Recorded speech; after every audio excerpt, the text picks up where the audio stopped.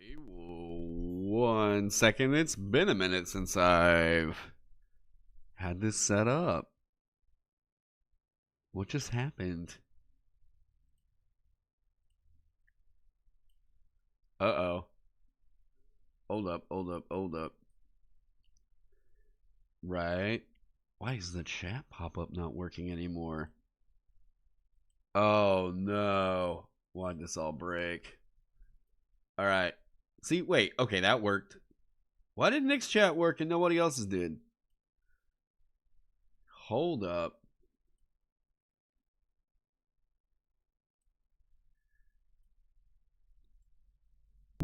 Oh, God. Okay, there we go. Let me see. Okay, pausing that. Here's a very special point. Yes, you are, Nick. All right. Blah, blah, blah, blah, blah, blah, blah, blah. What? All right. What's going on? Hey, oh, wait. Oh. First stream back and it's already a disaster. Oh, wait. Now why is my volume so fucking low? Hello. All right. Maybe that. Let's hope that's not clipping it like crazy. How are we doing? Oh no.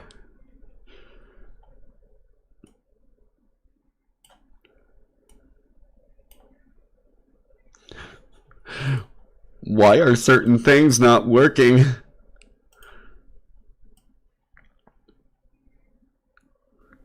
Oh no. Oh no. Hang on. Okay, that should be that. And right? Uh-oh. Shit. Alright, how are we doing? I promise it's not my first time to ever do this. It's just been a second. Hey, everybody. Oh, man. Okay. So, it's been a busy-ass summer. It has been chaotic, and I've had a lot of other projects trying to, like, kick up and everything like that. I'm finally at a point where I feel like I am used to the schedule now, and we might be able to get some content going again. But hey, everyone. So in my absence, I've been hearing that Wizards of the Coast has been dropping some stuff. I actually got, it's there in the background. I don't know if you guys can see it, but I got the Vaesen Kickstarter in, so I'm planning on doing a video on that here in October. And let me hear. I wanted to see how rough is it. Let me hear the audio from this. Because no one's telling me. No one's telling me. Because no one's telling me. No one's telling me. Oh, wait, that's perfect. Because no one's telling me. No one's telling me. Oh, wait, that's perfect. There we go. All right, you guys are going to get the echo there. Okay. Now, let's pop over here because I know that there's some new Unearthed Arcana drops. I have to get your Vagabond copy in October. Yes, the whole situation with that right now. Basically, GameFound is taking a second to process this. I'm trying to make sure all the tax settings are correct on there. Whenever it comes to like Kickstarter, this is kind of a perk of working with them. Kickstarter will take the taxes automatically and remit them, and GameFound does not. GameFound does handle VAT, so like there's that, but since they're a Polish company, I guess that's what they're more used to. And working over in the States, there, you know, so you have your trade-offs there. I'm trying to figure out what needs to be put in properly for all the tax stuff. So that's taking a second. That's the only reason why that's taking a minute to process. But everything else is on the way. I've already seen people getting their copies of it and everything. So I am like, I'm so stoked. The audio is perfect. Awesome. All right. So let's put on. You were not expecting a stream today. I wasn't either. I have felt like crap because I got back in the gym 2 days ago. I kind of took a break there during the summer, just a whole lot of stuff going on with that. But I got back in the gym 2 days ago. Let's see, how loud is this going to be? Let's turn that down. Let's turn that down. Yeah. Gym arc, yeah. So like I've been working out earlier on this year, but then just a whole lot of life stuff got in the way, and I just decided, all right, it's time to take a break. Took a break for a little bit, got back in the gym the other day, and holy shit, the delayed onset muscle soreness hit me hard today. So I've been like trying to take it a little bit easy, but it's gonna be kind of cake to knock one of these out. Is there another one out? No. I'm just catching up because I've been hearing that there's new UAs. I'm not particularly interested in, for like a game I would want to run being D&D 2025. But here's the thing. I'm running it anyways because I'm running an after school club. And I'm probably going to be doing a video on running an after school club D&D. Because I think that I haven't really seen a video like that made. And I think that it's pretty good evergreen content. Because I feel like the club I've set up now is successful. And we were able to get a huge turnout for it. And a lot of the parents were actually really supportive of the whole thing. So it wound up not really being a whole lot out of pocket for it. So I want to kind of talk about that. I think that some people might be a little bit overwhelmed by like trying to get something like that set up. And I think it's even the kind of thing that even if you're not setting up an after school club, you're probably going to be interested in seeing it just for setting a community club of some kind up. So I'll probably be doing a video like that. But I want to get into the main topic of today because I don't really want to be spending 6 hours streaming like at all. So let's talk about this. All right, so new Unearthed Arcanas have dropped. The After School Club is specifically D&D rather than TTRPGs. Yes, because elementary school kids, they don't really care about the system. They just want to say that they're playing D&D. So if they see that it's not like, yeah, we're not playing D&D, we're playing Pathfinder or Vagabond or Shadowdark or something like that, they're like, no, I want to play D&D. They're not really critical of like, their play preference for the system or whatever. The only thing that matters to them is how easy is it for them to get a hold of the books. Well, it's easier to get a hold of a D&D book than just about any other game out there right now. They want all the ease and accessibility of it, which they just straight up go in and they want to go to D&D Beyond and make their character. I will say straight up, trying to create characters with an after school club of kids who are like age ranges 9 to 11 is a fucking nightmare. For D&D 2024, I wish I could have just run just about anything else. Trying to run kids through character creation like that, in the future, it would be fun to run a club like this because it seems like there's a lot of interest in it and the parents really love it. The kids really love it too. But there has got to be an easier way to do this.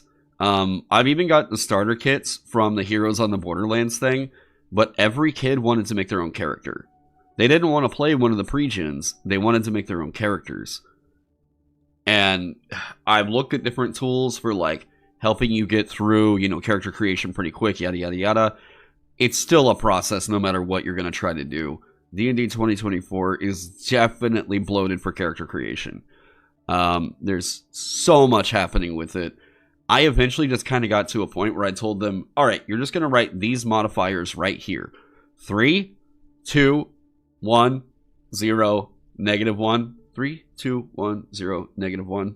I think they had 2 1s, maybe. And then I just put in their scores later on. If there's one thing D&D needs to do away with, like, as soon as possible, it's the whole thing with ability scores. Ability scores make that game way rough. Like, way rough to hop in and play, and they are essentially meaningless. it's essentially meaningless.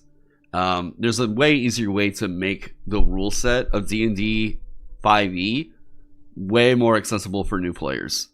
And they're just not handling it. So, yeah. Not moving beyond 3.5 and you'll never regret it. Well, there you go. You know, I sometimes also hate the feeling of new experiences. All right. So, why not make game cards when their classes assign the stats? I think even in that situation, those kids are not going to remember those cards. Do I take those up every time and then pass them out every time? I guess that's an option. Yeah, maybe. But yeah, I will say the Keep on the Borderlands starter box is pretty damn good. It's pretty fantastic. Print them. Print the cards, make them to cut out. Maybe that's a thing. But also, I feel like that should be the work of Wizards of the Coast and not me. You know what I mean? I could go through a lot of that work, but they should probably work to make their game easier to grok, right? Yeah, I don't really think that the accessibility of D&D 2024, what the fuck ever they're going to call it, 5.5. I'm just going to call it 5.5 because that's what I've seen other people call it. I don't think the accessibility is necessarily all that great, despite me thinking that it is better than D&D 5th edition, right? It is better than D&D 5th edition. They could have made more strides. That's kind of where I'm at with that. So, yeah. But, what came out first? The Apocalyptic or the Arcane? Because I'm playing some catch up here. So, what was out first? Apocalyptic or Arcane? 5.5 is what you say. You don't like 5.24? Yeah, I know that extra syllable, right? So glad many systems are dropping ability scores. Oh, wait. Arcane, this is take 2. The first Arcane was first, and then this one came out. This is round 2 of Arcane. So, Apocalyptic is the one that came out before that, then. Okay. So, this is like the new one. And people have seen this one then. I haven't seen it yet. I'm going to skim. Because, to me, I am trying to see what the playstyle it's trying to evoke is, what options it's giving you, right? Those of you that have been around my channel for a while, we're going to go with the same color rating system as before. I am going to try to keep in mind the D&D 5.5 rule set as much as I possibly can. Of course, in case Reddit gets mad at this because I saw them screeching at RuneSmith over his rogue video, there could be confusion. That could happen. That doesn't mean that a person is malicious for doing so. It was crazy to see Reddit just go absolutely apeshit on RuneSmith over the fact that he mistook a rule or two whenever he was just talking about how he thought the rogue felt in his video. Fucking wild what people choose to be mad about.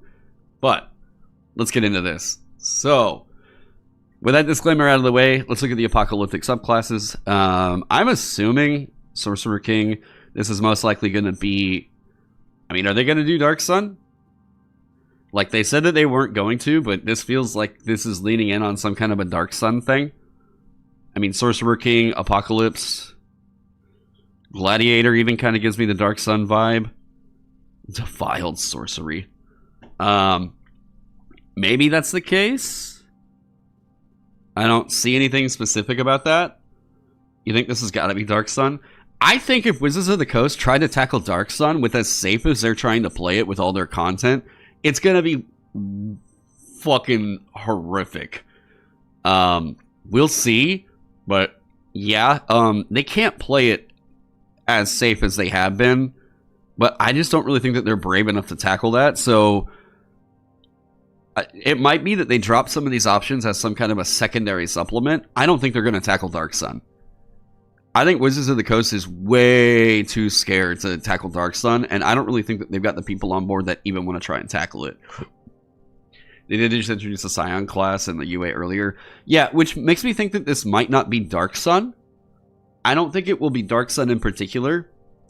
I think that this is going to be some brand new kind of a thing. They might have been working with somebody behind the scene to, like, develop an apocalyptic setting, and they're going to like be like, hey, if you wanted to do the Dark Sun thing, you can use that lore, but we're just not going to tackle that. This is something that we're just developing that's going to be independent of all that, but here's some of the options that we made in the past for Dark Sun. And I think people have got to be understanding of that. It's like, yeah, so they're not going to be printing Dark Sun. I think that people would probably be even more understanding of it if they released Dark Sun into the like Creative Commons. Like, as the current, you know, what's it called? As the current keepers, or what would we call that? The current keepers of the IP, guardians. No, what's the? I forget what they typically call this. Like a spiritual successor with all the baggage of the original setting. Yeah, I think that's the smartest move they could do. They can't bring back a Dark Sun without pissing off people. Caretakers, yeah, there we go. They're not going to be able to bring back Dark Sun in any in any way without Custodian. There we go. Yeah, I think that kind of works. Custodians. I don't think they're going to be able to bring back Dark Sun in any way that's going to make literally anybody happy. What they would do is, like, you've got two factions here, like two mindsets into why they would or would not do it, right? So number one, this certain faction is going to say that something like slavery could never really be a part of any D&D setting, right? Well, I think that as a theme, it always depends on how it's handled, how you're like kind of watching the real world mirrors and things like that. To me, I think that if you're making content where you're saying, okay, well, this is how I'm going to handle it, and you put the rating up front, where you're like, look, this is content that we're going to tackle in this book. This is not going to be appropriate for all ages, and this is the content you should be aware of that's in it. If you don't like it, you shouldn't pick up this book. Then anyone at that point who's going to go pick it up, if we critique it, maybe we can still critique the way that it's handled. I'm sure you still could. But it's not like you're getting flashbanged with it like you do with the, like, kind of pedophile themes of Curse of Strahd in a 12-plus book. Right? So, like, stewards is the word that I've heard them say, yeah. You're not getting necessarily flashbanged with it, is the way that I would kind of look at it, right? Now, the other part of this is slavery as a topic. I have seen people who are like saying, well, you need to bring on the right sensitivity consultants or something like this. Sure. Consult people on this, but ultimately you have to realize that consultant doesn't just give you the sign off on like, yes, no one is ever going to give you hell for this because you hired me on. It's not some kind of card you can play that just says, yeah, our content is acceptable because we hired a black guy to consult us on slavery. That's not the way it works. That's such a Twitter-brained way of thinking of it, right? It's supposed to be a guide. It's supposed to help you to look out for some of these things. But, like, ultimately, you're not going to be able to prevent someone from being pissed off about whatever it is you're going to make. If we have to talk about, like, why slavery as a theme is necessarily kind of rough in a TTRPG, or, like, why it gets mishandled, most often, it's how it's handled at the table. If those people want to play the way that they play at their table, I can't do or say anything about that. I can't stop that. Hang on one sec. I actually just got a little bit stuffy.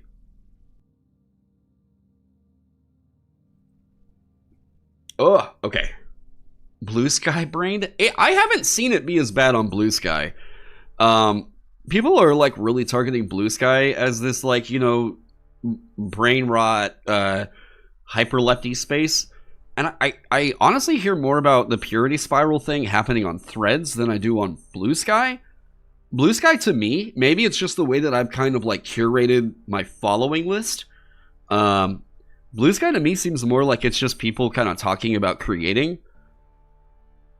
Like, for the most part, you get flashbanged every once in a while with some furry porn, but like, I mean, Blue Sky in general just seems like a creative space. Maybe I'm just not seeing it. I don't know. But I will say that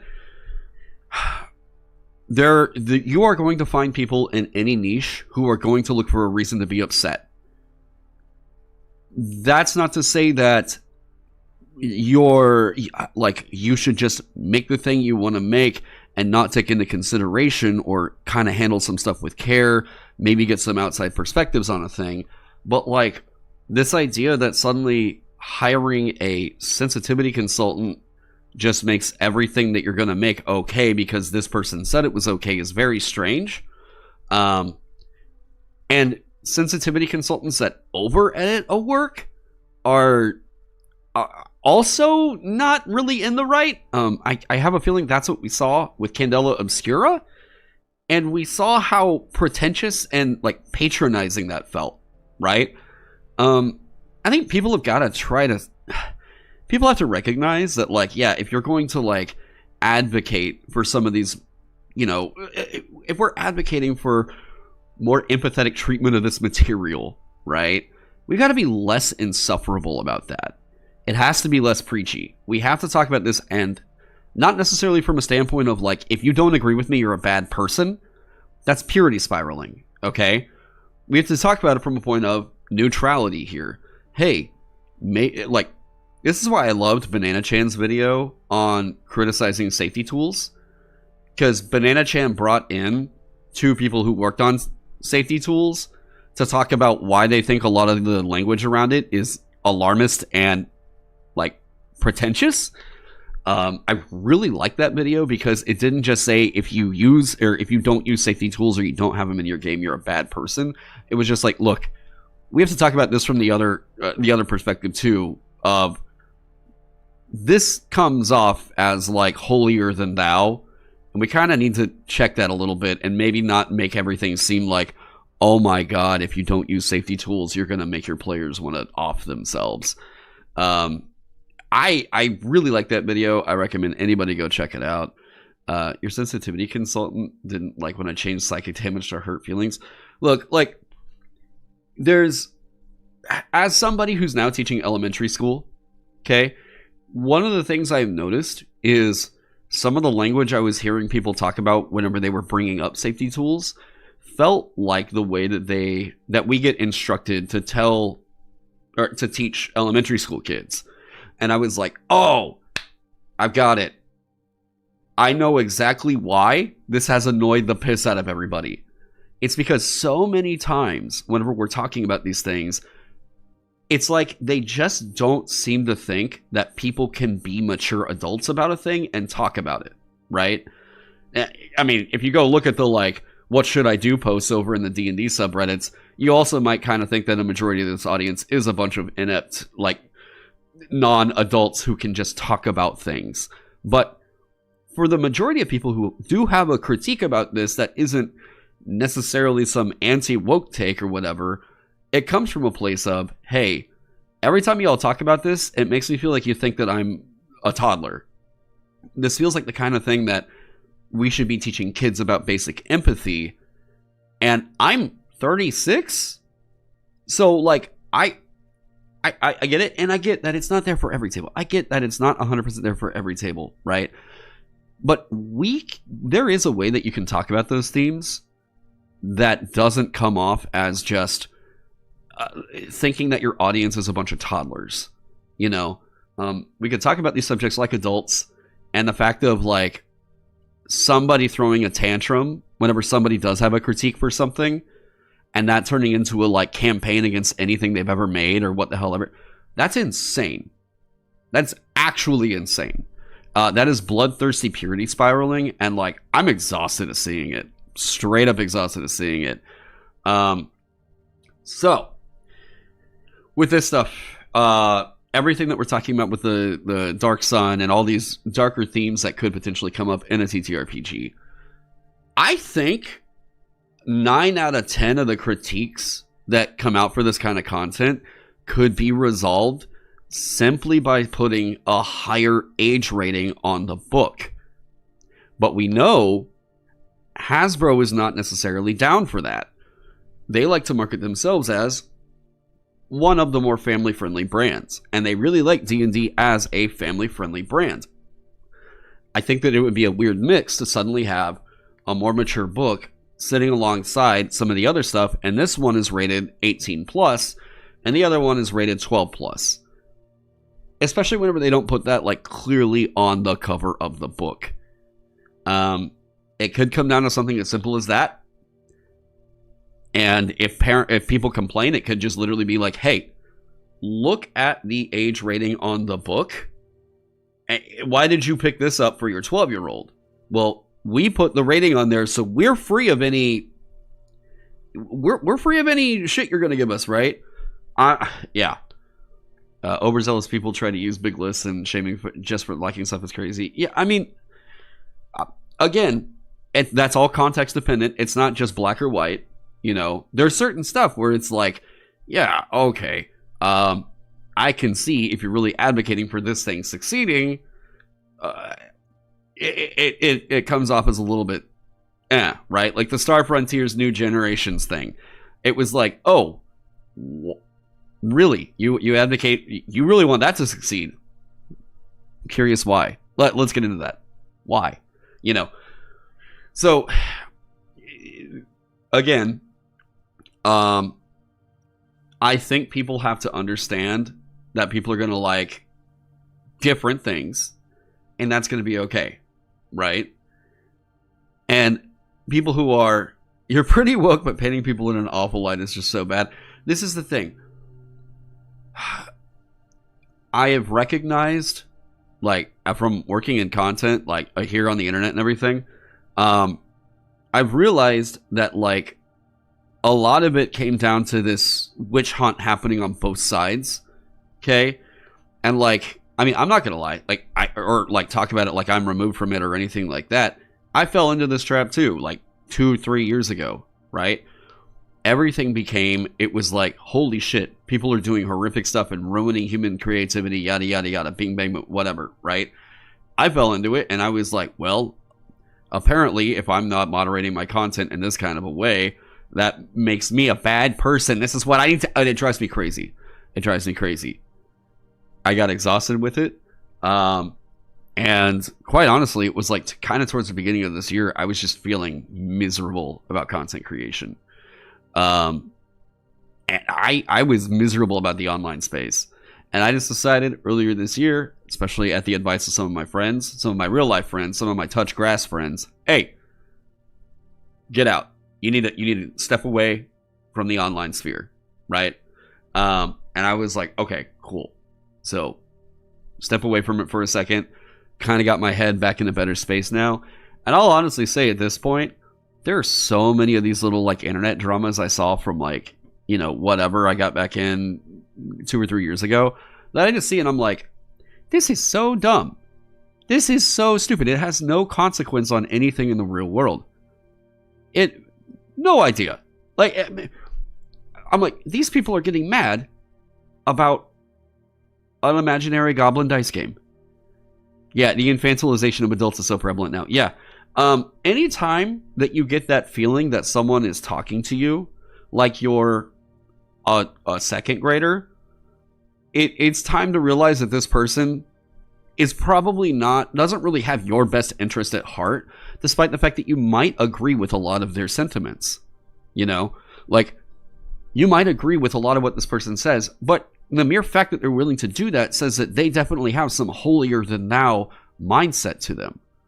And recognizing that, I just came to absolutely despise the way that content was getting made.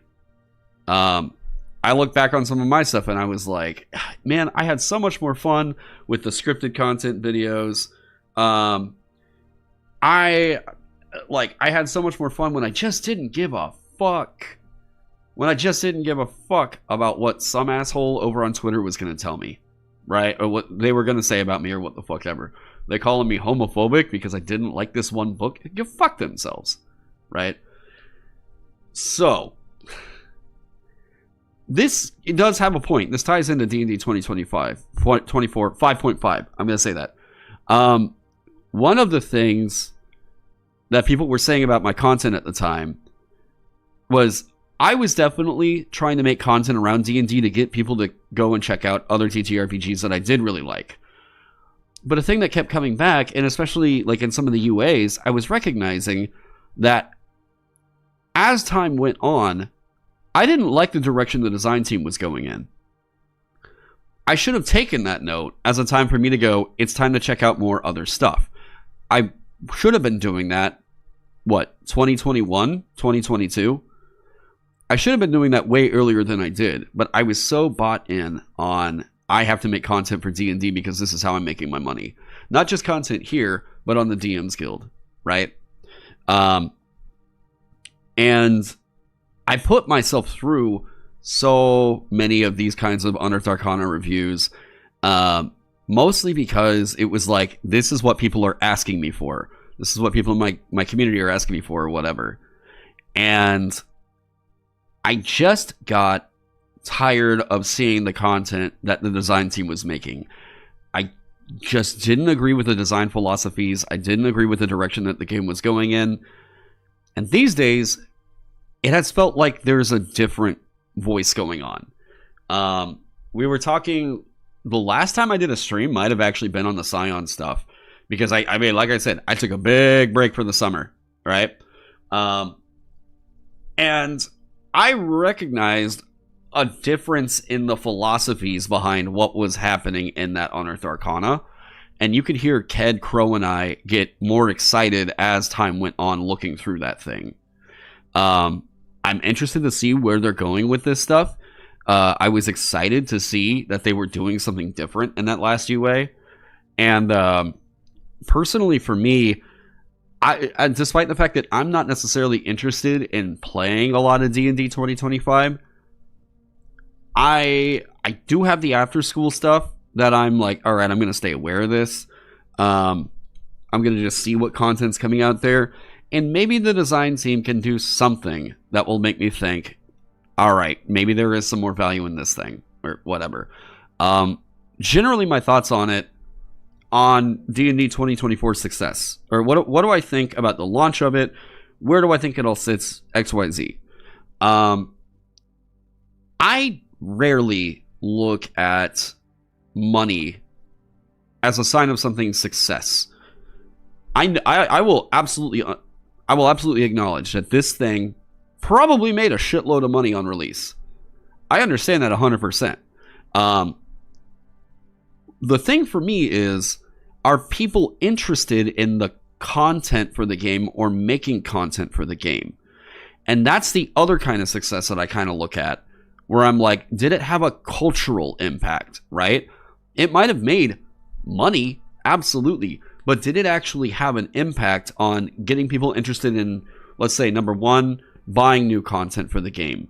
Number two, supporting third-party content for the game. Number three, inspiring third-party content for the game. I don't think it checked off those three boxes. I tried porting My Alchemist over, like one of my best-selling classes. I used every means of social media promotion and advertising that I had as somebody with over 25,000 followers across my socials.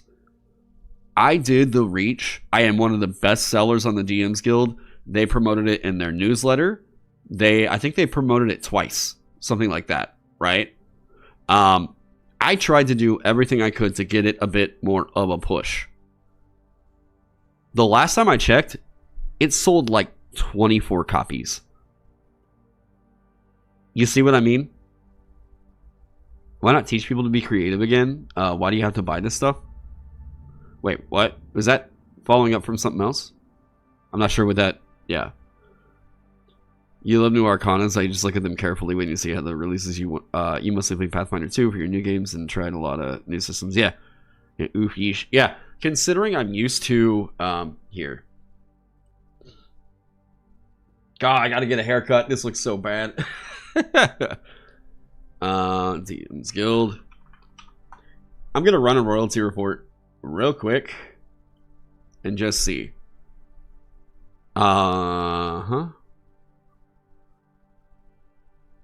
It's running super slow because I've got a million things going on over here. Royalty report. When did I release that thing? I'm just gonna roll it back to like... No, it was before Gen Con. Okay. So it's like July-ish.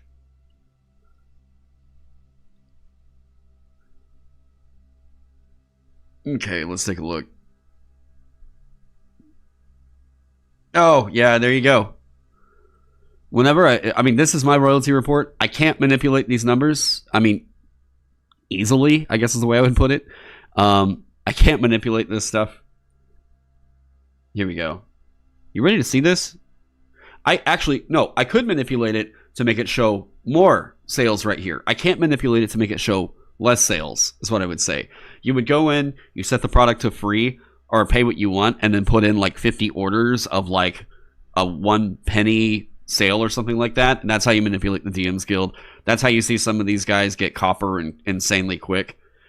Here, this is me showing you guys, here's how much the Alchemist has sold. Boom. Right here. 27 copies. This is, to me, I'm going to let you all know, as somebody who has been one of the most successful creators on the DM's Guild, Ginny D marketed one of my products that made me over, I think it was close to $10,000 in a month. I have had a lot of success on the DM's Guild. I am one of their most successful creators. If you are a creator who is looking at potentially getting over into the DM's Guild, that is not the place to start building your rep. I would say the DM's Guild is dead. Yes. I have also talked with some of the reps at Roll20 about this particular thing. I guess this whole situation. Jack Kaiser offered to come on to a live stream to talk about the AI issues. I'd still love to take him up on that, but I haven't been streaming here lately, so that's a thing that I'll try to get set up at some point. But I will say, based on the numbers, because people can give their vibe checks or whatever they want to say. For me, if I'm looking at it as me running my business and I get 27 sales on a new product in 2 months on the DM's Guild, but I go set up my own Shopify and I'm selling hundreds every week, why would I use this other storefront? Their marketing does not provide any advantage anymore. There's zero advantage to it. Most stuff now just gets directly published to D&D Beyond. This is a thing that Kibbles Tasty was actually talking about. I think in a way, Wizards of the Coast has killed the DM's Guild, because what Kibbles came up with, his theory was that the majority of players for D&D 5.5 are not pen and paper. They're not looking at a bunch of homebrew stuff or whatever on the DM's Guild. There's been a change in the way that they ingest D&D, right? And to them, the homebrew content that they're going to go get is either free or it's the paid content that was put on D&D Beyond, right? So if there's not an easier through line to get your content from D&D, the DM's Guild, over to D&D Beyond, you're just left out. If you were a third-party creator, and essentially, they kind of got what they wanted out of the OGL anyways. All they did was they set up a marketplace. The majority of their customers are over there anyways, and if you're not over there, it's feast or famine, and if you're not there, it's famine. So, I don't know. I haven't heard exact sales numbers from people on D&D Beyond. If it were actually really, really bad, then that kind of throws a wrench in that. But yeah, if the majority of people are only using D&D Beyond content, the third-party scene is fucking dead unless you've already had $1 million Kickstarter. For real. Unless you're some kind of an established group that has, had major success that makes Wizards of the Coast look at you and go, "Ooh, we want to dip our toes into that little spring." Dude, they got what they wanted out of the OGL. At the end of the day, they did. That's it. Yeah, it doesn't really matter that they entered a lot of this stuff in the Creative Commons. That's fine. It's great that it's there. The market for it's gone. Period. So maybe there will be some kind of a shakeup that means, whatever. I think the first place it has to start is that the DM's Guild has to get rid of all of the AI-generated content on their platform. This isn't an anti-AI thing or whatever. It's literally just saying the AI slop that's over there is dog shit. It is low effort content that has been churned out from a prompt, and at many times it's not even edited, and people are sick and tired of searching through there and getting some scam AI slop whenever they thought that they were getting something worthwhile, right? it has caused a level of distrust in the DM's Guild that I don't know how they recover from, other than by going complete tactical nuclear, fucking glass the whole site. They go, we are no longer allowing AI generated content on here, and straight up, if we see any more AI generated stuff added to the site, it gets removed. Like, it's got to be that way, because it is hurting other actual creators. It's got to be removed. We have let it sit there and like been pretty much like, okay, whatever, complacent as a community for a while. But the DM's Guild is fucking dead unless they do this. This is the first step it has to take. The very first step. Wait, I think you've got an overly negative attitude on this because of your focus on DM's Guild. My brother, my main source of revenue is my own independent storefront. The DM's Guild has not my main source of revenue. No, that's not. Yeah, you can't find stuff with the piles of AI. Yeah. Would you say it's worth getting into D&D in its current state? Getting into D&D or getting into TTRPGs?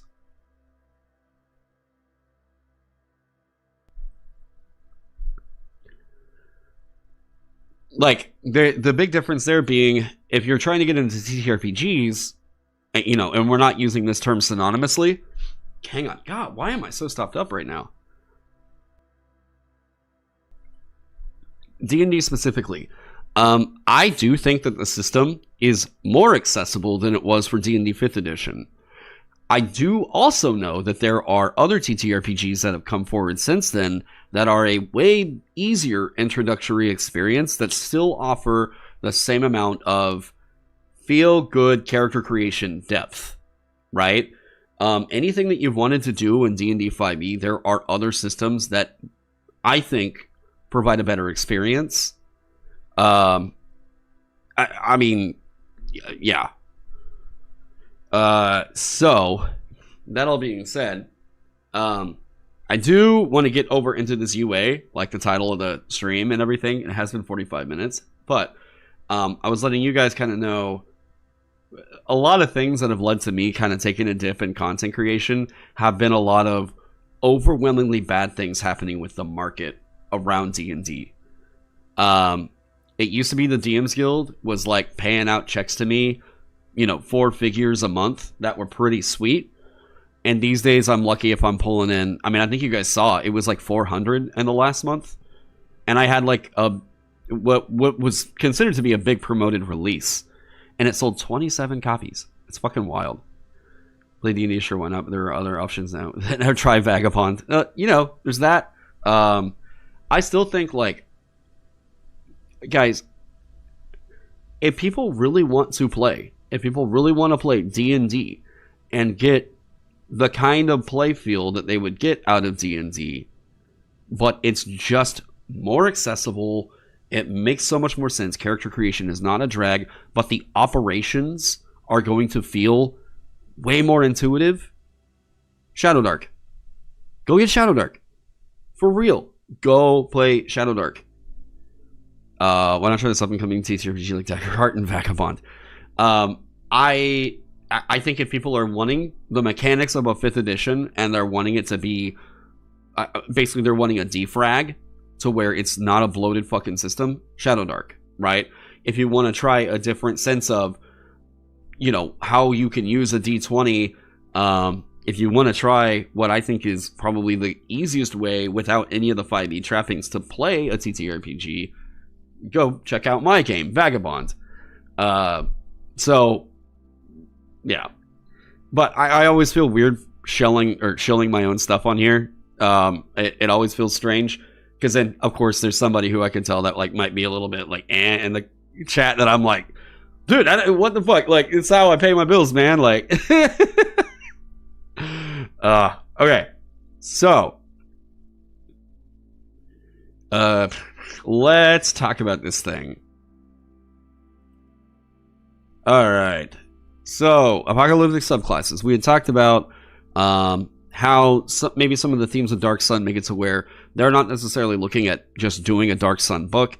Maybe what they're trying to do is develop another, I IP of some kind that takes inspiration from Dark Sun, and they can just go forth with this different IP like that, right? Is there a Magic the Gathering universe or setting that would fit this? Maybe. Screw that guy, show your work without shame. Yeah, Vagabond, I promise you guys. Look, I promise you, work has been put the fuck into my system. Work has been put the fuck into it with a focus on accessibility and customization and creativity that I promise you, it's going to be so easy to get into the game and you're not going to miss any of the shit that was in D&D. Promise you. Alright. Now, Black Star, original and completely new setting. Yeah. So, Lorwyn and Shadowmoor is coming up as a campaign setting. Yeah, but that's like a supplement, I thought, right? Like, not like a book, but like they're releasing that as like a freebie kind of like 16-page thing. Maybe. I mean, I don't know for sure. I have not been really keeping up on it. Because if it is a whole book, I think that Lorwyn would be kind of cool. But I do think they're kind of continuing to do this thing of like trying to turn D&D into a cozy core brand, and Lorwyn feels like it's not really helping out that criticism they keep getting. D&D feels so just like it's so soft these days that I think it's turned a lot of people away. If that's what they want to keep like, whenever I opened up that Heroes of the Borderlands box and I saw the little lamb on the side of it that was like, I was like, oh Christ, they're gonna get so much. It's like they're intentionally trying to piss off the anti-wokers now. You know, sure, what NTG setting would have Sorcerer-Kings as patrons? I know. They make it whatever sells units, won't they? Probably, yeah. I can still kind of look at it though and be like, I think that the spirit of this game is shifted in a way that's very You think it's a similar product to the strict statement setting book? So we'll see. I don't know that it's going to be Dark Sun.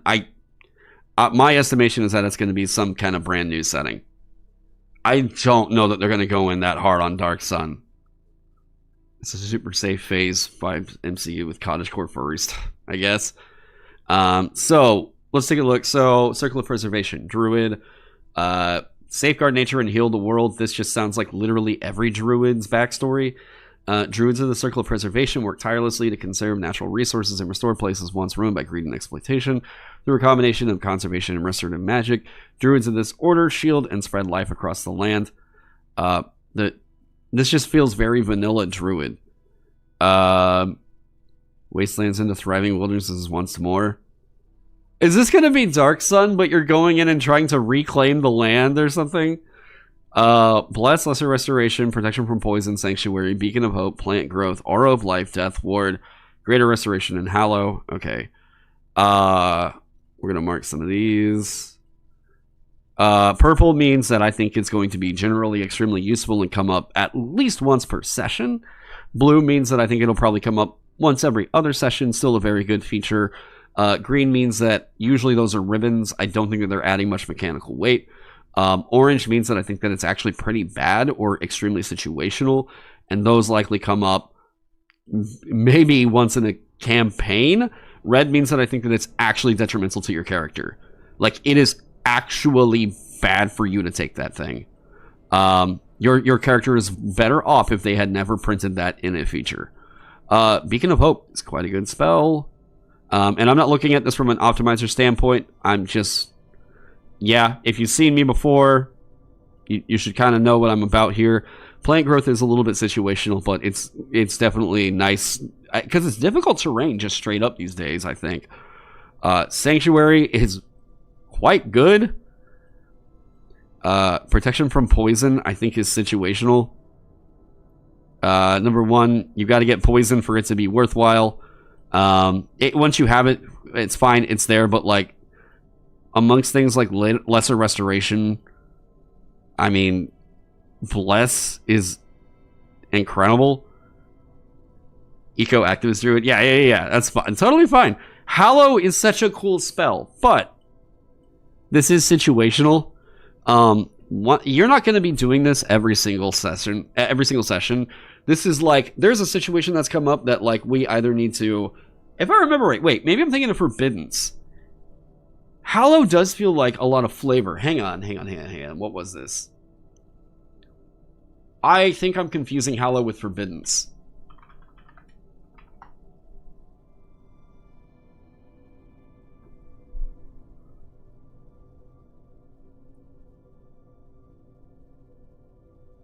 Plant growth isn't difficult terrain still? Okay, I'll take a look. You touch a point and infuse the area. Yeah. Oh, yeah, that's the problem. The 24-hour casting time. The area can have a radius of up to 60 feet. The spell fails if the radius includes an area that's already under the effect of Hallow. Banishes these, right? They can't willingly enter the area. Yeah. You bind an extra effect from below. Right. Okay, I do remember these. These are base builders. Yeah. It takes 24 hours unless you're a level 10 cleric. Let me see the plant growth one, because it's pretty clear. Let me see.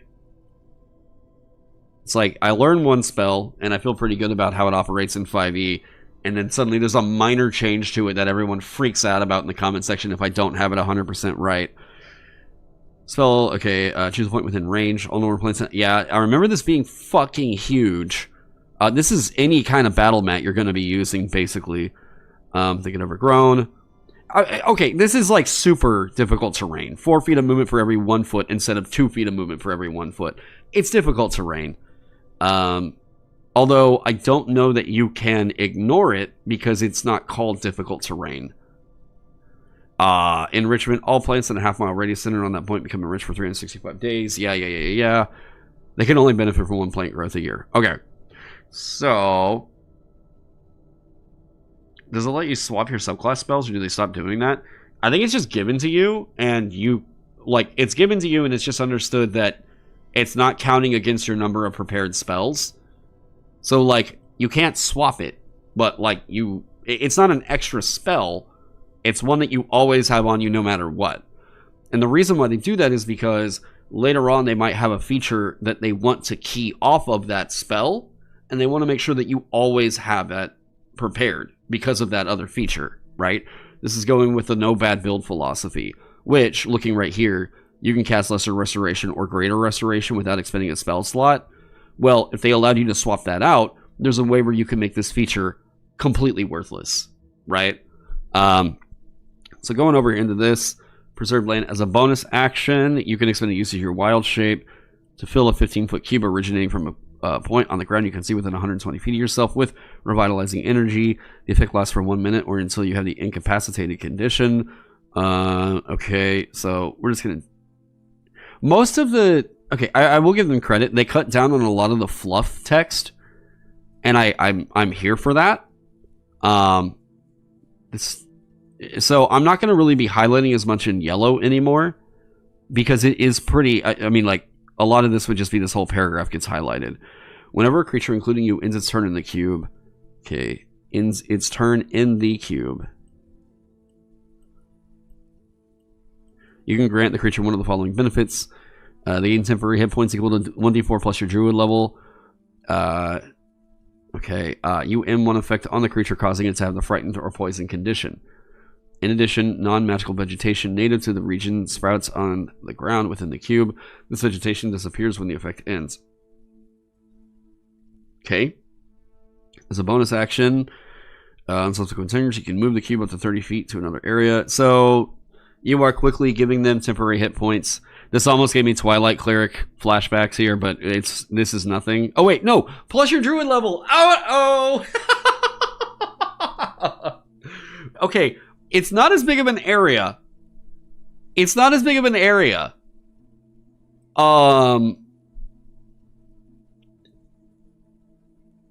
It's not...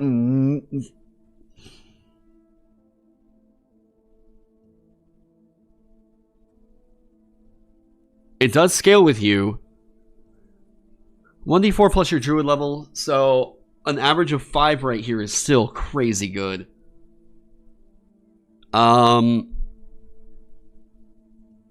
Yeah, because there's no other cost to it other than you do the bonus action. It's just there. What Wait, this is Twilight Domain. It's not the massive area surrounding you.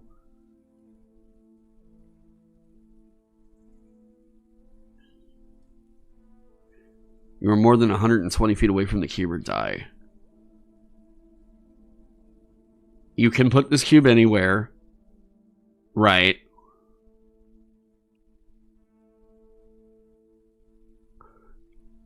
It's a smaller area.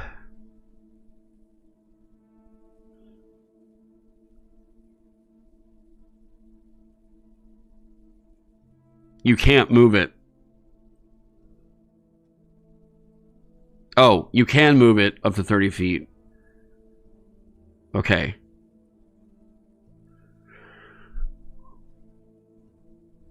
I don't mind this as much as Twilight Domains, but it still scales.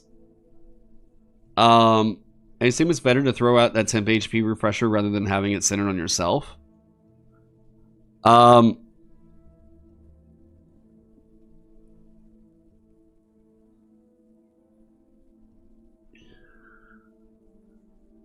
I know people are going to hate me for saying this, but like, in all reality, it probably needs to require concentration.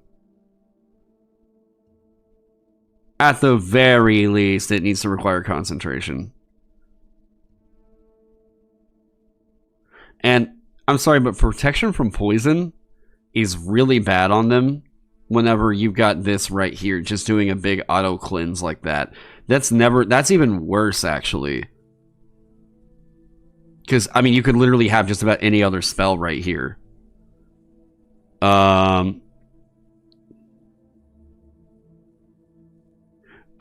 think that this is... It's not as insane as Twilight Domains, just by virtue of it's not as big of an area.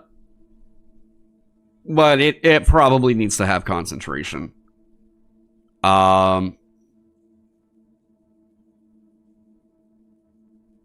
Maybe. I think if you were going to do one thing to tame that down, it might need to require concentration. And like Twilight Domain, if the comparison is going to be, well, yeah, but Twilight Domain got this and it doesn't require concentration. I'm like, yeah, that's the reason why Twilight Domain is banned at like so many tables that actually keep up on this game. Student of Preservation. Your studies have improved your understanding of the order. Oh, sorry, I should probably mark this down. Yeah, this is incredibly good. You're probably going to use this in every single fight because that bonus action is so damn good. It's worse than Twilight because you can make 2 cubes.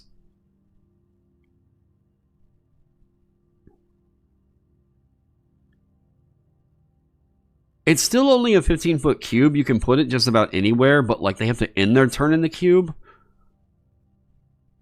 It's not... It doesn't... Because Twilight Domain was a D8 plus your... cleric level, right? Goblins. Jesus fucking Christ, I forgot about that alert. Holy shit. Killer 7 Gamer, welcome. Holy fucking shit. Oh Christ. Hello, Alex Jones. Cube squared?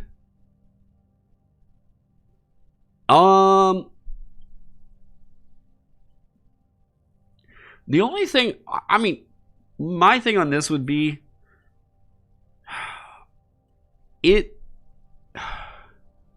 I think it should require concentration, just as my first initial thought.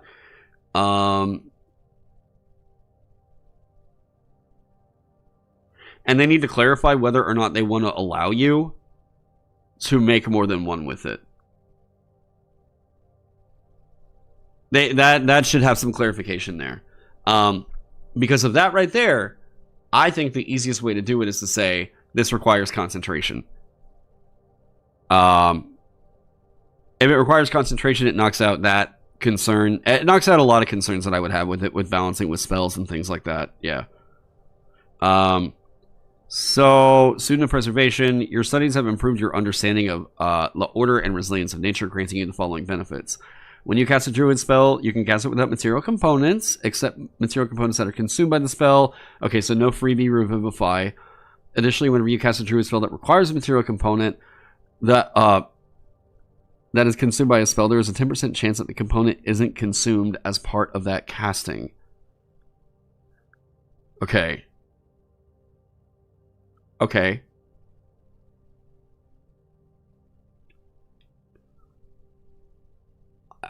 it's good. About the only thing it's affecting is Revivify, right? I mean, okay. Can we sort by what spells? Can we filter what spells consume the material component? Do we have any way of doing that? Let's do Druid.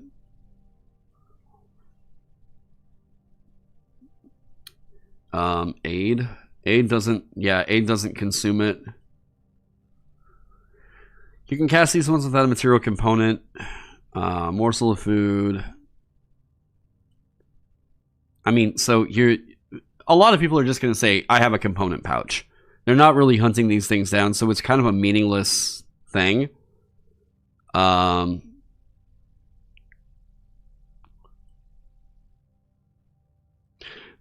yeah, Awaken. That's really not much cheaper.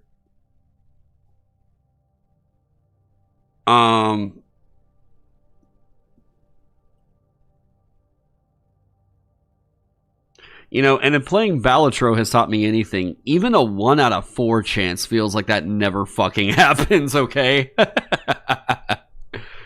I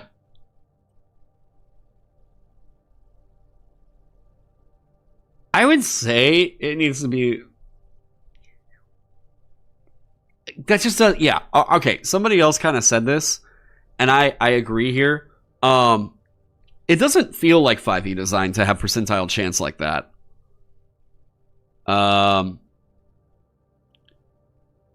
This doesn't really feel quite right. I mean, roll a d10 on a 1, the component is not consumed. Then that gives you a natural level up later on. On a roll of 2 or 1, it's not consumed. I guess. 8 blue ball, yeah. You gain proficiency with 1 type of artisan tools of your choice. Okay. First blush here.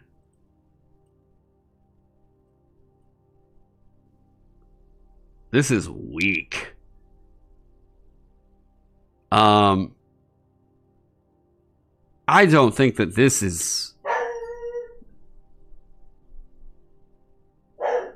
He's just barking at neighbors, I get. Who would even be at my house right now? Can't think of anyone. Okay.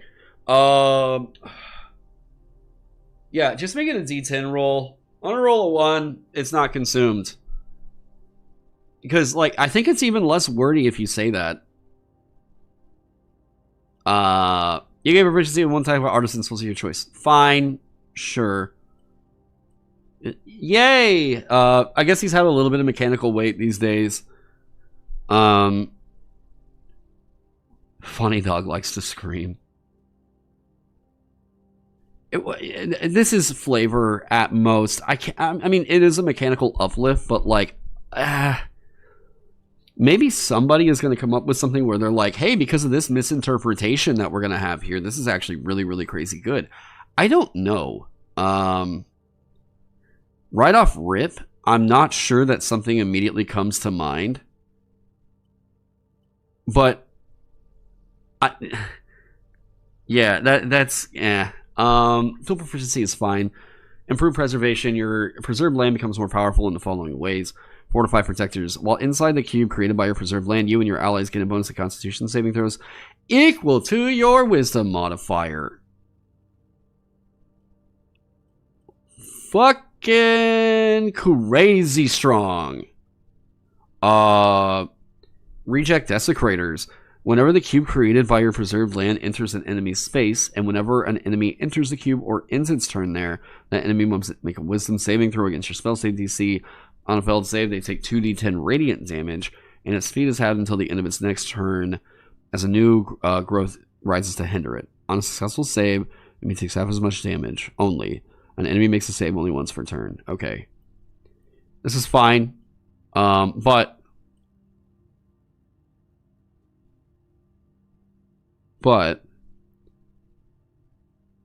you're now kind of splitting the use here. Where I would say that, like, this kind of seems a little unintuitive, but if your allies don't necessarily need you to have them up on heals right now, it's time to move that to, like, hinder an enemy. And so it feels like the whole playstyle of this druid is just moving 2 bricks around. You know?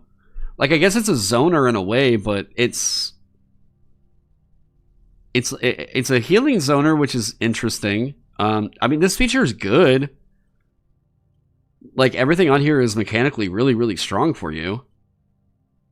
Like, this is crazy good. Like, yeah, so many die rolls and triggers from this cube. Wait, doesn't Bless... I'm trying to remember here. Does Bless affect saving throws?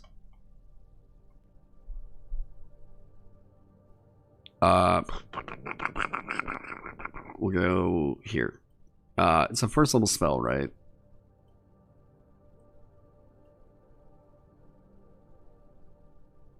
Bless.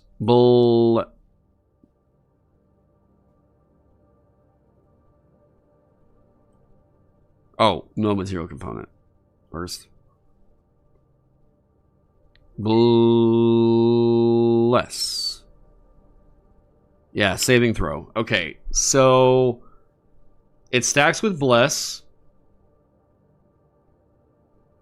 And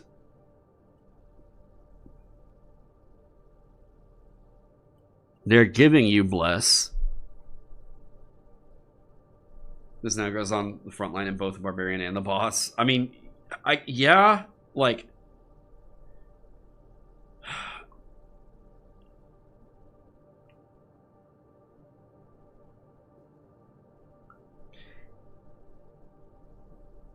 By level 6, this player has to remember a trigger on every single ally and enemy's turn in some prompt. Yeah, so this becomes a thing where it's like, look, sometimes whenever people are looking at UAs, they just see a feature that's really powerful and they go, ooh, that's really good. And we're not really thinking about the operations in play.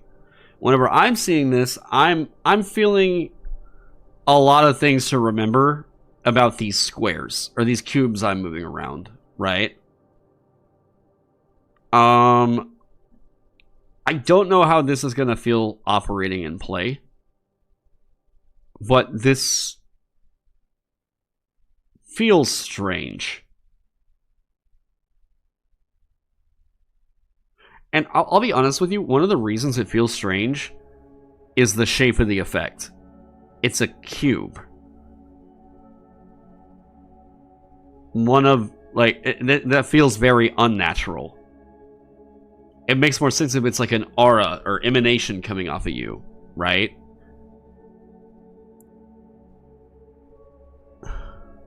And Druid's a midliner. With this, they're basically a frontliner. Like, yeah, this is crazy good. If anything, I almost get a little bit worried about it being too good. And yeah, this is good here, but it kind of invalidates one of their other features. Or, you know, it makes this less significant. You can move it as a bonus action, yeah. It's just Twilight all over again. I'm kind of getting flashbacks to that, and if they do just literally like reprint Twilight like that, I'm gonna be like, nah, guys, this design team has no fucking clue what's going on. You can cast Lesser Restoration or Greater Restoration without spending a spell slot or requiring spell components. Oh, verbal or somatic. You don't have to use verbal or somatic. I was like, wait, they already gave you freebie. Yeah. You can use this feature a number of ways. Okay. Look, that is...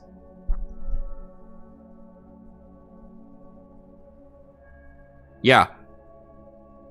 Guys, that is 5 free 5th level spell slots. No, wait. Yeah, 5th level spell slots. That's the only way you think of that. That is 5 free 5th level spell slots. I don't know how else to put it. Am I thinking about that wrong? You're using Greater Restoration on this.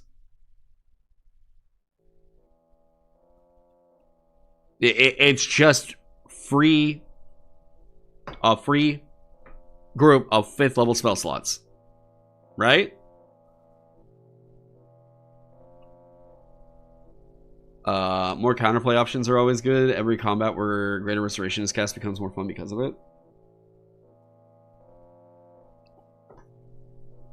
Doesn't Greater Restoration remove exhaustion? I'm not 100% sure on that. I think it did in 5th edition. I don't know if it does in 5.5.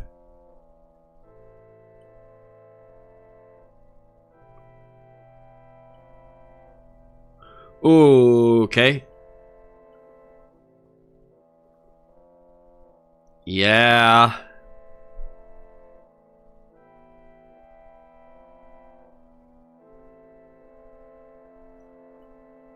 Which the spell consumes, right? At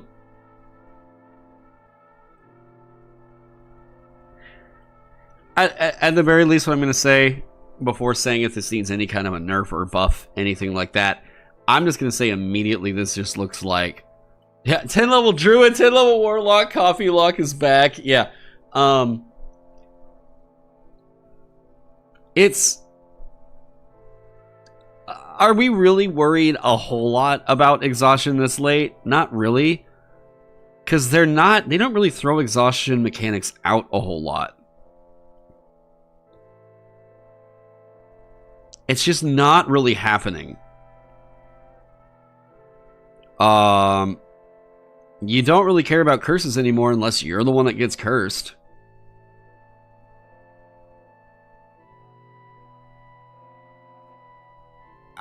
It's strong. It's strong. You know, like, I don't know, like, I look at this as you're not spending 5th level spell slots to cast Greater Restoration. You're not spending any other spell slots to cast Lesser Restoration. I can't think of it in any other way other than it is saving you 5 5th level spell slots. You know. This is D&D 24 exhaustion, then they change it. Yeah, but I mean, it doesn't really have too much of an impact on my thoughts on this right now. You think in general when DMs throw out exhaustion, rare as it is where the intent is sticking a bit? Well, I would like to use it. I mean, okay, I did use, in Vagabond, we don't have exhaustion, we have fatigue, which is supposed to be kind of the exhaustion parallel. Except I threw it out a lot more as a replacement for a lot of old school insta-death mechanics, because I just think insta-death is like not fun to play with. So in a lot of cases in Vagabond stat blocks, you'll see that monsters are getting +1 fatigue. And, you know, so like in 5e, they don't really throw it out because it kind of feels like a thing that the response has been it's too detrimental of a mechanic. And then it's like, okay, well, you still have it in the game. So, like, I don't know. Either I would take a stance. Either, number one, say, like, well, this is part of it, and we're sticking to it. But they kind of hit this middle ground of, like, well, we want to make it less of a thing, and then they don't really make something like Greater Restoration better or more powerful because they're less likely to throw that out, right? You have to do better to purge it. Wait, 5e Sickening Radiance is still in your brain? What? They made it more detrimental in 5.5 too, not after not using 5e because it was too strong. Well, like, I just think if they wanted to make it as key of a mechanic to where this keeps coming up, where we have counters to it or whatever, it's got to be a thing that sticks more than just, like, if you don't sleep, drink, or eat. Like, if it's coming through in interesting monsters, that's sick. Like, yeah, that's a really cool thing to do here, because effectively what you have there is a wound system, like what Zweihander uses. You're not necessarily going for these hit points that count. You're going after, like, a life force, you know, and that's sick. That's sick. But they're just not really using it. Let me turn this down a little bit. It was just super loud for me. Okay. Sacrosanct Land. The size of your cube increases to 30 feet. In addition, when a creature you can see in the area of your preserved land is hit by an attack roll, you can take a reaction to have that attack's damage against the creature. I mean, this is getting bigger.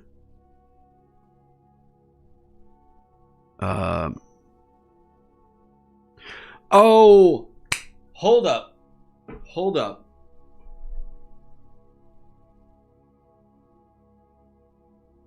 No, it can affect more than one creature on a turn.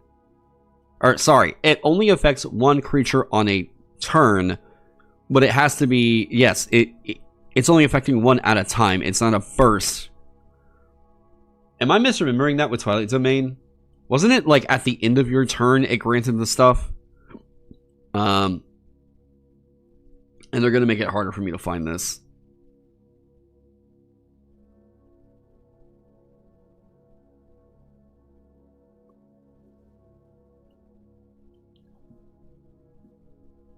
Hang on.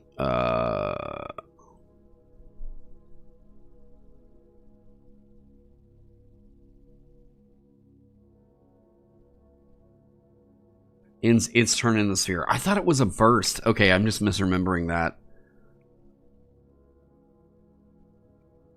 It is a D6 plus your cleric level. It is literally the Twilight Domain stuff. I think, like, yes. Okay. It is less of an area.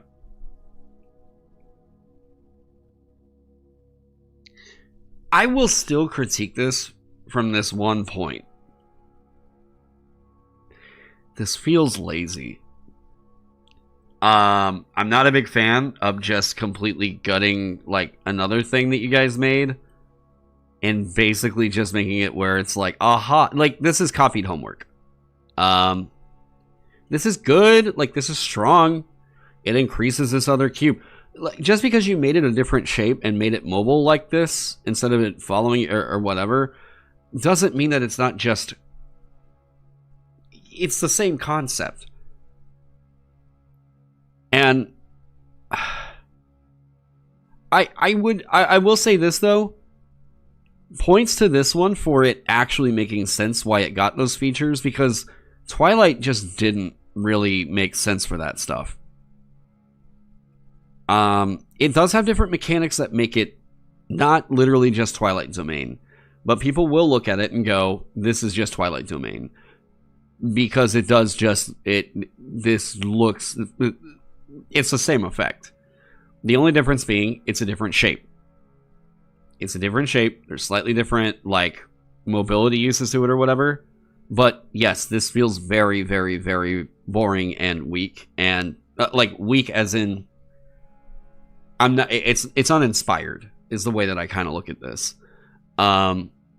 We already talked about the issues with Twilight Domain. We've talked about how bad that affects every tier of play because of the scaling on the temporary hit points. I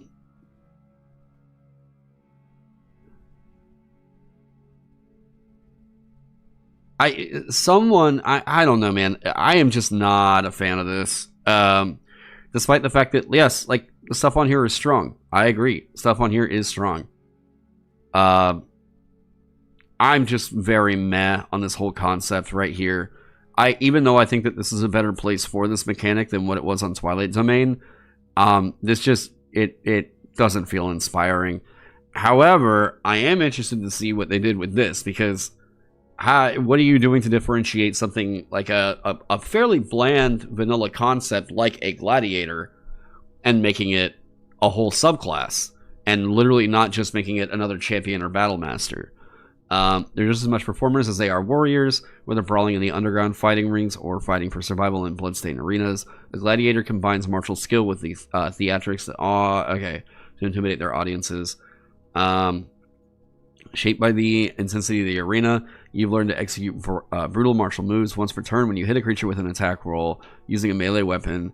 I see there's so much other fucking fluff that I'm like, God, your language, you could cut down the mechanical expression.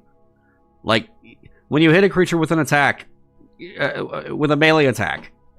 All this other shit, it's why I hate reading 5e content. You can add one of the following brutality effects of your choice. You can do this a number of times equal to your charisma modifier, and you regain all expended uses when you finish a short or long rest. Cool. Charisma-based fighter. You can activate the Stat Mastery property in addition to a different mastery property you're using with that weapon. Okay, mastery properties are just going to be here to stay. I think that they make the game way more complicated than it needs to be. And, like, I have to keep flipping back and forth through these things or whatever. I can just write it on my character sheet, sure, but, like, the character sheet is already so bogged down by other stuff that, like, yeah. You can activate the Stat Mastery property in addition to a different mastery property you're using with that weapon, and the target takes extra damage equal to your charisma modifier, same as the weapon's type. Okay. Sapping was... Oh, we're gonna go through this again. Hang on. Sources. Player's Handbook. And no, I don't have this stuff memorized because I read through and design for tons of other TTRPGs other than 5e. Disadvantage on its next attack roll before your next turn. Okay. That's fine. It's extra damage with the weapon. Sure, this is nice. You can activate the Vex Mastery property in addition to a different mastery property you're using with that weapon, and you have advantage on the next saving throw you make before the end of your next turn. Aren't these always incredible? Or like, these are always guaranteed with Nick, right?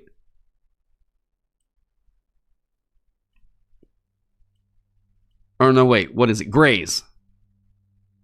Yeah. If your attack roll with this weapon misses a creature, you can deal damage to that creature equal to the ability modifier you use to make the roll. The damage is the same as the type dealt by the weapon, and the damage can be increased only by increasing the ability modifier. Wait, so we're not increasing the damage, though. We are dealing... Oh. Don't have much, but put it towards a cup of joe. Thank you for the $2 donation, Just the Craft. Thank you.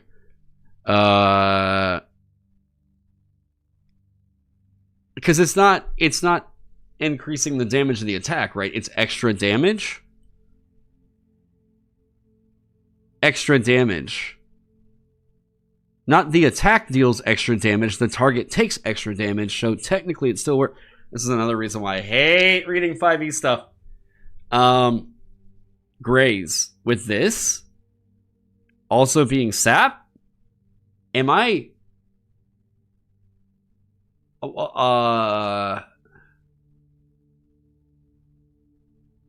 Do you not have your own copy of the current player's handbook? Just asking since you use an online copy. I've got 2 of them.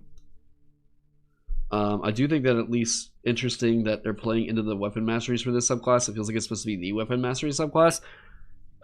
Sure, but right now this is kind of highlighting my issue with weapon masteries. Is like I've got a question of how does this operate, and then yeah, so you get sap plus grace plus charisma without an attack roll, right?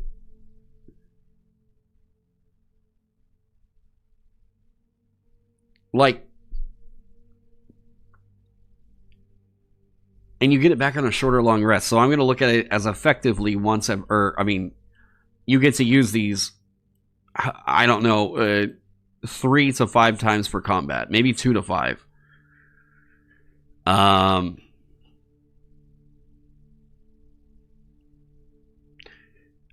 don't know. I would think that this is extra damage. You're not and see, this is going to cause a fight at least once.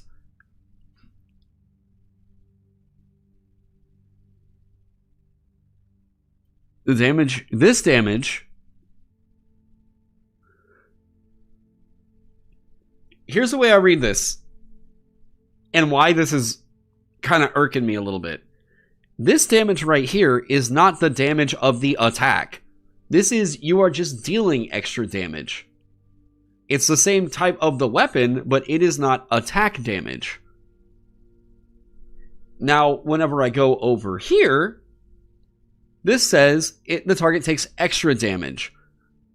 but not damage of the attack, right? So whenever I go back over here and I see the damage can only be increased by increasing this ability modifier, I know that this is going to cause a conflict by someone arguing that this right here means that that feature of their class doesn't work, except somebody else is going to go, actually, I'm showing you guys how rules lawyers are made, okay? It's not the fault of a certain personality type. It's because of the way that they write their game text. So the easiest way I would know to clarify how this interaction happens is that this right here, despite the fact of you are supposedly hitting them with a weapon attack, this is you are dealing damage to that creature that is not attack damage. Because you're just dealing damage to it because the attack has missed. This does not mean that the attack hits. Okay?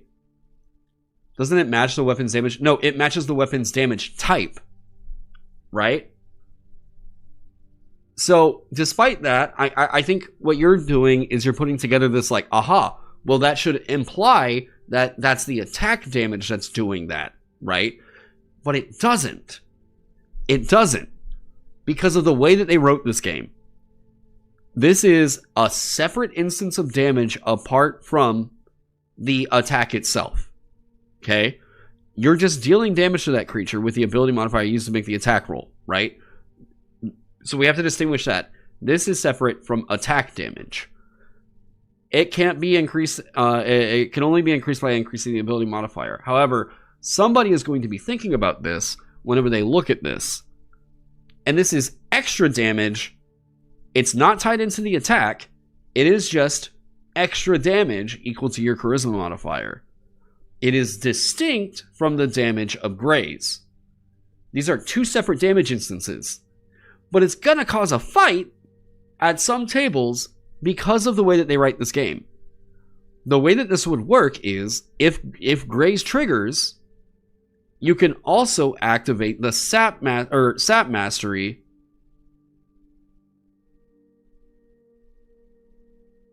I'm going to double check. Sap. If you hit a creature with this weapon, okay, hang on. You can activate it whenever, hang on, let me see here. In addition to a different mastery property, does this mean that if I trigger a different mastery property, it also triggers sap? This is why this gets...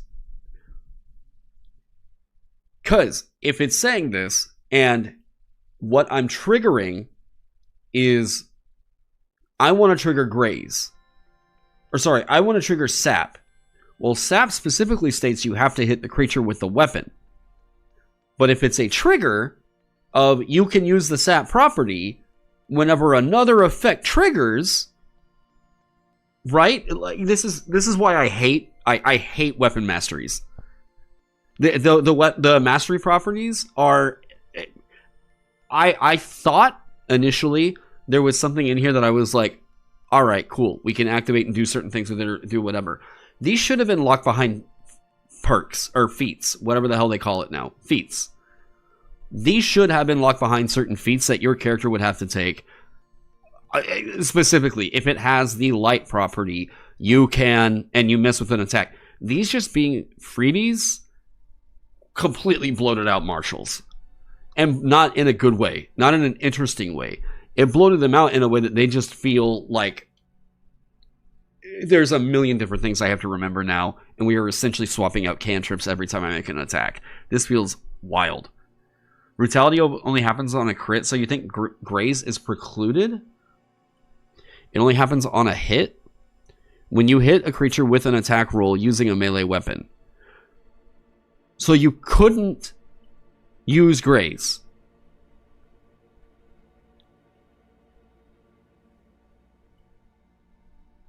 Okay, so then there is that.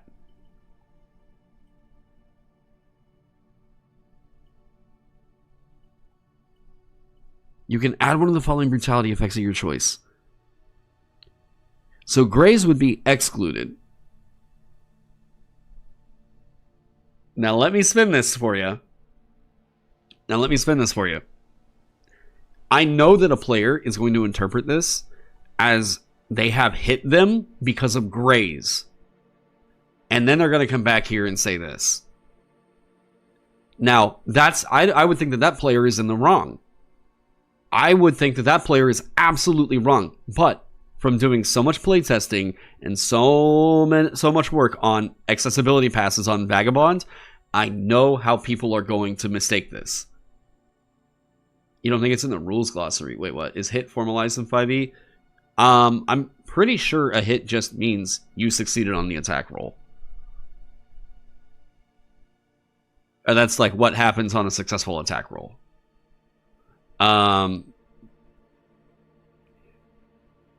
Someone's going to look at it and say, well, I missed, but I still dealt damage to them, so this other thing should trigger. And this is, again, it's why I don't like weapon mastery properties. Because it feels like it's a big excuse to find a bunch of different combinations to say, actually, and that bogs down play. Every single time I hear it, it bogs down play. Oh, cool.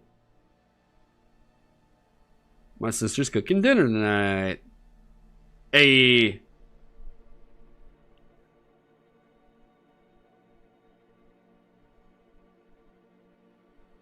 All right. There's a rule you could refer to refute the player who says that a graze is a hit. Yeah, you put up in here maybe that like graze the graze property does not count as a hit. Give you my +1, or like you could have put that in the. Oh my god! Yes, you could do this. Like there are fixes for this, but I think it makes insanely more sense just to never fucking touch weapon masteries, or you put that over into perks or feats, right? You put it over into feats. A feat. You because these are feat worthy. There's a lot of these that are feat worthy. Toppler, whatever. You have this as a part of like they had the crusher whatever. Because it's much dumber? What, to put it into a feat? Wait, how many masteries do fighters get? I just hate how much referencing to other stuff this requires, right? But it's the kind of disingenuous that 5e breeds in its players. I get it. Yeah, 6. Going from 3 all the way to 6. Are you saying these shouldn't be on a class or subclass? First off, if I were to like address the issue that I have with 5.5e and weapon masteries, it would be, number one, all of those weapon masteries should be out into feats. Like, in order to, like, with light weapons, you're going to have to do this thing over here. And then what you can say is, fighter, with their weapon mastery thing, or whatever you want to say, is they get a free feat out of this selection of feats right here. That is one of their class features. If this sounds really familiar, it's because this is exactly what I did in Vagabond.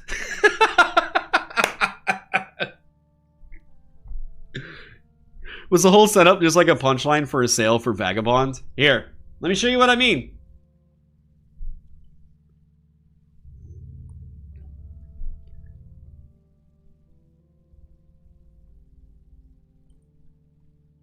That is what they did?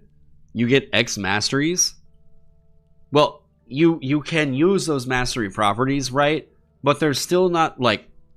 It still feels very strange that is not a thing that you can choose to be trained in. It's a thing that has to level up with your class. It's not a thing that you can pick when you get the option to, like, train a new skill or something like that. It's also, like... I prefer there being a prerequisite to it. And I don't know that them being that interchangeable is, like, necessarily compelling in a way. Hang on. Here we go. Alright, here's what we did. Whenever you go over and look at perks, here we go, yada-da-da. You will see that there are certain perks that require... Let's see here. None of these right here. Oh, okay. Here we go. Full swing, when you make these require being trained in melee, right? Melee weapons. When you make a melee attack check and roll 10 or above your melee difficulty, you can choose to push the target as if you had shoved them if they are no more than one size larger than you. Duelist. While dual wielding, you can move up to half your speed when you skip your move to make an attack. And because in Vagabond, if you're two weapon fighting, you have to skip using your move in order to make a second attack. And you dodge attacks with favor if you are the attacker, if you and the attacker are the only beings close to each other. Let me see. Let me find another one. Guardian Angel. Once per round, if one of your allies is targeted by an enemy, you can spend 1 luck to make an attack against that enemy. If you hit, your ally has favor on any save forced by that enemy this turn.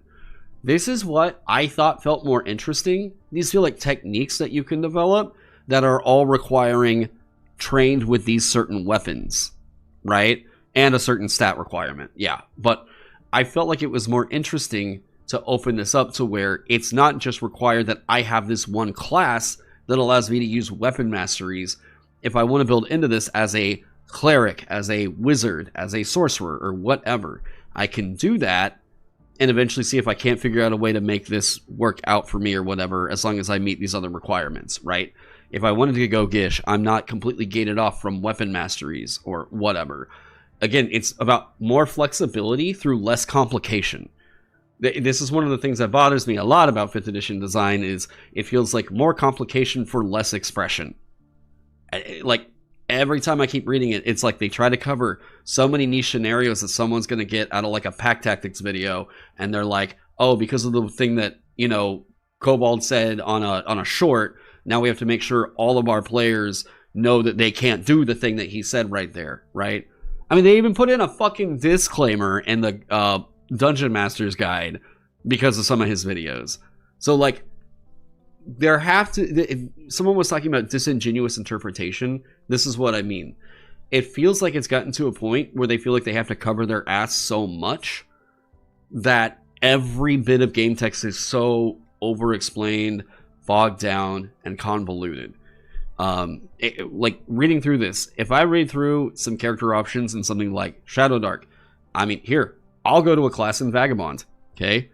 The proof is in the pudding, all right? Whenever I say stuff like this, this is what I mean. And, like, not just doing this to, like, promote my own game. That's a nice side perk to it.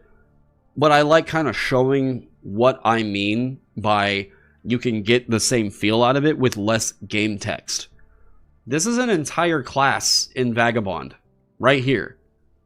1st to 10th levels, and because you can level into infinite in Vagabond, this is going to continue to get stronger with you if you decide to take it to 30th or 100th level, right? And I keep getting notifications on this.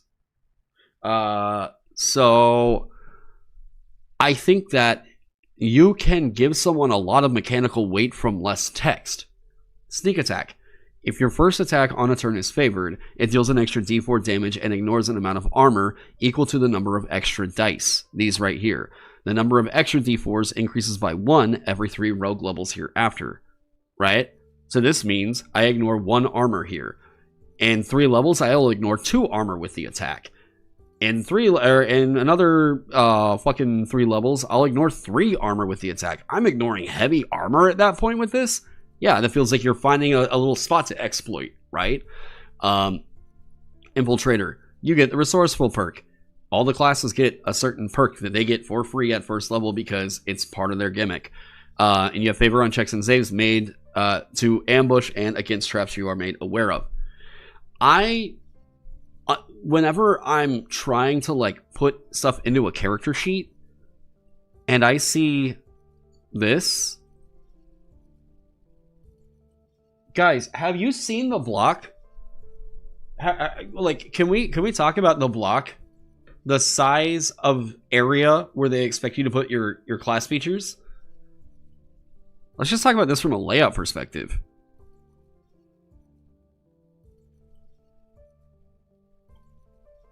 Guys, look at this. This is a revamped version of the character sheet for 5e, but it's not much different. It's not much different. Let me pull up the official version.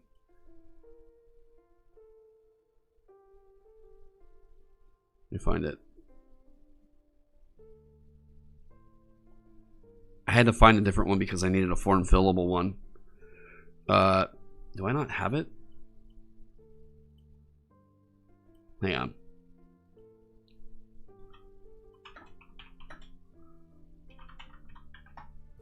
Here we go. Okay. Where...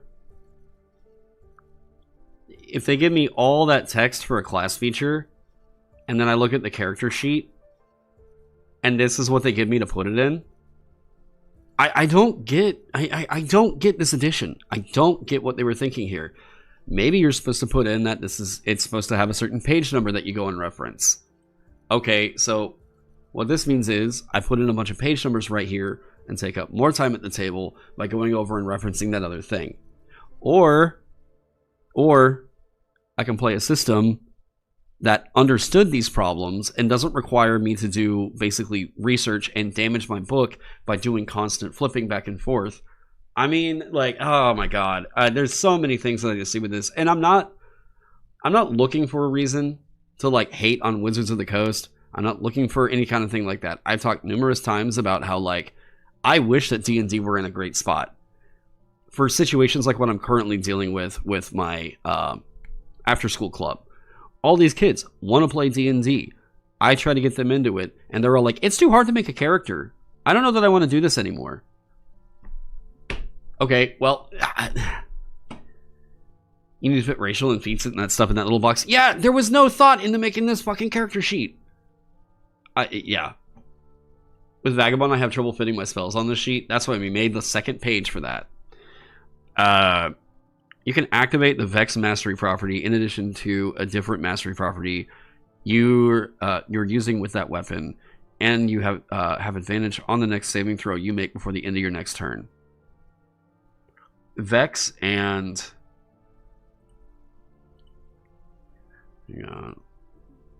equipment.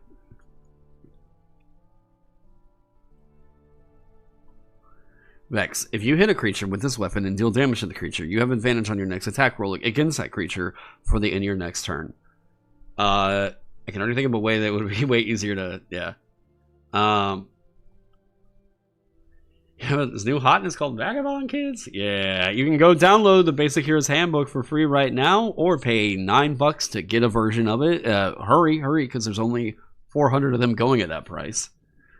So Vex, in addition to a different mastery property you're using with that weapon.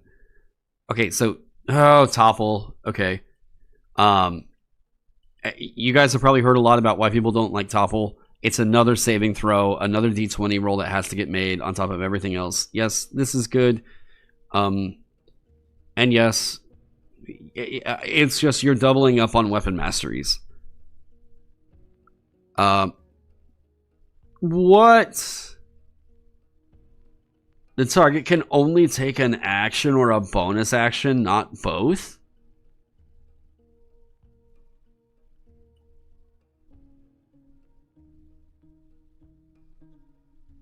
Whoa, that's strong.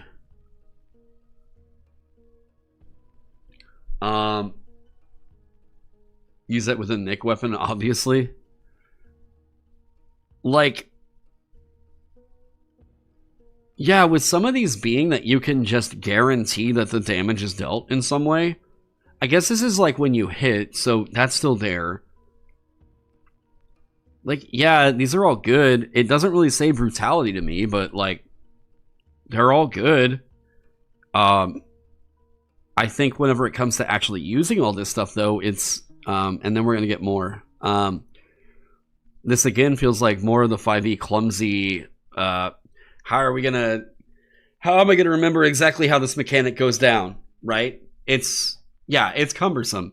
This is all better handled by something like a Baldur's Gate, where like Baldur's Gate has a computer tracking all this stuff for you, but we're only human, and at the table, people are gonna forget shit.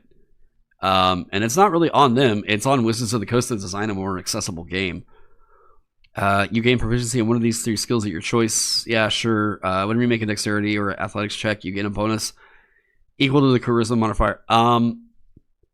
Had it been 5e, this would be insanely good because this would apply to grapples. But as of right now, this is...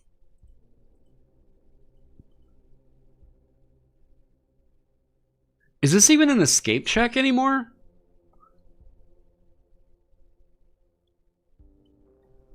Like, them getting rid of contested rolls...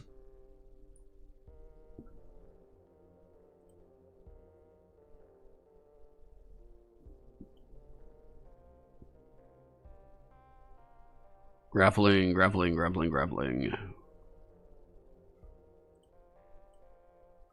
Ending a grapple... Okay, so it is escaping a grapple, but it's not initiating a grapple. Okay.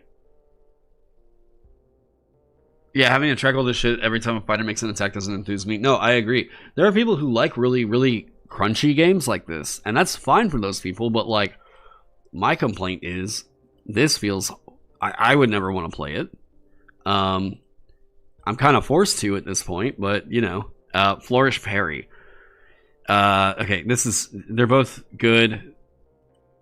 This is actually fantastic for escaping grapples. I guess this is here.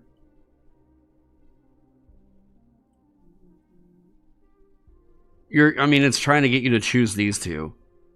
You've learned to stylishly counter blows from your opponents. When an enemy hits you with a melee attack roll, you can take a reaction to add your charisma modifier to your AC against the attack, potentially causing the attack to miss. Is this Swords Bard? Is there a resource count to this? Okay.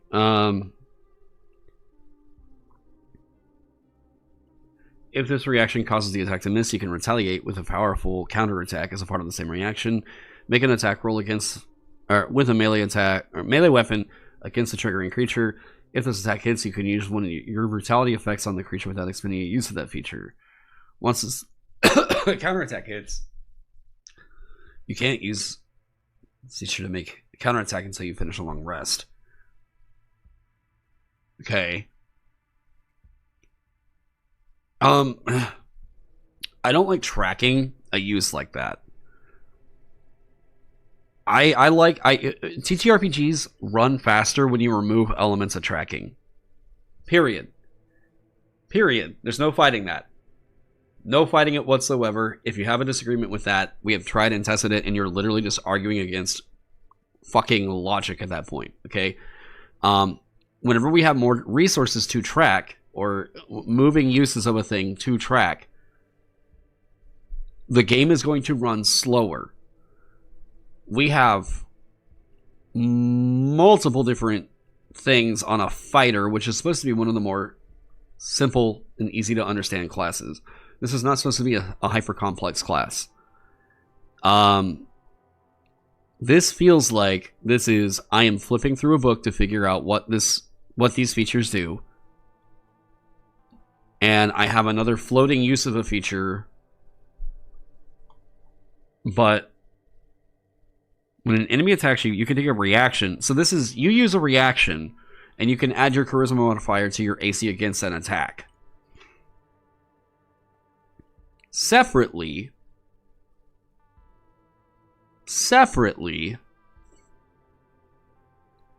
you can do a counterattack. Right, and that's where you track the uses. This alone is really good. If it had just been this right here, I'm already like, that's fantastic.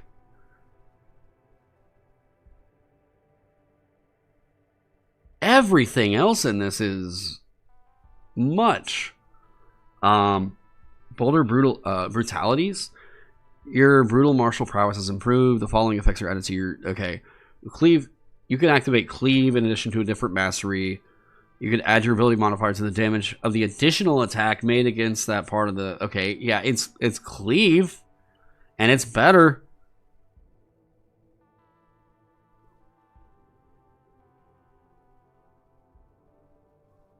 Can you add other weapon masteries to that with the cleave?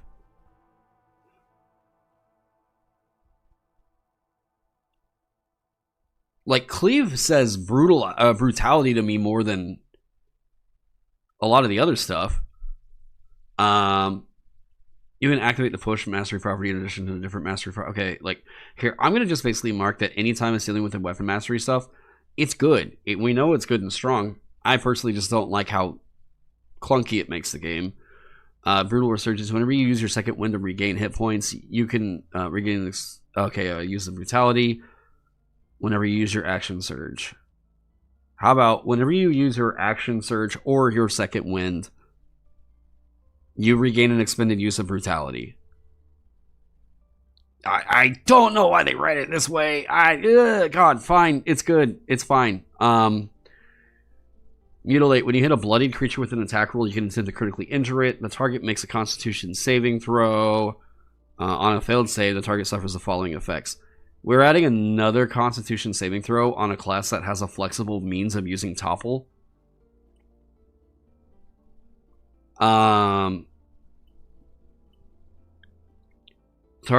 If the target takes the attack action, it can only make one attack.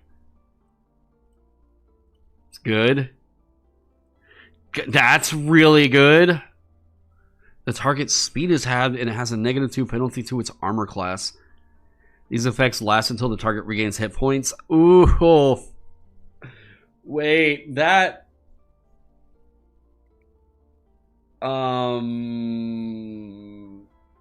Ooh.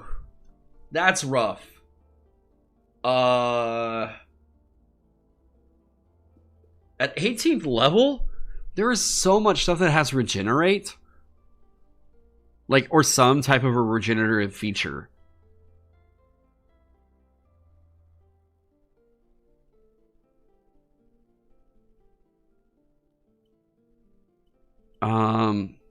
I don't like that this is here.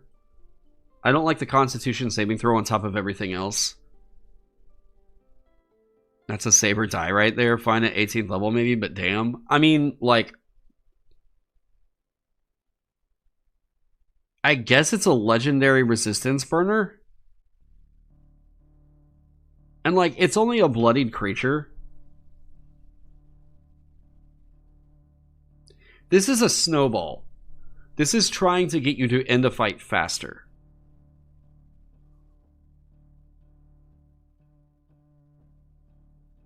However,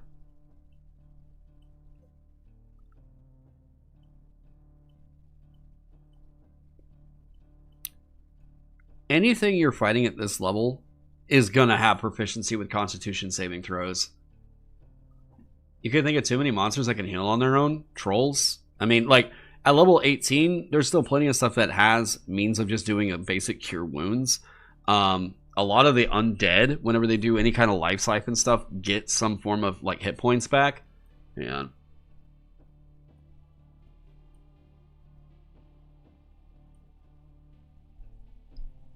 Yeah, da da da. So we're gonna look at Monster Manual. And, oh, wait, can we not filter?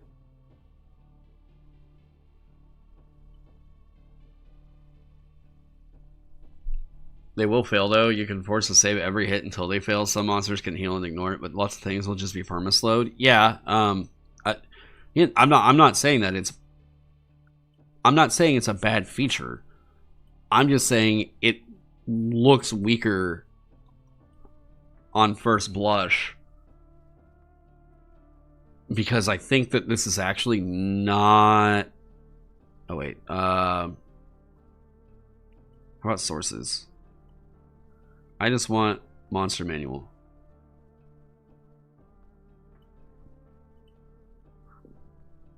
What are we looking at? Okay, the dragons. Dragons don't...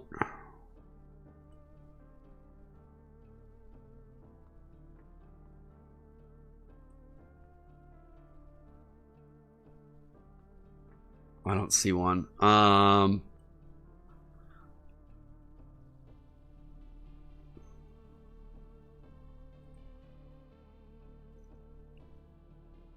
Minor illusion, shape change, greater restoration, but that's not restoring hit points. Mind's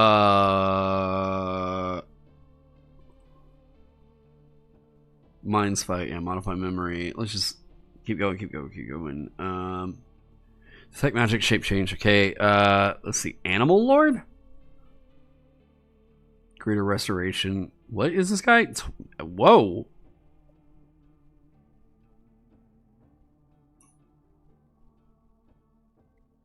I will say, though, it does have 4 uses of legendary resistance, which, yeah. Are you going to burn through it? I guess if it's bloodied at that point, sure, but you're not really worried about legendary resistance. Then it's just about cleaning up the fight. And, yeah. Let me see here. The Valor.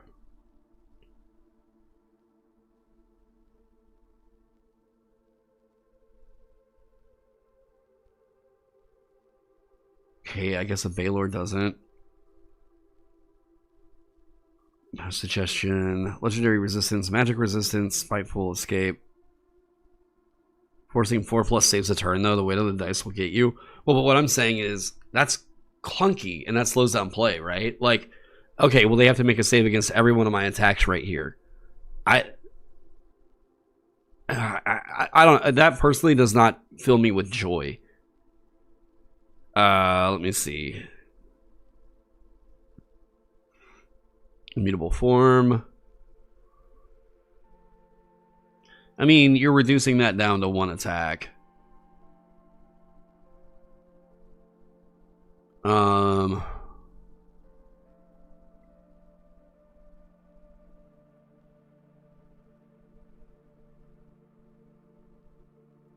Yeah, I mean, demi-liches have that, but, like, that's only if they die. Energy drain, though, right?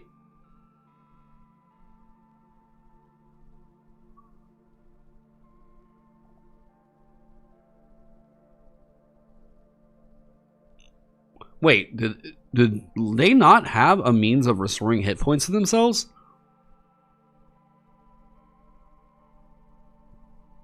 I don't think a Kraken does.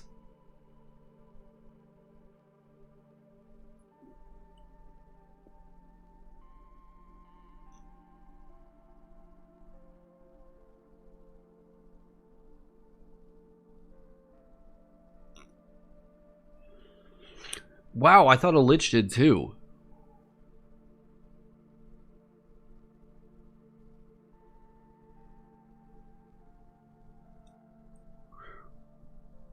A Solar is going to. But, like, it does this. Wait a minute.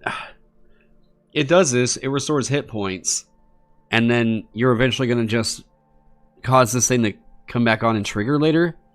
Can I say the number one thing that kind of going back into all this for me that I'm like, on? Like, this seems fine, but, like, it's a Constitution saving throw. If we're going to keep going, okay, fail because these are 20, CR 20 plus. Fail. Or, no, sorry. Pass. Pass. Pass. Pass. Oh, it failed that one. Legendary resistance. It's fine, right? I don't like the constant use of this right here. Constitution saving throw. It forcing that is just obnoxious. But I want to say, like, the overall thing with this right here, with the entire package, I don't know how it communicates Gladiator. It's tied into Charisma, but this feels so much more Weapon Master.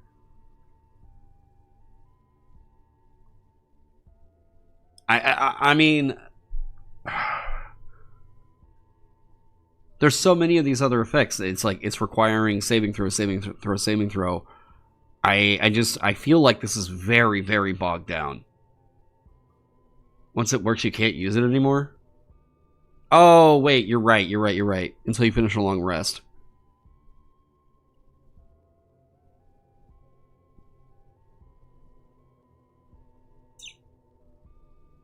I don't like the capstone, actually. I think the capstone's actually pretty bad. I don't know. Someone could say, like, there might be a Treant Monk video that comes out next week that's like, actually, this is the most busted thing that they've ever put in the game. I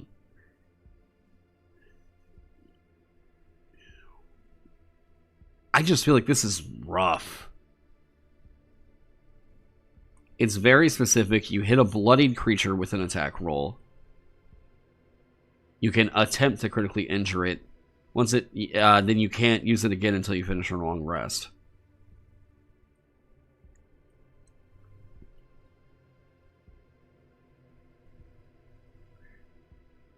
I don't know that this is a once per long rest type of a thing here.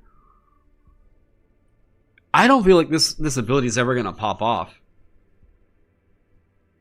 Maybe, what if it's like this? If the target takes the attack action, it can only make one attack this round. Right? It's the round that you cause it to pop, not until it regains hit points. That encourages you to go in and keep attacking it, the thing that fighters should be doing, not like, aha, bam, now I'm going to go cast spells at you because this thing triggered. Make it hit for the round so that the fighter, the gladiator, is going to go in there and continue to keep fighting, right? Reduce this to only a round. Get rid of everything right here. All right, here we go. This is going to be me giving the suggestions to improve this, all right? So, this is how we do the critique, okay? Now, here's what we do. The bloodied creature thing is very situational. I don't know that that's required here. If it were just, when you land a critical hit on a creature, you can choose one of the following effects. If they have the multi-attack action or whatever, they can only use one of the attacks. Or they can only make one attack per turn, etc., right? Or the target speed is halved and it has a -2 penalty to its armor class. For the round. Right? For the round. Not until it regains hit points. This is weird to track. Get rid of this. Last until hit points recovery. It's alright, to be honest. It could be cleaner if you know it was 1/MD. Had a third option. And you can't repeat a previously selected option. That's too complicated. What? No. What? No, we're trying to make it cleaner. So if we just say it lasts for the round, this is encouraging the fighter to be a fighter. You got to go in and keep hitting this thing to keep that effect on it. That's cool. Like, encourage the fighter to play the way the class is telling them this is how you should play. Right now, this is like you go in and hit them with this, and then you get to watch them, like, they can only take one attack action on the... What? And it's on a failed Constitution saving throw. This isn't even useful as minion cleanup. Because, like, it's only on a bloodied creature. And then you go in and do something that... I guess you're trying to blow its legendary resistance.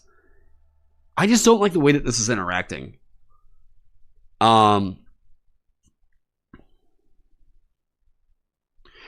If maimed was even, the target can make one less attack, minimum of one, where, like, you still can't prevent it from making an attack.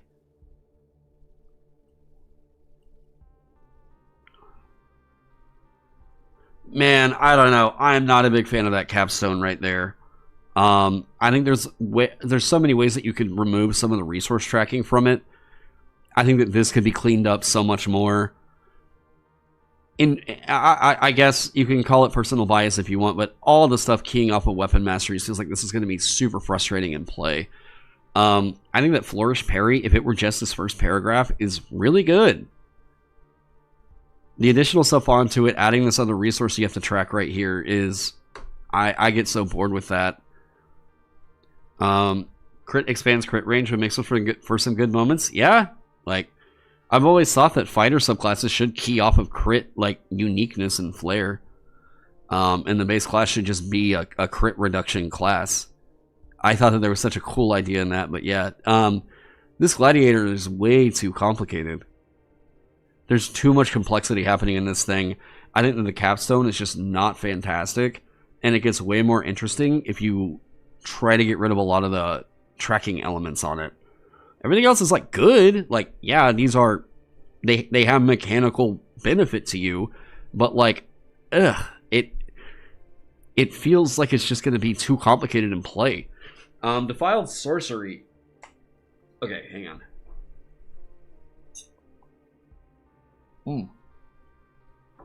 Actually, it's been 2 hours. I'm going to take a 5, and I will be right back with you guys, alright?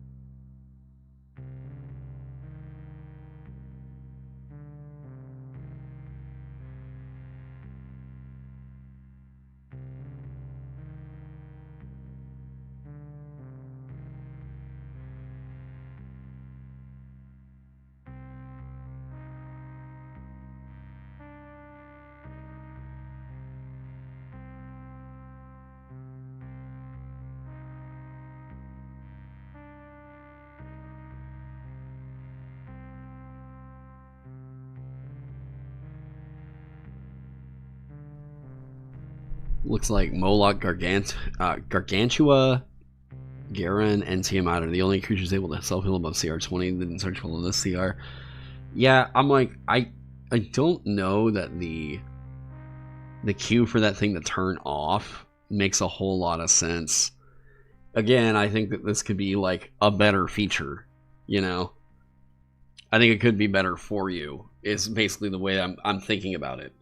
Because again, it's like this whole thing of like tracking elements happening so much, resource usage happening so much, is one of the things I just don't really like about the way that the design team is moving forward with this game. It's like, God, and it feels like everything in here is tied to a resource usage other than the proficiencies and stuff. Like, I just so much prefer something that just gives you the yes and, not yes but, you know? Yeah, it's clunky. That's like where I'm at with it. It's clunky, and I think it could be so much better cleaned up, you know? I'm here for this idea. I like the idea of Defiled Sorcery. This idea of corrupted magic and everything, sick. One of my favorite kind of philosophies on this is what Ross was saying whenever he created the Accursed, was he like the idea that anti-magic was like corrupted magic, and I was like, sick, that's awesome.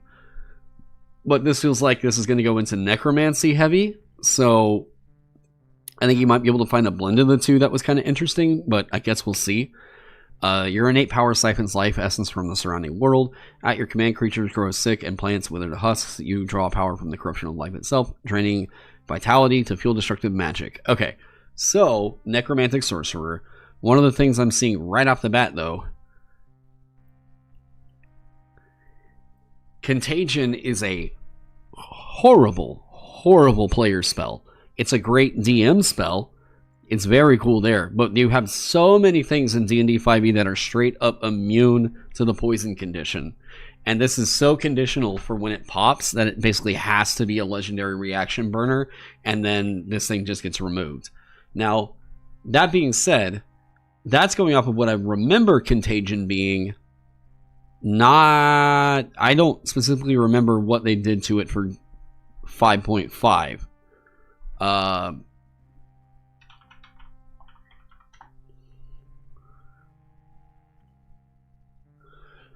See, on a Constitution saving throw, or take 11d8 necrotic damage and have the poison condition. Also, choose one ability. Okay, so it's necrotic damage now, and the poison condition. Choose an ability when you cast a spell. While poison, target has disadvantage on saving throws made with the chosen ability. The target must repeat the saving throw at the end of each of its turns until it gets 3 successes or failures. If the target fails on 3 of its saves, the spell ends on the target. If the target fails succeeds on 3 of the saves, it ends. If the target fails on 3 of the saves... Okay. Actually...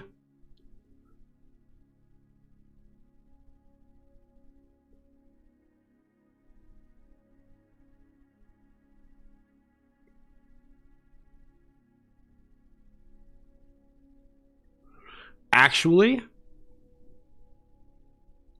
that is a huge buff.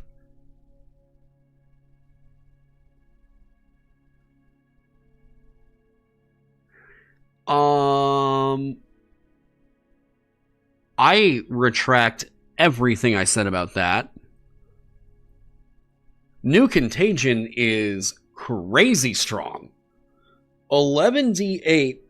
Now, the poison condition is there, but we don't care about that too much. Because it doesn't rely on the poison condition. While it's... Okay, this does. This does right here. Nothing else relies on the poison condition. It's about... This is the duration of the spell. Contagion got fixed. That's a huge glow up. That is huge for that spell. Alright, so I'm not going to go into the entire spell list right now, but I will look at Defile and Empower. Once per turn, when you roll damage for a spell you cast using a spell slot, you can siphon your life energy into the spell and empower it. Roll a number of your unexpended hit point dice up to a number equal to half the level of the spell slot expended, round up, and add the total rolled to 1 damage roll of the spell. Those hit point dice are then expended. All right, so they are using hit dice as a resource now. Instead of drawing on your life force when you use this feature, you can try to steal life force from another creature. That creature makes a Constitution saving throw against your spell save DC. Creatures that have immunity to the exhausted condition automatically succeed on the save. On a failed save, in place of rolling your hit point die, roll a number of the creature's unexpended hit point dice. You then add a total number rolled to 1 damage roll of the spell, and those hit point dice are expended for that creature. Once a creature fails to save against lifesteal, you can't use lifesteal again until you finish a long rest, unless you spend 3 sorcery points to restore your use of it. It's cool.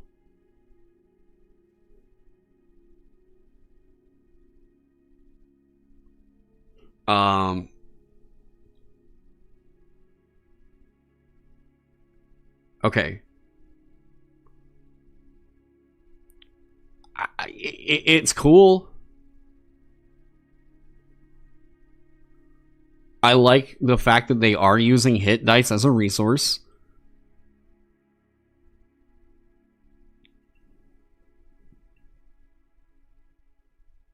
I just generally think that this is cool. This is a great little piece of kit right here.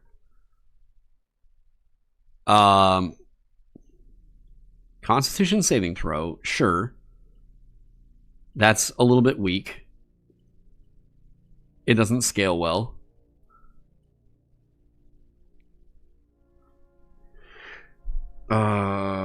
Oh.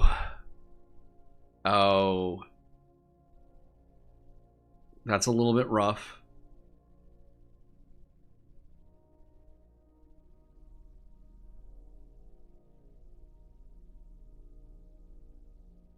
But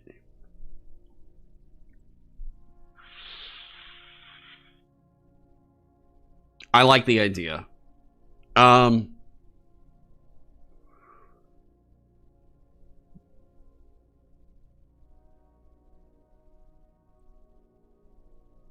Equal to half the level of the spell.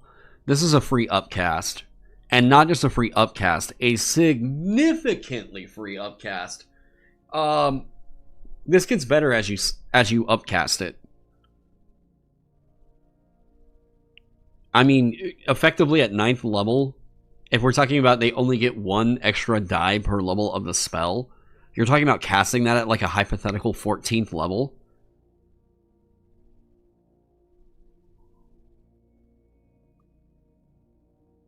This is good. This is really, really strong, actually.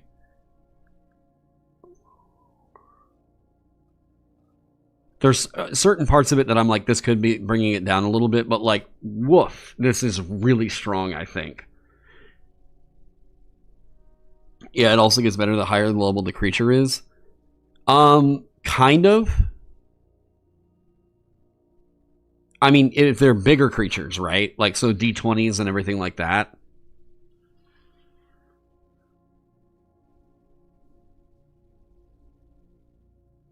Boy, there's a lot in there. Yeah, it is assuming they fail to save. Yeah, no, absolutely. That's why we marked that in orange, right? So, like, that could be a weaker part of it. But, God, this is really good. The mechanic itself is very strong.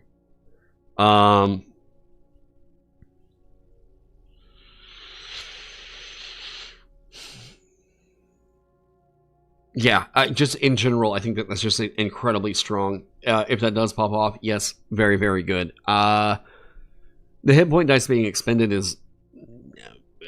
okay, it's really non-consequential for enemies. Yeah, fireball with an extra, what, 10d20, something like that, yeah. That could be crazy good.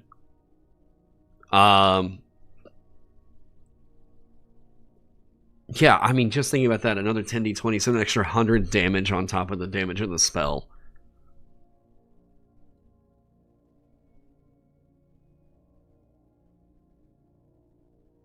I don't immediately have a critique for it. We saw the points that are weak for it. I like the idea of this. It needs to be developed further, probably cleaned up. But yes, I like that idea. I like where that wants to go a lot.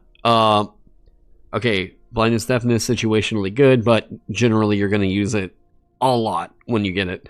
Inflict wounds, quite good. Ray of enfeeblement is okay if I remember it right. Or ray of sickness, or was it ray of sickness or ray of enfeeblement that was like abysmal? I think it was sickness, right? Let me take a look.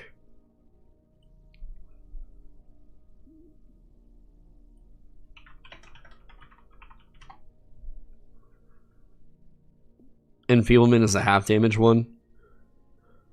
2d8 poison damage and has the poison condition. Okay, that's not great.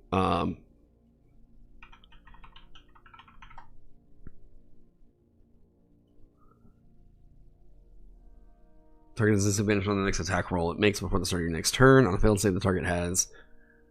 okay, during that time, it subtracts 1d8 from all its damage rolls. Okay.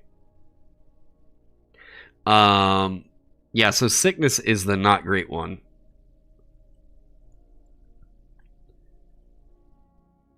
Bestow Curse is alright. Not going to use that all the time, but it's nice. Vampiric Touch is alright. Blight is okay. Hallucinatory Terrain is definitely S tier. Anti-Life Shell is kind of cool. Contagion, now that they've buffed it, is insanely good here. Corrupted Caster. You learn further ways to tap into the corrupting magic within yourself, granting you the following benefits. When you take a bonus action to transform sorcery points into a spell slot, you can wreathe your body in a protective web of defiling energy. Roll number of d6 is equal to the level of the spell slot created. You gain temporary hit points equal to the number rolled. A creature hits you with a melee attack roll while you have temporary hit points. The creature takes necrotic or poison damage equal to your charisma modifier. Quite good. I like the fact that this is not requiring anything like this right here. This should also key off of... How about this? When you transform or use sorcery points, when you transform or spend sorcery points, you can do this. And let it work with your other feature. Let them synergize. Please.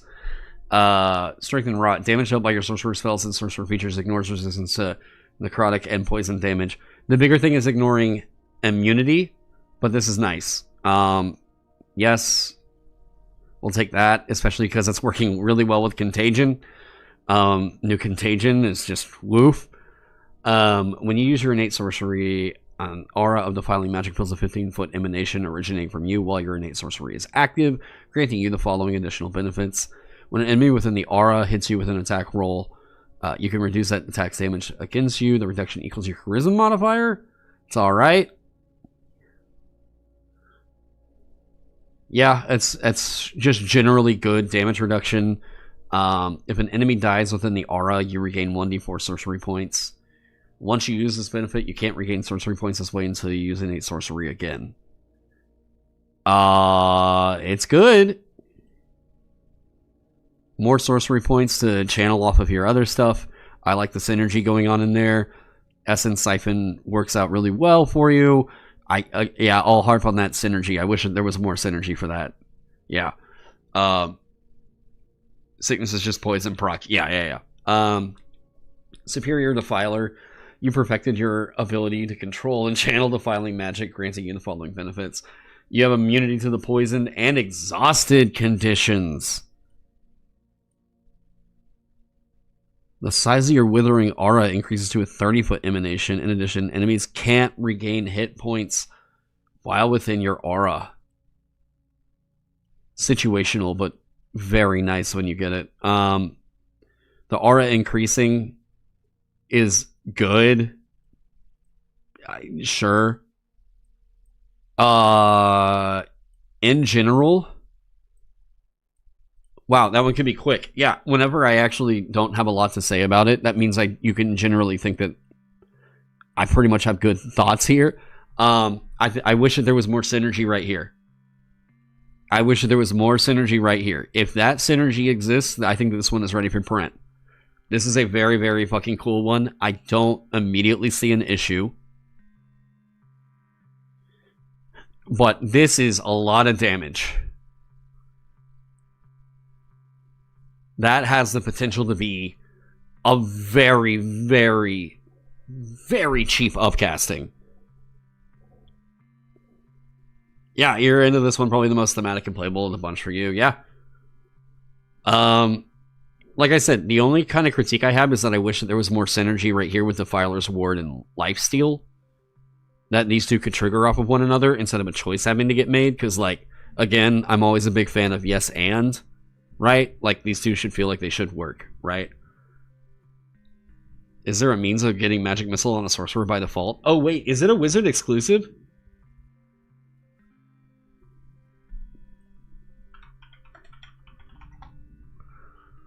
I thought it was just on the Sorcerer spell list. No, it's still on there. Yeah, it's on the Sorcerer spell list.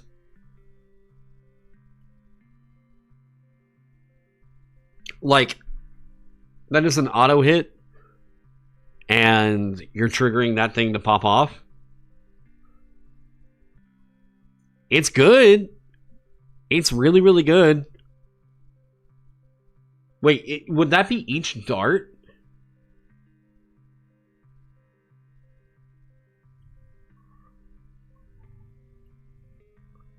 Wait.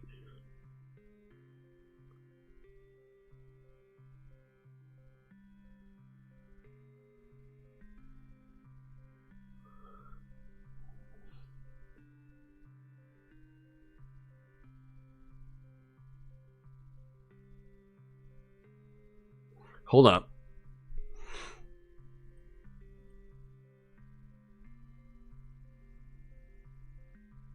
One damage roll of the spell.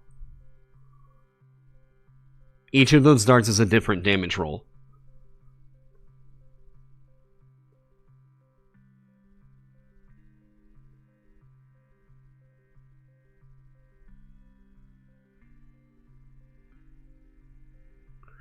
So, yeah, it's once.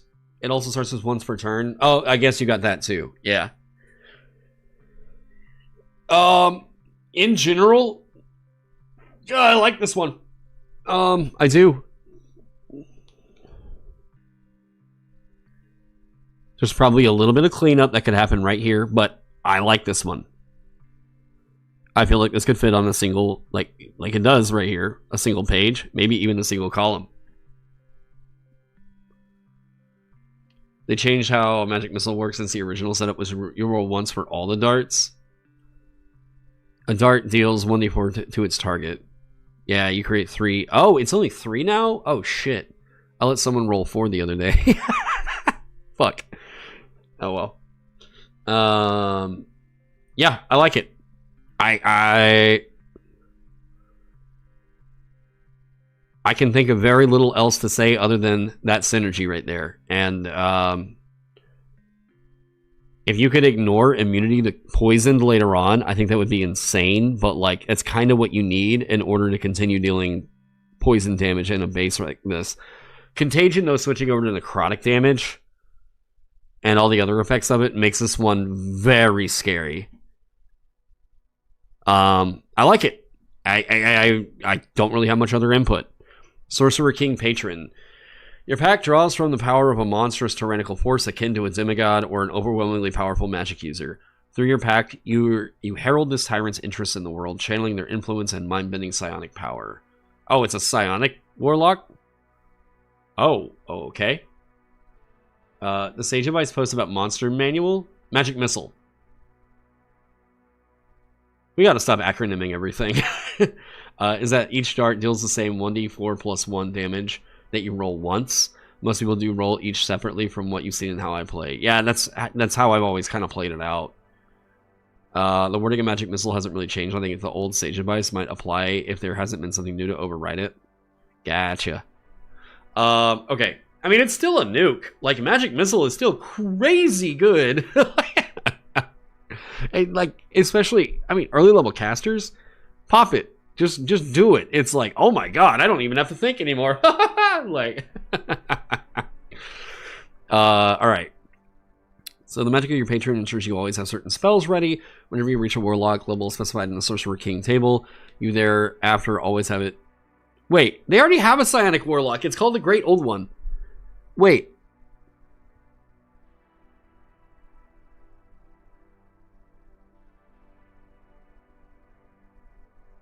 What?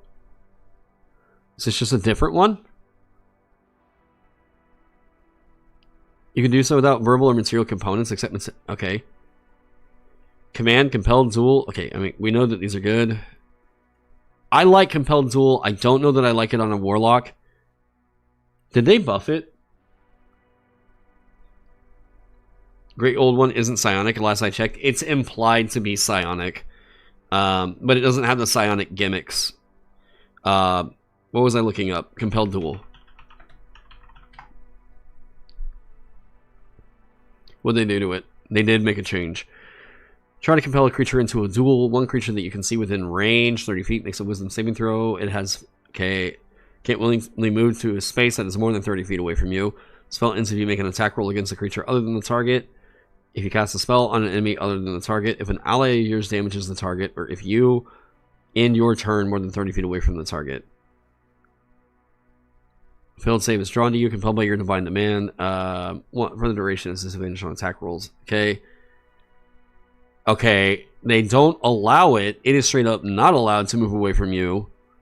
That is hard CC. It's not a stun, but it's hard CC. The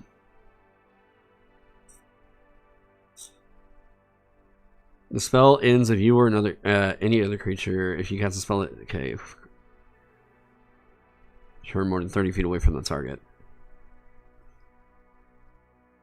I feel like something else had to happen, right? It's still, yeah, it's still concentration. Ugh. That one's kind of rough.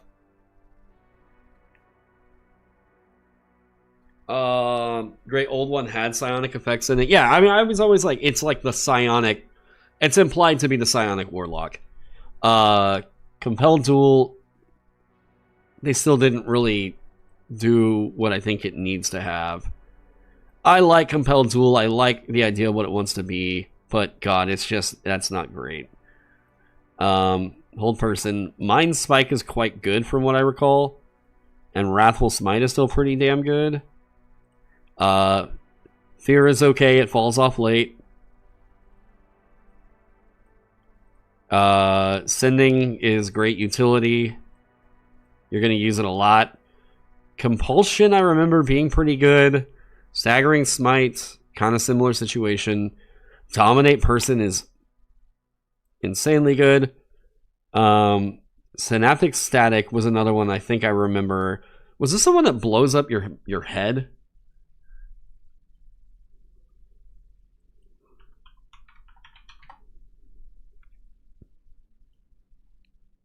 God, we saw one that was in a UA that was like, it literally explodes your head. And that was just the funniest thing to include in like spell descriptive text.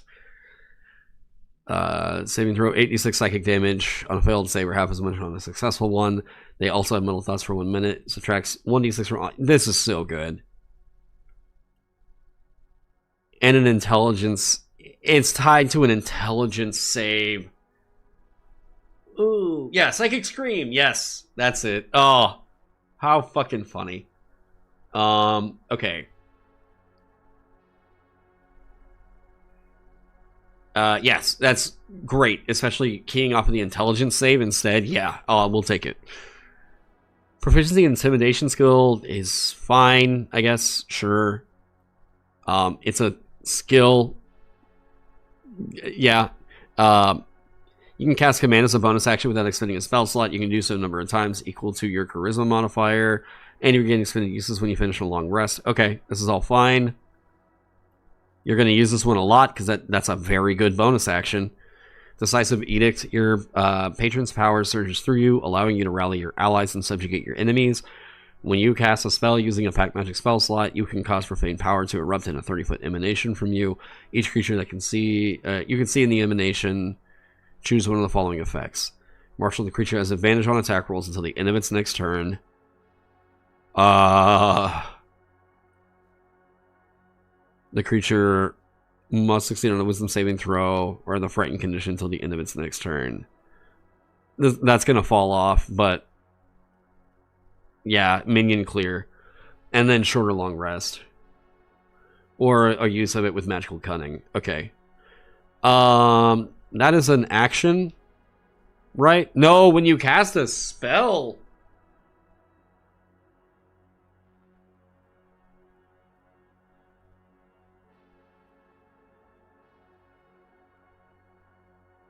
Ooh.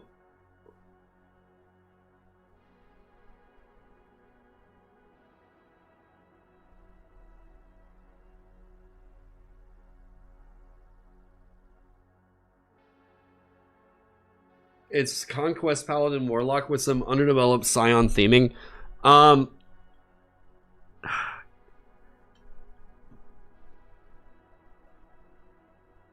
Maybe that's in theme for what they were thinking of with the Dark Sun stuff.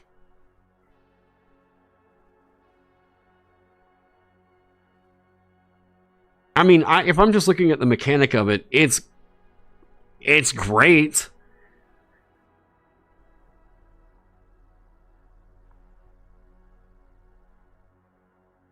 Because it's until the end of its next turn, right? So for the round. And then for the round.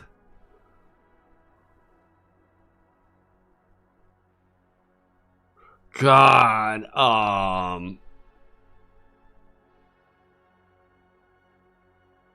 that's big.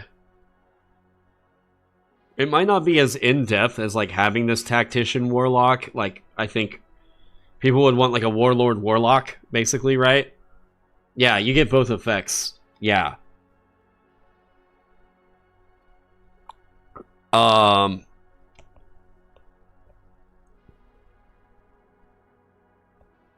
Command as a bonus action. Hang on. Vindictive Rebuke. You learn to rebuff those who challenge you or the might of your patron. When an enemy hits you with an attack roll, you can take a reaction to force the enemy to re-roll the d20, and they must use the new roll. If this reaction turns the attack roll into a miss, the triggering creature takes psychic damage equal to your warlock level. You can use this feature a number of times equal to your charisma modifier, and you gain expended uses when you finish a long rest. That's golden. I don't like the tracking heavy stuff, but like, God, you kind of need to in here.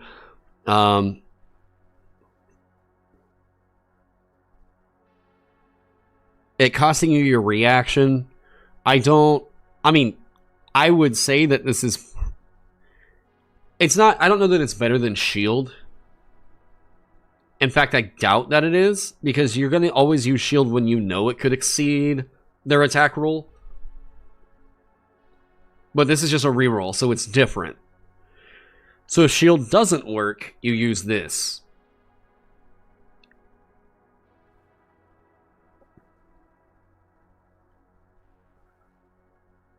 Either way, man, that's slick. I like the idea. You wield your patron's tyrannical might with absolute conviction. Whenever you cast command, you can target one additional creature within the spell's range. Okay, free up casting.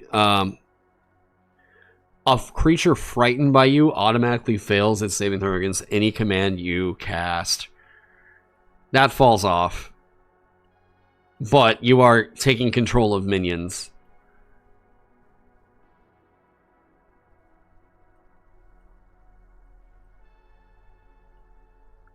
Okay. Full, complete thoughts on this one. I think as a Sorcerer-King, the one thing I would recommend that they do is not tie this so much into a campaign setting. This is cool as like a tyrant patron. Like, you are getting you get your magic from some sort of an absolute authority. Not specifically a Sorcerer-King, right? The mechanics in here are really, really cool. I like this a lot. This feels super metal. I would prefer it not being called like the Sorcerer-King patron. That feels too specific to a setting, and I think that you guys have a pretty cool mechanical loadout for this thing right now. Of course, I'm always going to wage war against tracking, but I like the mature design senses that went into this one to keep it kind of reserved. Same thing with this right here. The Defiled Sorcery and the Sorcerer-King do not feel like they were designed by the same group that did the Gladiator or the Circle of Preservation. Circle of Preservation just feels like someone really wants to keep continuing to play a Twilight Domain cleric in every other campaign, but with a different palette on it. Gladiator is way too complicated. I don't like all of the complexity going into it for a fighter subclass that now I've got to track this weapon mastery and this one over here. Can I check and make sure that these are even compatible? Can I even use this feature with it right over here? Does this one even qualify for this over? It's a lot. People are going to like the mechanical weight and be like, I want this in the game. And I'm like, okay, that's on you. That's on you. You've got this UA right here that you could absolutely go play. What I'm saying is, I think that the majority of the time, this is way clunky. It could be way better and way more sensible and not require you to use that many neurons in your brain to play it. Circle of Preservation is just one of the least interesting things I've seen them put into a UA. Because so much of it is just making me think this is Twilight Domain. And that's going to leave a bad taste in my mouth no matter what. And I'm not inspired by the playstyle that this is eliciting here. Like, I move around 2 cubes on the battlefield. And those cubes make plants grow. And they give my allies temporary hit points. I don't know. Maybe it's just not my bag. Their spell list is pretty okay. I think out of everything, though, if we're giving it like a... I don't know, we're not talking about... I'm just going to grade it, okay? I'm not going to give it tiers because people always see the tier list thing and they're like, oh, no, now I have to fight. So, Sorcerer-King. This is dope. This is very, very close to being ready for print, I feel. I would rather not see it tied into something very specific here. I will give this like a 95%. I think that this is mostly ready for print. This is pretty fucking sick. I don't know that Compelled Duel makes a ton of sense on it because Compelled Duel still requiring concentration means it's always going to be a rough frontline spell. Going up here into Defiled Sorcery. Wow, this one is so cool. And it's very close to being done. I think that there can be more synergy in here, and once it gets that synergy, this one would be ready for print. I'd love to see the class features actually tie into each other. Like, let them please work like that. That would be so damn cool. And I will say, again, hit point dice, I guess, rather. Using those as a resource. I'm glad to see you're finally embracing it after the third-party scene has been doing it for the last 10 years. Gladiator Fighter. This ain't it, dog. This needs,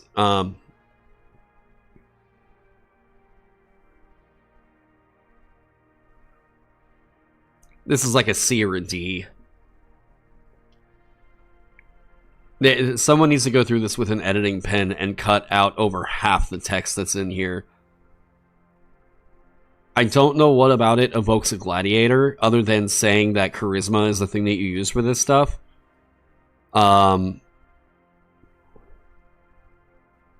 Yeah, and this capstone feels rough. I don't know, maybe somebody in chat can convince me that this capstone is actually incredible, and I've just got a bad perspective on it, but like, let me hear, what's the vibe on that? Because I have looked at it, I've read it, trying to feel like how this feels subclass, like it is worth it for me to stay in this subclass up until level 18 because this is there. what's the love here?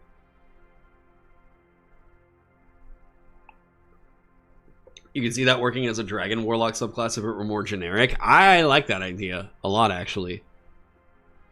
Yeah, make it a dragon thing, and not so specifically tied into, you get an increased armor class, you get scales that make you resistant to a damage type, you get flight, right? Like, yeah, embrace the fear of it. That's sick.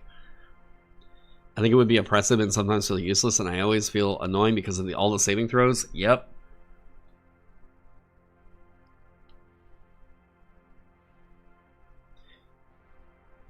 You don't understand what justifies a 10th level feature. The mutilate feels better at 10th instead of 18th.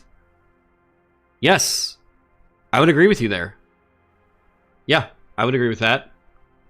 Kind of talking about that. Hang on, let me see here. I've got this one thing over here that might be kind of interesting to take a look at, because talking about draconic theme for tyranny. There was a thing I made. Where was it? That you all can go see. Or was it?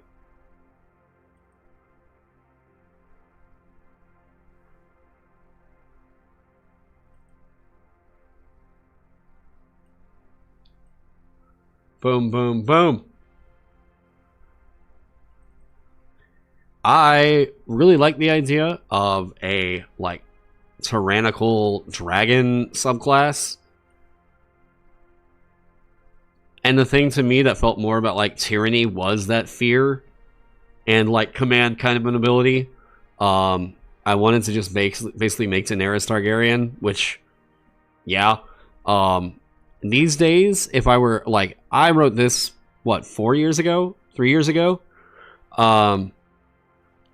These days, God, yeah, I would try to clip back so much of this text. But I loved the idea of keying it off of the frightened condition. Like, so much of that needs to be intimidating that way, you know? You should have on-demand frightened. Like that feels so much more oppressive. Especially for, like, mechanical expression. But yeah. Soft enemy... hang on. Soft enemy DPS stall when it's close to death, or making the enemy easier to stick when it's probably getting stuck in place because it's because of a monk anyways, tied to con save, and it's once for long rest is meh. If it's a fat pile of hit points and no source of HP recovery, it'd be a lot better, but still. Yeah, I don't even think that this would be all that oppressive. I think that this is not going to pop off much at all, because it's tied into a Constitution saving throw, and it's requiring the bloodied, like, condition, or status, or whatever you want to fucking call it. So, like, I just generally think that this feature is not worthwhile. I don't think this is even worth going on your character sheet, because this is not going to pop off much at all. Like, you know, first impressions of this and everything are, this capstone is dog water. I don't mind it as much if it comes online earlier, like say at level 10, then it feels like you are suppressing an enemy. And we could figure out ways to make it to where it was like only once per round, and make it to where it was kind of an always on thing for you. But as it currently stands, this is not capstone worthy. Everything else with the weapon masteries just feels kind of meh to me. Yeah. On the subject of conditions, is the point of adding the word condition to every condition just for making find and replace easier? Well, oh, I have no idea. I have no idea. So, yeah, I mean, that is, all in all, I would give this like a, it's like a low B. This whole UA is like a low B. Circle of Preservation is just kind of uninspired. Gladiator feels way too clunky, and it has a fairly horrible capstone, I feel like. Defiled Sorcery is cool. And then Sorcerer-King Patron has got a lot going for it. I often think that a lot of Warlock patrons don't really justify their existence, especially whenever they get so close to rubbing up to another theme for another warlock subclass. But I can get behind this idea. I can get behind it, Unearthed Arcana reviews in this economy. Yeah, tell me about it, brother. All right. So, with that one, how many do we have in here? Okay. 1, 2, 3, 4, 5, 6. Okay. A lot of wizards. I'll tell you right now, I've already heard about the Tattooed Warrior. I'm just not going to take a look at it. Reason being, the thematic behind it is just weird to me. You suddenly tattoo yourself, and then these specific tattoos have powers, but like you might be able to go get a different tattoo later on as you level up. What? It's very strange. I am not a huge fan of the thematic, and I think that needs to be reworked entirely. And the execution of it is so weird. Far Cry 3. Maybe that's the thought. Like, these certain ones you get are empowered, but like this makes so much more sense as like a totemic monk. Like, change out the totems rather than specifically a tattoo. Like, that's purely style over substance, and like maybe swap it out like that. But yeah, I've got to really, the power of my tramp stamp. I've got to look at it for like what's the narrative achieving, and like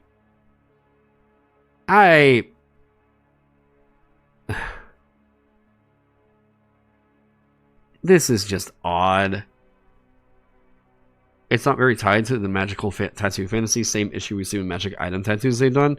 Yeah, and like, okay, what if it was the tattoos were a thing that you could swap out for like a certain cantrip? And then it makes sense as like, okay, you are a living spellbook. That's kind of sick, right?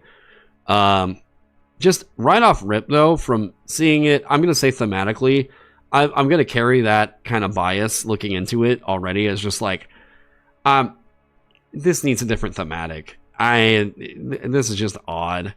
It doesn't really feel like it really considers the Ludo narrative of what a subclass is supposed to be, or like, it's odd. Yeah. Now, Arcane Archer. So this one came to us in Xanthar's guide. We know what this one is supposed to be about. I want to see what their notes were on it. The main updates to this class. Curve Shot has been revised to use the same ammunition, but a new attack roll. Magical Ammunition is a new feature that grants magical effects to your ammunition that can be used outside of combat. Ever Ready Shot is now available at a later level, but always regains one expended arcane slot die. Arcane Burst is a new feature that grants an additional effect to Indomitable. And then Masterful Shots has been redesigned and now allows you to reposition and attack. So either Druid, Craft, or Prestidigitation. Intelligence is your spellcasting ability for it. You gain proficiency. Let it be Intelligence or Wisdom. Let you choose either. I want to go with like an Arcane Archer or a nature-bound kind of quasi-ranger archer. Just let it exist. You gain proficiency in the Arcana and nature skills if you already have one of these proficiencies. Okay. You'll learn 2 arcane shot options of your choice. You learn an additional one at... Okay, yeah, we know that scaling. Once per turn, when you make a ranged attack using a weapon with the ammunition property, you can apply one of your arcane shot options to that attack. Oh, they work with guns now. You decide to use the option when you hit a creature and deal damage to it, unless the option doesn't involve an attack roll. You can use this feature a number of times equal to your intelligence modifier, and regain expended uses when you finish a short or long rest. Your arcane shot die is a d6. 8 plus your intelligence modifier. Again, allow it to be wisdom or, right? Some people just like the different mechanics. Arcane shots. Banishing. Piercing, seeking. Ooh, okay. So let's go banishing. The creature you hit takes additional psychic damage equal to a roll. So it's d6 and must succeed on a charisma saving throw or be banished. While banished, the creature has the incapacitated condition and a speed of 0. At the end of the next turn, the target reappears in the space left. That's great. I would be here for that. Easy. It's a charisma save too.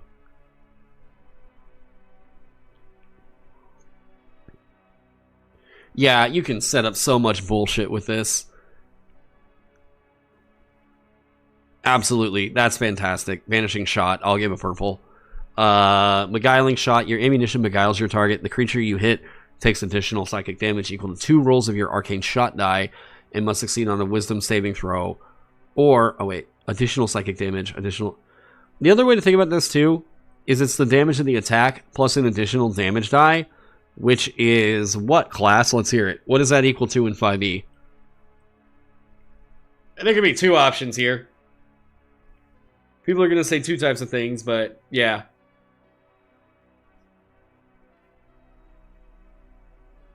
The other good thing is this works with this other thing it keys off of. Is this an apology subclass for Ranger? Nah, it uses intelligence. Anybody know? What else in D&D allows you to roll an extra die of damage?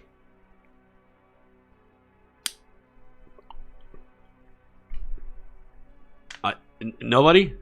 Nobody? Using this is equal to getting a crit. Basically. Using this is essentially equal to getting a crit. So, think about it like that. If you crit on this, it also has an effect. So, you're essentially dealing the damage output of a crit when you use it. And in some cases, better than the damage output of a crit. You are getting crit on demand here. And it's psychic damage, which is pretty good, it turns out. Your ammunition beguiles your target. This deals the psychic damage, right? The banished and incapacitated condition on top of that is very nice. All of this, I think Vanishing Shot is easily, without seeing much of the other ones, this has got to be up towards the top of the pack already. The creature you hit takes additional psychic damage equal to 2 rolls of your arcane shot die and must succeed on a wisdom saving throw. We have the charm condition. This can fall off later, but it's pretty good early on. Until the start of your next turn, treating either you or one of your allies with as a target. Okay, this is all right. The damage, the 2. That's cool. Even better. Even better. On the subject of hit, lacking a rules glossary entry, you decide to use the option when you hit a creature and deal damage to it unless the option doesn't involve an attack roll. Brute feature barbarian. Wait. Oh. Wouldn't be too out of line to interpret this as suggesting a class hits. A class of hits that doesn't involve a successful attack roll. What? A class of hits? I'm not sure what you mean by that. You imbue your ammunition with explosive force energy. Immediately after you deal damage to the creature you and each target, 10-foot emanation originating from the target, take force damage equal to 2 rolls of your arcane shot die. That's good. For force damage on spells like magic missile. Wait. What? Wait, what? Oh, I'm not entirely sure what's going on there. Okay, your ammunition saps your target strength. The creature hit takes additional necrotic damage equal to 2 rolls of your arcane shot die. Okay, wait, why did it do yellow? Okay, whatever is happening there. The crit missiles succeed on a Constitution saving throw, or have the poison condition until the starting. Okay.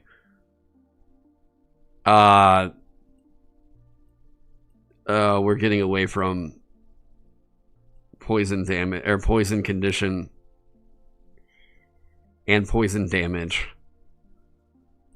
Clutching brambles around your target. It takes additional slashing damage to your arcane shot. 1 roll. Okay. Restrain condition for 1 minute or until you use this option again. The target. Okay. Arcane shot DC to remove the brambles. That's fine. It's okay.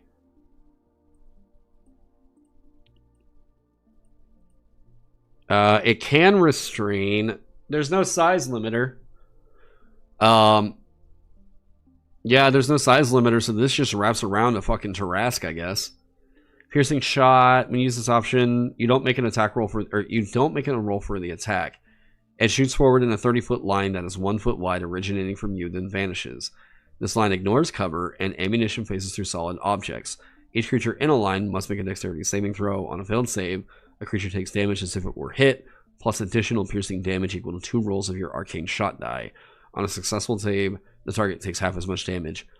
This is good, except the one thing to keep in mind, I like this. I like this idea. I like this a lot. This can hit multiple targets, which is fantastic. What can this not do, though? If you are launching a shot out, there is one thing this can't do, which I'm happy it at least got the 2 rolls of damage to compensate for this. This is requiring a dexterity saving throw.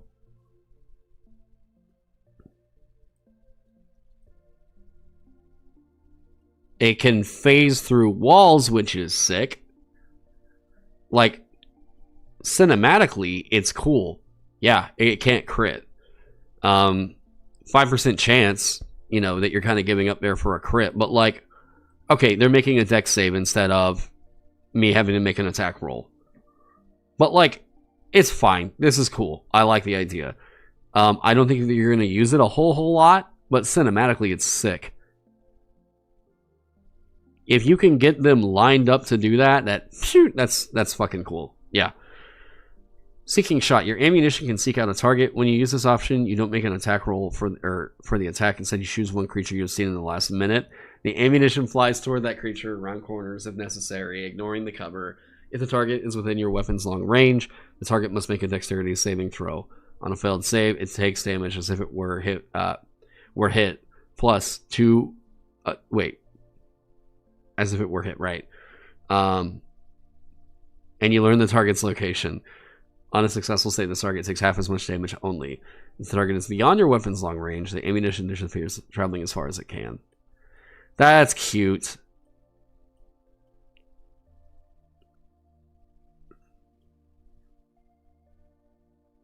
Ooh, there's a hidden perk to this.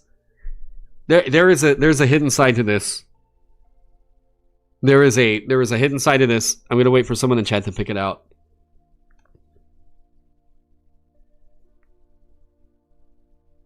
This is a really good counter for something else. Let's hear it. Anybody.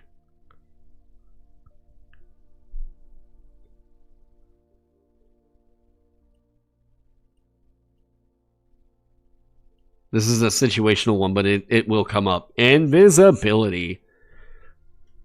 This is actually a really nice counter that still continue dealing damage to invisible creatures.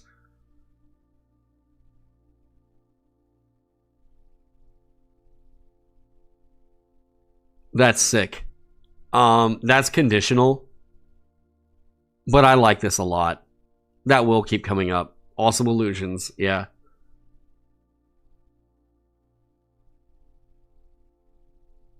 Yeah, that's sick. Your ammunition occludes your foe's vision with shadows. It's blinded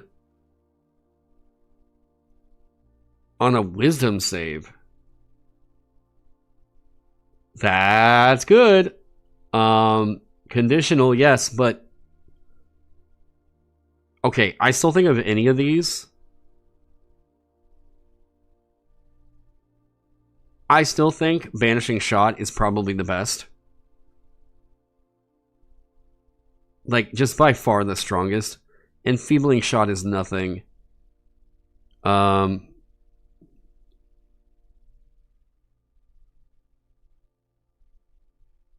Piercing Shot, Seeking Shot are both cinematically pretty damn cool.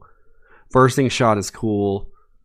Yes, actually, this is a good way for you to do some AoE. Pretty sick. Beguiling Shot, pretty interesting. I like what Vanishing Shot is doing for the control right here. That is incredible, actually. It's so good that I think everything else is essentially conditional, because most of the time you're going to be relying on this right here. Restraining a target is awesome. The fact that this is not reliant on their size for how you can restrain it is very fucking good. I think in play, you can only have up to 5 uses of it, and then you regain expended uses when you finish a short or long rest. People might feel like that's a little bit too restrictive, but I'm going to guess they're going to have a means for you to regain that on action surge use? Maybe indomitable use? Something like that. You learn how to redirect an errant shot. Generally, I think that this is actually pretty great. All the options feel pretty solid overall.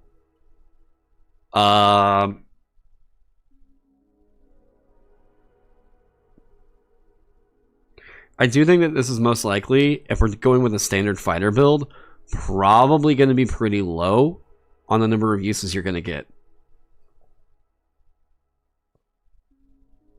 But it's...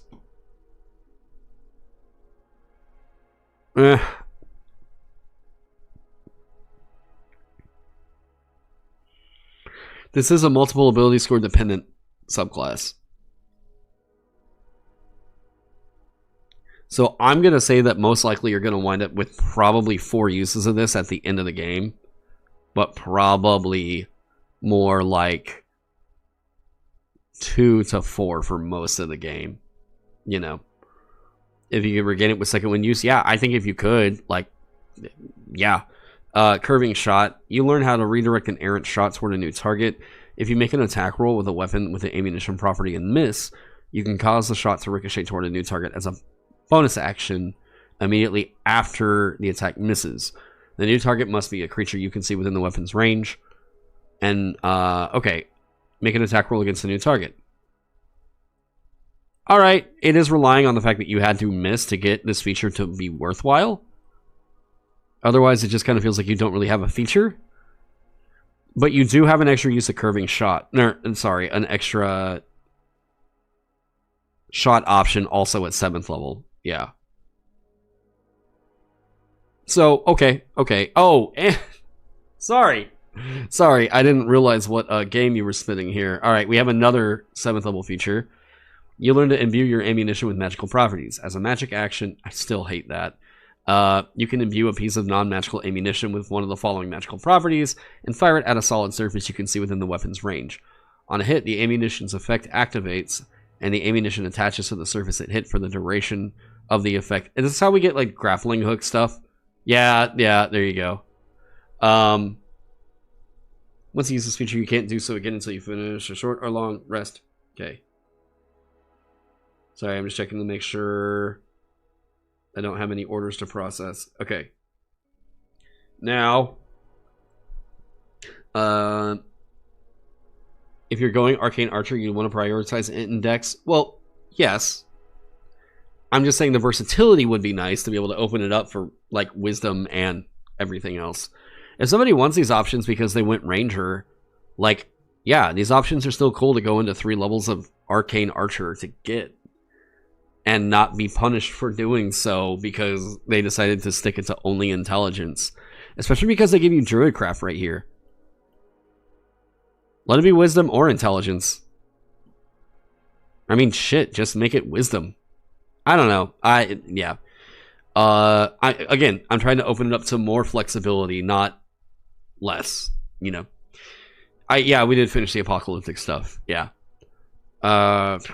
Once you use this feature, you can't do so again until you finish a short or long rest. You can also restore your use of it by using a second wind, so they're not going to key it off of second wind for Arcane Shot. Action Surge, maybe for another regen. Darkening Shot, magical shadows fill with 15 foot. Okay. Creatures in the emanation have a -5 penalty to wisdom and... isn't that already a factor of... disadvantage? Oh, no, wait. That's a flat penalty to wisdom perception checks. What if they just leave the emanation, though?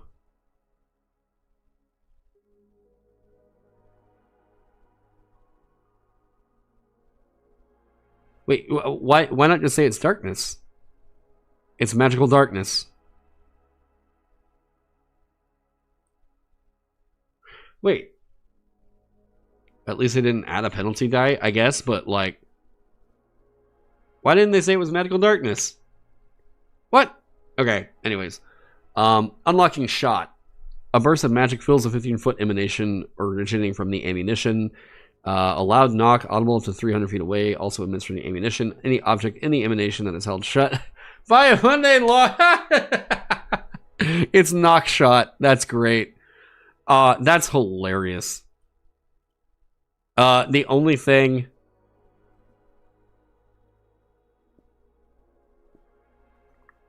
If the object has multiple locks, only one of them is unlocked. Ah, okay.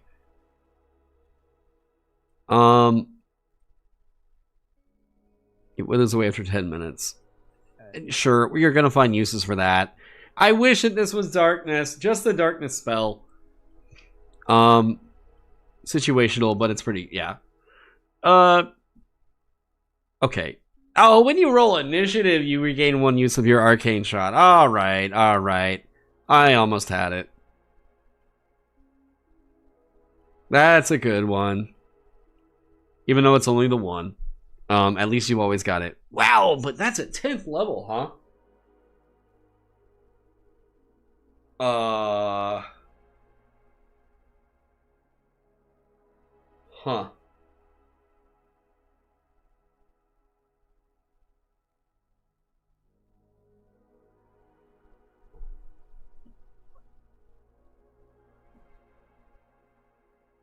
Make this part of the level 3. Put this right here.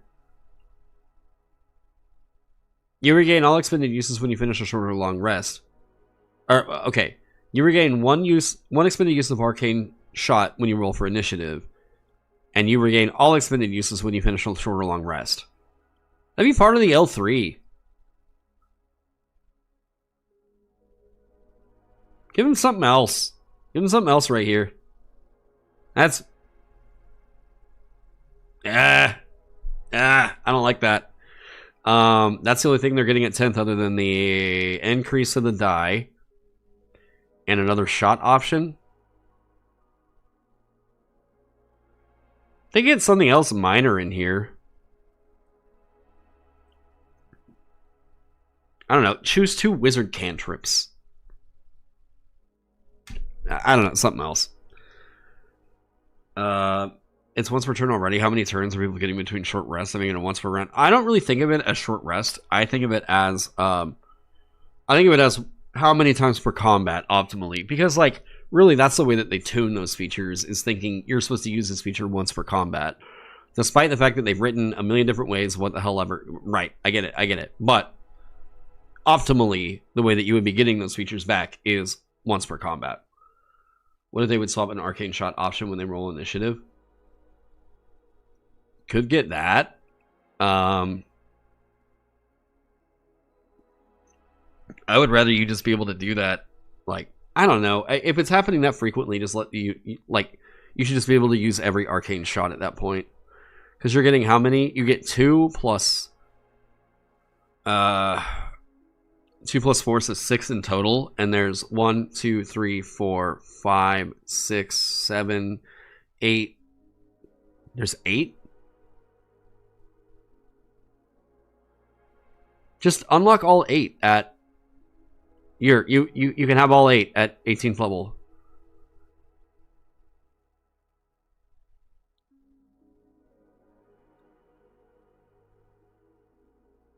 Yeah, something like that. I don't know.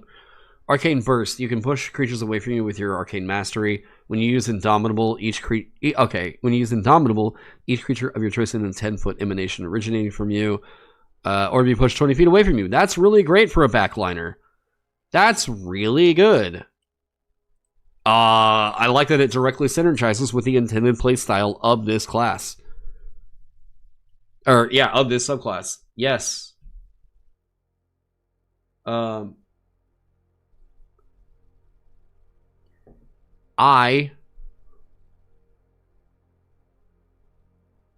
don't have any critique for it. That's cool. Actually, you can move that up to the L10 and move this over to the L3. This needs to come on earlier for their playstyle.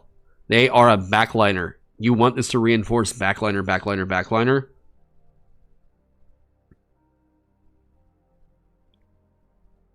Curving shot is cool. That could be an arcane shot. Wait. Yeah, make that an arcane shot option. Move this to 7th level. Move this to 3rd level. This is fine right here.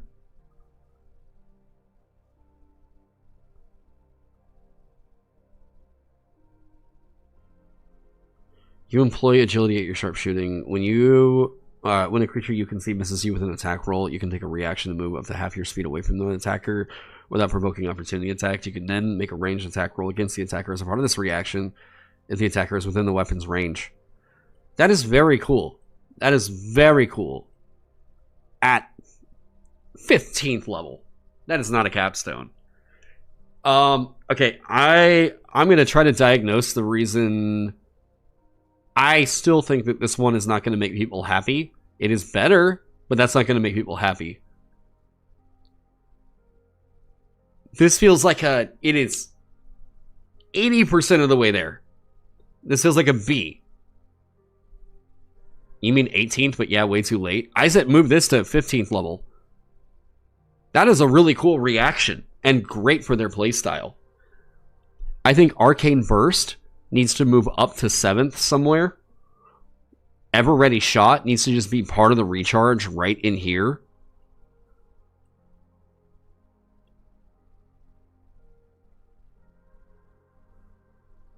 The magical ammunition stuff is fine. Like, it's okay. But I wonder if you can't move this out of this into arcane shot options. Give them more utility in the arcane shot options, because these are all combat focused. I see what you're doing with that, alright? Move these out of here, make room at the level 7 to where we can move something with some cool versatility in here over to the L7. They have a unique reaction. They have this unique reaction that they can do. This is helping them with defenses, which they don't have a lot of as a backliner. What this means is, if you do this, they're not going to be super worried about investing away from Constitution, because they're going to feel a little bit safer in the backline because of that Arcane Burst. You can make a version of this Arcane Archer that would be ready for print right now and would make, like, fucking everybody happy with basically what you guys already have right here.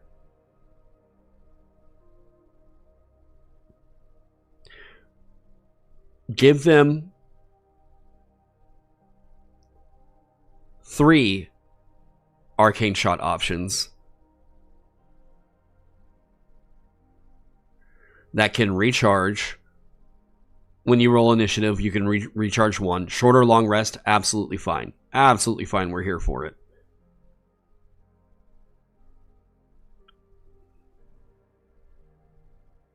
Make this work with intelligence or wisdom. You learn every arcane shot at 18th level. Additionally, you can use up to 2 per turn.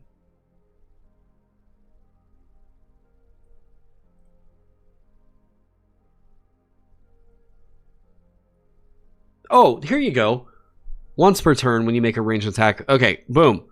Once per turn right here at 3rd level. 10th level feature. You can use it twice per turn. 18th level feature. You can use it 3 times per turn. There you go. You can make a way cooler Arcane Archer by clipping so much of this back.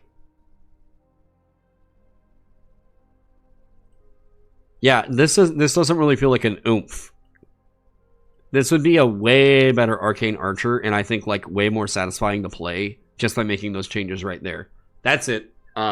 I don't know, because it's my I might make it a clip. I will actually do that. Here, wait, we'll just do it now. Okay, here, I'll show you exactly what I mean. Whenever I give critique, especially if I have an idea that I'm like, I think that you can make this objectively better right now, we're gonna make it right now. Okay, and we'll get it done in less than 10 minutes. I think, maybe. Don't time me on that. All right, docs.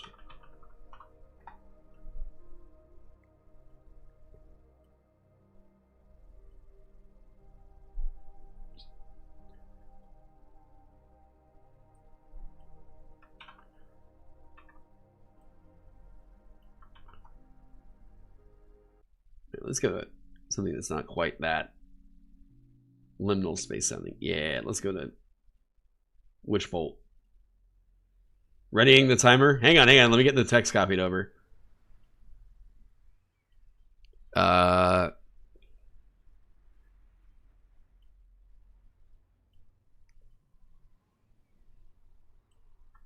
What's happening? We're fixing their Arcane Archer for them.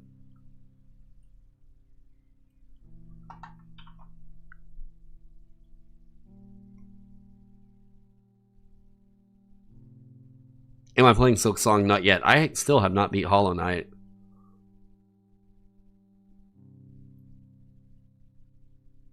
It's one of those games that always comes up for some reason whenever I've got a million different things happening in my life. Hang on. Arcane Archer.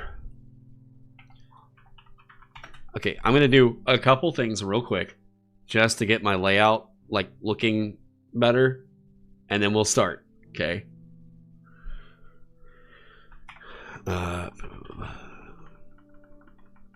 Here, actually, we'll do this.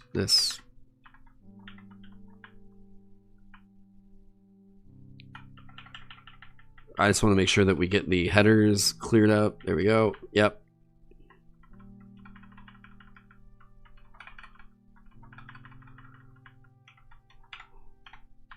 Masterful shots.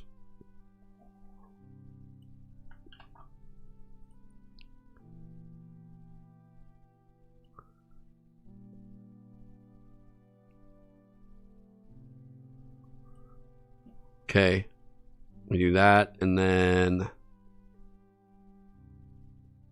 I'm just trying to make sure I don't spend too much time working on layout as we're trying to actually get this thing going at higher levels.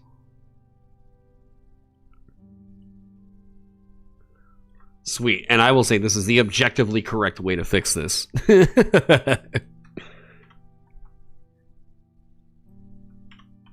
Okay, we're just gonna do a little bit more layout real quick, and then we're gonna get going. Whoop. Unlocking shot is hilarious. Yeah, that's quite cool. Come on. Okay. Yep. And then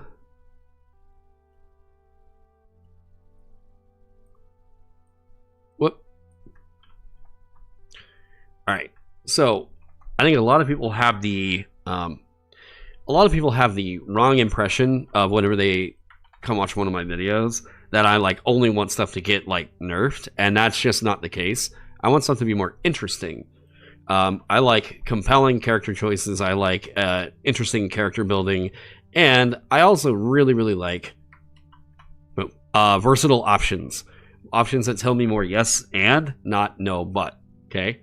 Oh yeah, there's still this one. So, couple recommendations I have for this. Let me do this. Boom, boom. And then I promise you guys it's going to be quick.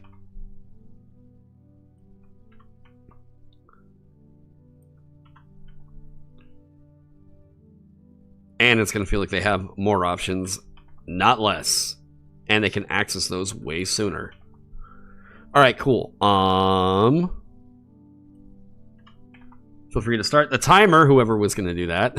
And away we go. All right, my first idea is going to be, we're going to take all of these. Darkening Shot. This is going to go over here. We're going to take Unlocking Shot. That's so funny. I really love that a lot. Kudos to whoever had that idea. And then Vine Shot. Okay. Cool. Why do we do that? Well, that opens up a lot of utility options to them at 3rd level, not gating a utility option at 7th. That's very strange. Now, it does require, instead of them having an Arcane Shot option, instead of having this for free, well, it's not really for free because it's tied into a shorter long rest or a use of their second wind feature, which is they get 2 uses for shorter long rest is basically the way I look at that, right? I don't like this. I don't like the way that that's kind of negotiated. We're going to cut that. Here we go. Now,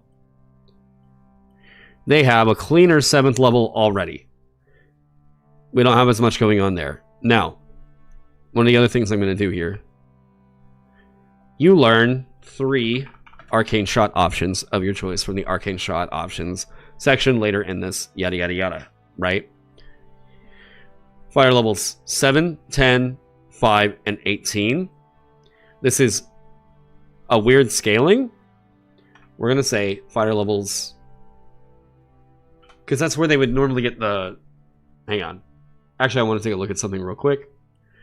I'm looking at Arcane Trickster, because if I remember right, the reason why they do that scaling is because that's where they get their improved spell slots, right? Or they get more spell slots. Except these aren't spell slots.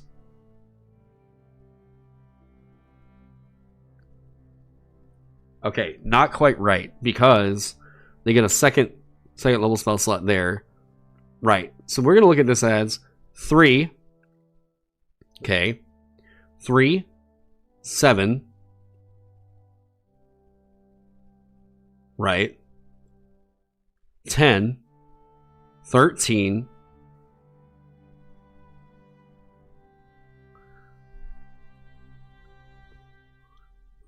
So 3. We're already at level 3. 7, 10, 13.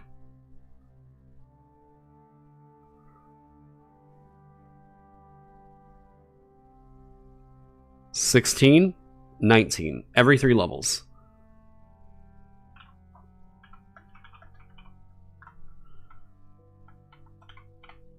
Now, these are shot options.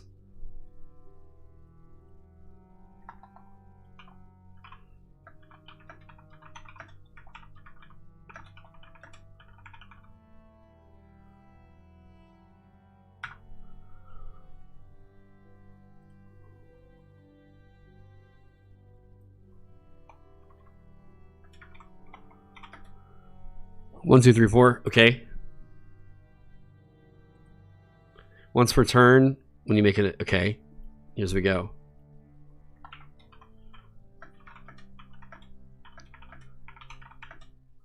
Three arcane shot options. Okay. This reaction right here, this is the other thing that's cool. This reaction is not happening on your turn, which means that you can use an arcane shot with it. I like that synergy a lot. We're going to move that, though, up to probably 10th level. Okay. You regain 1 expended use.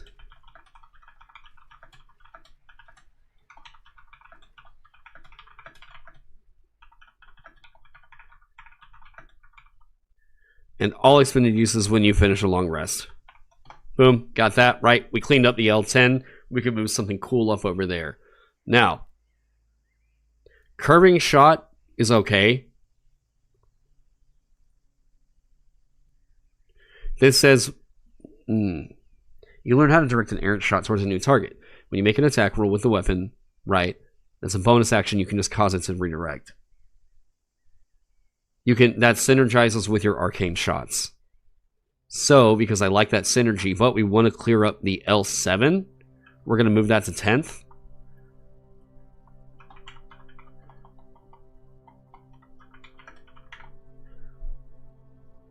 I like this so much, this has to be up at the 7th level.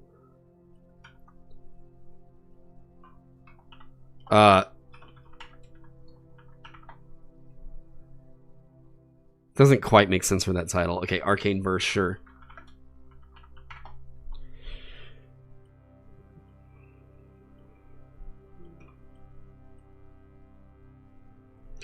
This needs to go up to the L15.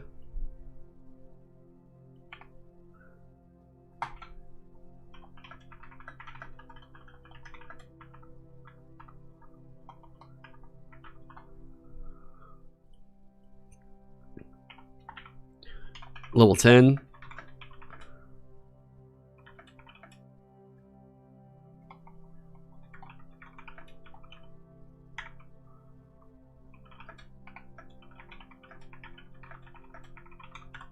Up to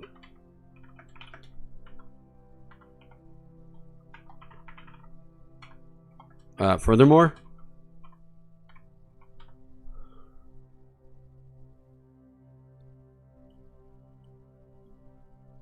one problem with moving that to level 7, you don't get Indomitable until level 9. Oh, okay, yeah, you're right. No, you're right. Ah, that's a good catch. 7, and then you wait for that. It's not a completely natural scaling. Okay. You're right about that. Wait, you stream? Fuck you, kid. How's it going, man? Indomitable. Here you go.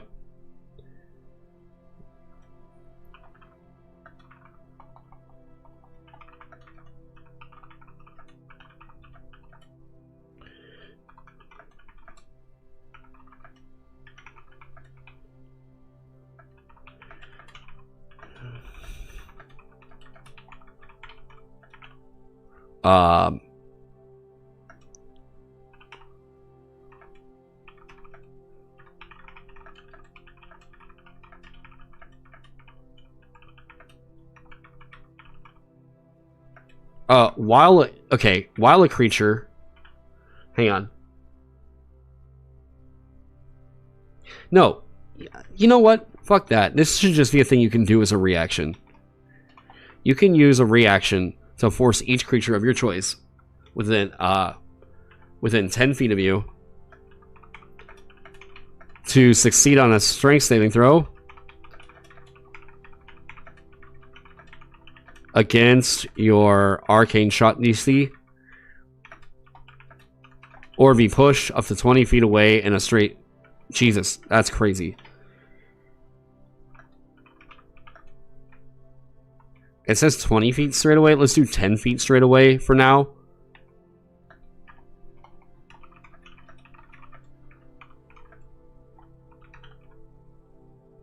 $15th. 7, yeah.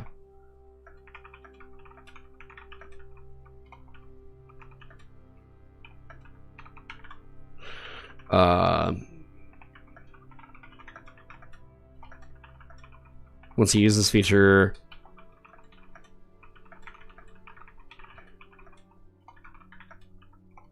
so again,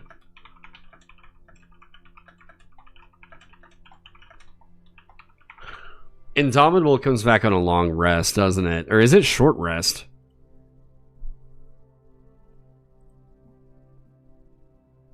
Love you too. The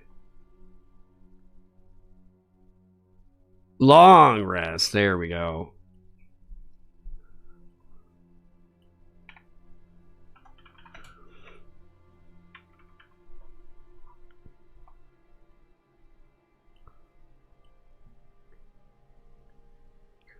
It is really good, but like I don't know that it should be tied into a long rest.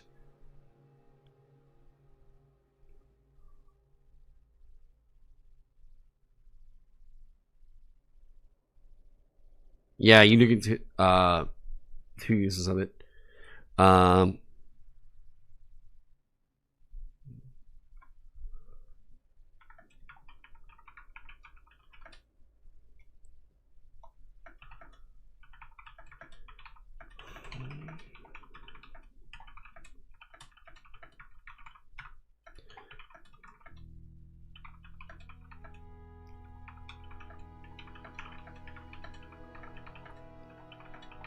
Maybe that feels a little bit clunky. I could go back through and clean that up.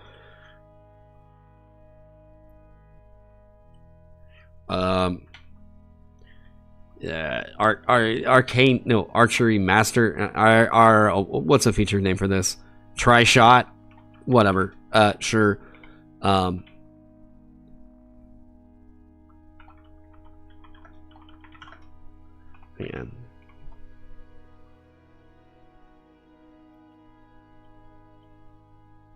Masterful shots. I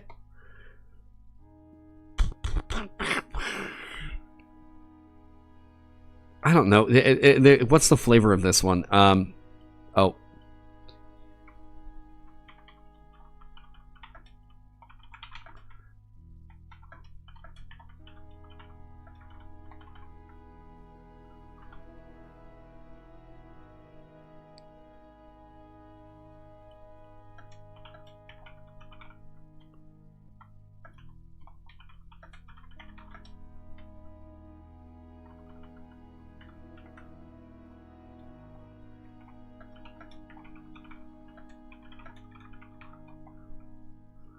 Boom. Okay.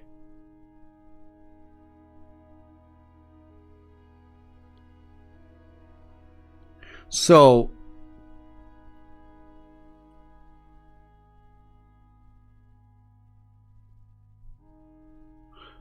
yeah, here you go.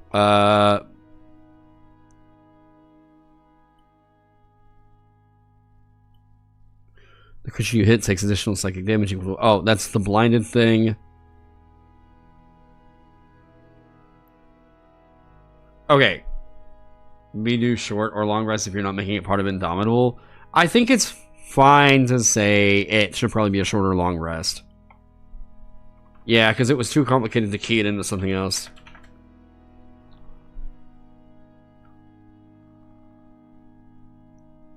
Alright. Now here, what's the time on that? I'm just curious. I didn't track it. Someone else said they were. Curving shot, arcane burst, right? I don't know what the level 18 is going to be named. We're up to 13 minutes right now. Ah, fuck. All right, we got close. Okay. So whatever this would wind up getting named. I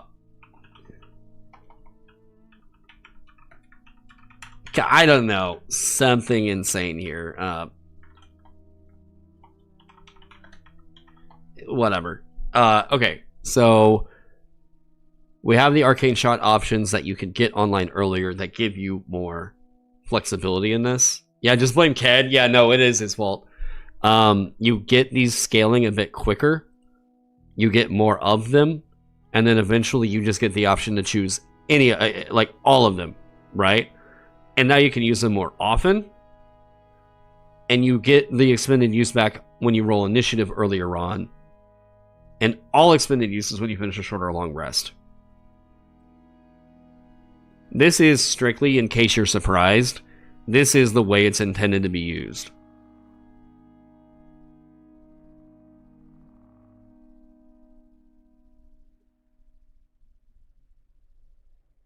Alright. The D8 scaling is still the same. Or the die scaling is still the same. Alright. So, if I was going to propose a change, it would be way more drastic like this right here. If I was submitting a piece of work where I'm like, this is what I would be doing to revise this thing, it would be to try and give you more flexibility way earlier. I was hoping that would actually justify and like save me a space there.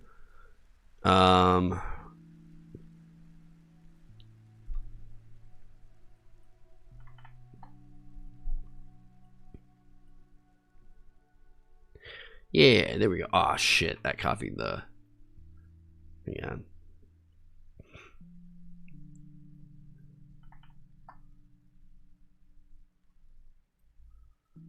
There we go. Okay. Now, I wanted to open up the flexibility of it, so that's why they can use either intelligence or wisdom as a spellcasting ability for it. Druidcraft or prestidigitation, you can feel if you wanted to go into this from a ranger, you have the option to. Everything else that's in here, I wanted to open up more options because everybody else is getting more resources. They also get more options than you're getting, so it feels underwhelming. Yeah, spells prepared 3, and they eventually just get up to 13, and you're stuck over here at 2. What? Why? It needed to open up in some capacity there. It just straight up, it needs to. This is what I'm going to do. I'm just going to present this as my, like, hey, I've seen you all doing your take on Arcane Archer. I think if you were going to fix it, here. I don't know, Land of the Blind. Redux, sure. Sure.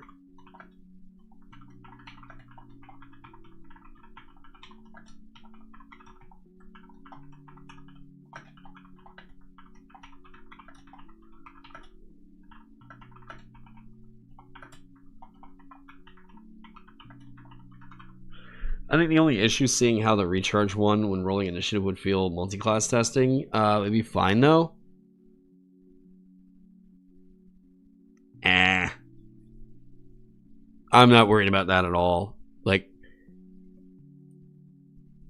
10 out of 10 would not play. Yeah, there you go. There. Cool. I'll make that shareable and do that after stream. If I'm just looking at the ways that I think that it could be improved in a way that would be much more interesting, it's to open up a lot of this way earlier on to you. You could also do things like this. Emanation originating from the area in this emanation is under the effects of a darkness spell.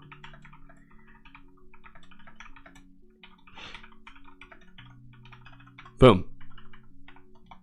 There you go. Blind shot is fine. That's funny. You are still spending a use of arcane shot to do that, whereas beforehand you weren't, but it was still tied into a resource that otherwise was meh. I feel like now some of those utility ones, it would be nice if they were just open up to where you could just do them. But yeah, I guess that's just kind of my first thoughts on that. Okay, now I will not be doing a redo for all of these. It's just that this is one that I felt like it was so apparent what you could do with it that I had to say something. I still feel like that one's not going to be super satisfying to a lot of people. Alright, so I got into why I was not going to go over the Tattooed Monk earlier. I do want to take a look at Conjure real quick. Benign Transposition. Yes, you can teleport up to there. Yeah.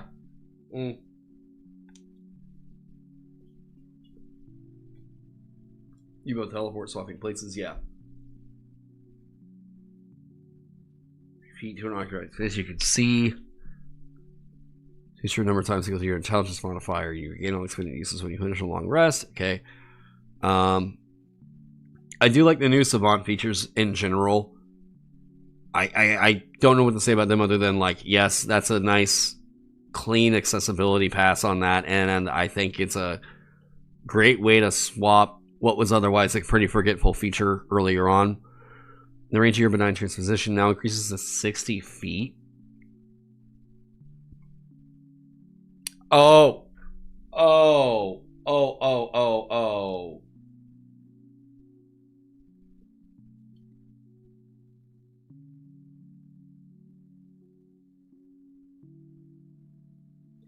Oh. Splintered Summons also. Okay, yes. When you finish a short or long rest?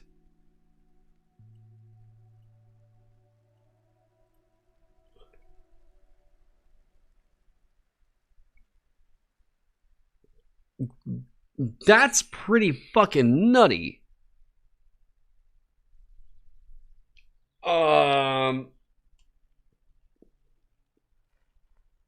Boy. Conjuration Wizard looking pretty strong. Yeah, 5 uses a 60-foot Misty Step per short or long rest. And that's not it. They're not done with you at 6th level. That creature gains temporary hit points equal to... Okay, this is whenever you summon a creature. Twice your wizard level when it first appears. While it has these temporary hit points, it has resistance to every damage type except Force, Necrotic, Psychic, and Radiant.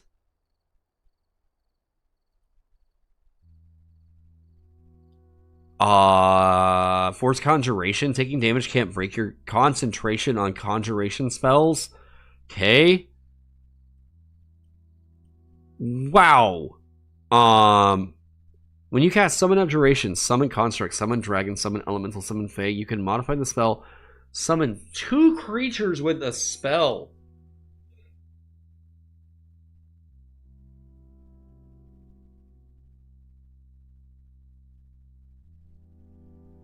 How is this oh.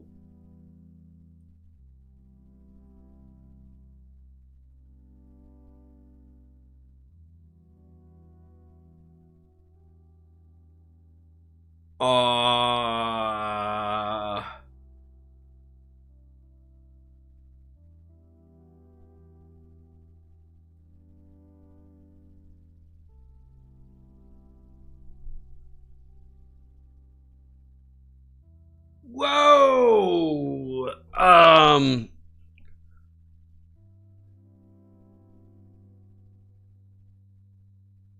These are not Nothing Burger stat blocks, and it is generally not the hit points we're worried about with them. We are worried about how much action economy they take up. And half the hit points, I'll take that trade any day. You kidding me? You could cut it down to a quarter and I'll probably still take it, because you know what else they got? Right here.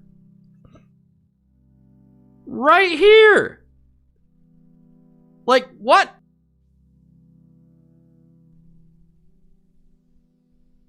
It isn't future-proof for new summon spells they make later? Well, sure, but like, I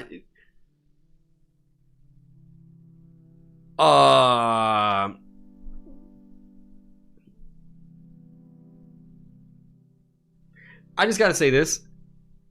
I don't know for a fact that this is overpowered.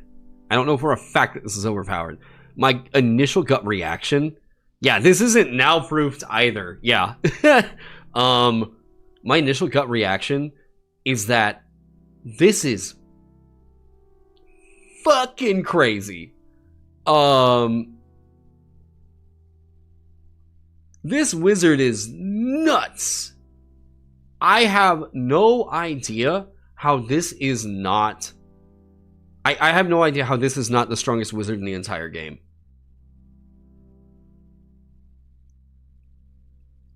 That is anytime you cast it. And everything else you're getting directly supports summoning. You know what this is right here? If you have stuff summoned and they're like, get the wizard! You fuck off. You have 60 feet of movement every turn. No, sorry. You have 90 feet of movement, because this is a bonus action. You have your little dudes fight for you, and you're just over there playing fucking, I'm just gonna dash around. Sure, there's the concentration on it. Guys, there are so many feats you can pick up to immediately not give a fuck about the fact that you have to make concentration checks. This is just even better. Something has to literally shut down your mind in order for you to to break the summons. Yeah, this is way stronger than the Necromancer Nightwalker exploit because this thing just comes preloaded, no exploits needed. Yeah, this is on demand. I will take that cut right there because you're getting the temporary hit points anyways. Twice your wizard level.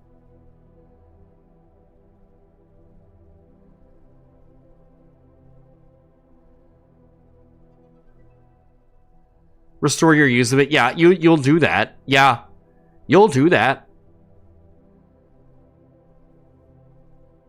This is good upcast.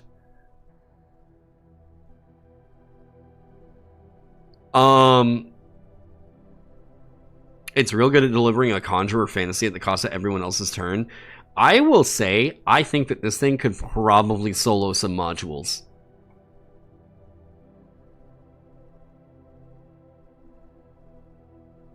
Yeah, there are probably some modules that somebody could pick this thing up on and completely rip ass through. That's crazy. Boy, you don't really need a summoner class. You've got it right here. I don't know how else to put it. That capstone is insane. The trade-off, I was like, oh, okay, you can summon 2 creatures with a spell. One of these guys is already really good. One of these guys is already fantastic. But they're going to come out with temporary hit points. And yeah, like Chad is saying, 28 temp with resist all, except for force, necrotic, psychic, immediate. Guys, okay, yeah, that does happen at times. But like, most of the time, these are not the ones you're really worried about. Who cares about its hit points being halved? These things are coming out here pretty fucking crazy. God,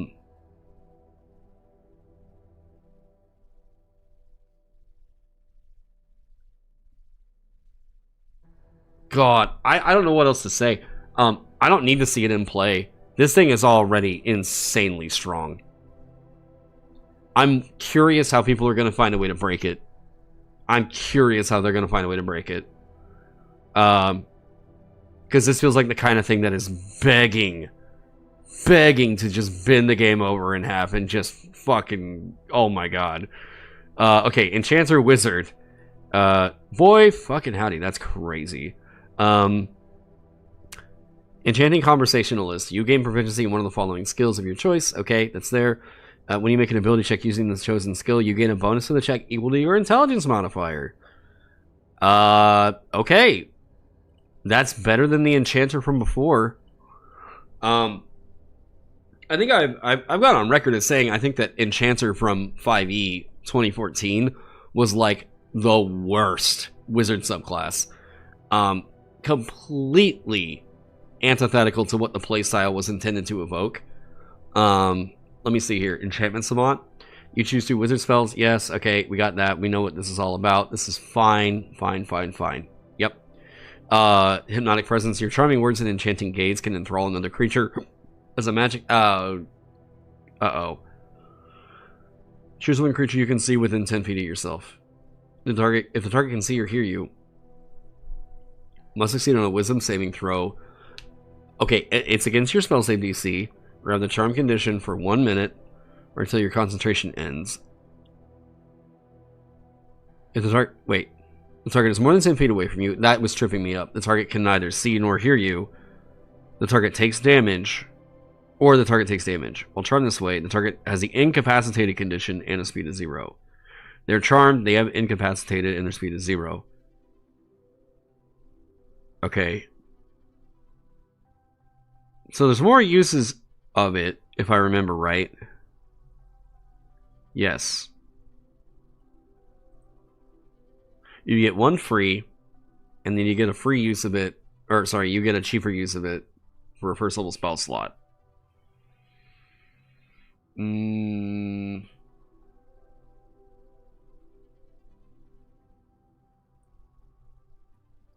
trying to remember the original one, because I remember this felt horrible.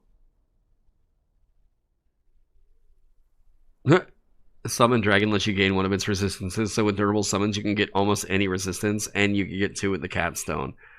Fucking crazy. There we go. Yeah, number 1, it had to be within 5 feet of you.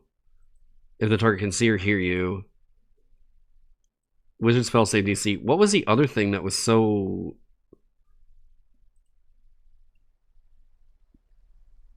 There was something about a use... Or wait, it was tied to your charisma modifier.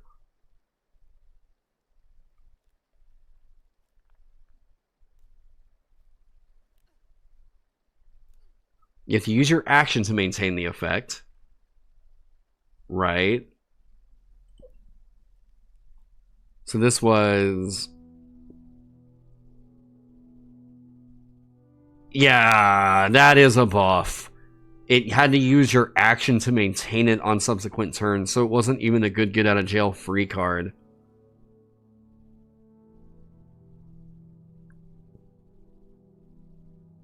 Okay, that's better. Yeah, you're not having to use your action to maintain it. Charm does fall off later. It's an improvement.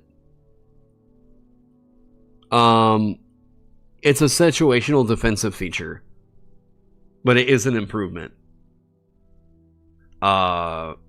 Split enchantment. When you cast enchantment spells such as Charm Person, that can be cast with a higher level spell slot. Yeah, we all knew this one was a showstopper for Enchanter. This is like the main reason why you took it.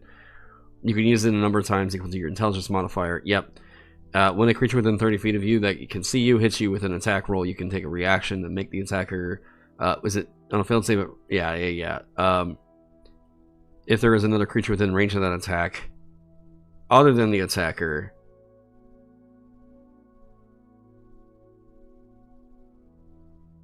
So it's not... If I remember right, this was conditional. It required a melee attack specifically? Or did I just get that wrong? 30 feet of you to avert the attack, provided the other creature is within the attack's range.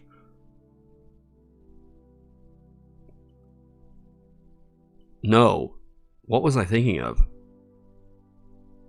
Creatures that can't be charmed are immune to this effect. You can't use this feature on that attacker again. Wait, is it the same?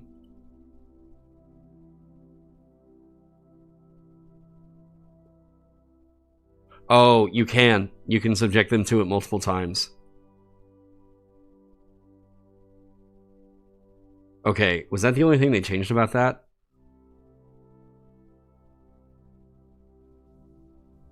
Okay. Okay, cool. You can reliably enchant creatures and alter their memories. You always have modified memory. Okay. When you cast a spell, you can target a second creature with it, even if if that creature is in the range of the spell. Okay.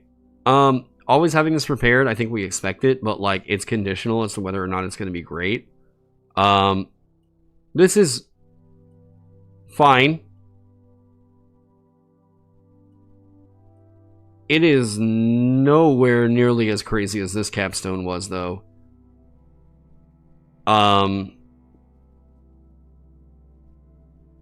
not exactly interested in playing this wizard. The perks are still here. It's not as abysmal as what I originally felt like with the wizard. Or, sorry, with the enchanter wizard.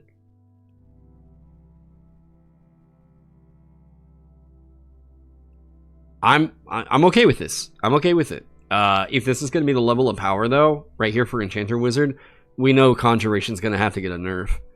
Alright, Necromancer. I had a lot to kind of say about this one originally. If this one were allowed to go off the rails, like if you were allowing this to get to its fullest potential, this class, or this subclass, is the best in 5e. But it's also... It's not practical that it would get there. Ideally, it would be that you could go get a Nightwalker, and then this wizard became an unstoppable fucking force. It was like the only way in the game that you could get something like a Nightwalker and be able to turn that into when the Nightwalker is on the player character's side, that just becomes, we go and destroy every Tarrasque from existence. However, I have to think they had to do something to that capstone. Let's see. You choose 2 wizard spells for the... Okay, when you gain access to a new... Okay, we know what the savant ones are going to be like. Necromancy spellbook. You have resistance to necrotic damage. That's very good for 3rd level. It's not going to be on in every single fight, but, like, that's cool. When you cast a necromancy spell, you can choose an undead creature you can see within to regain a number of hit points equal to the level of the spell slot expended.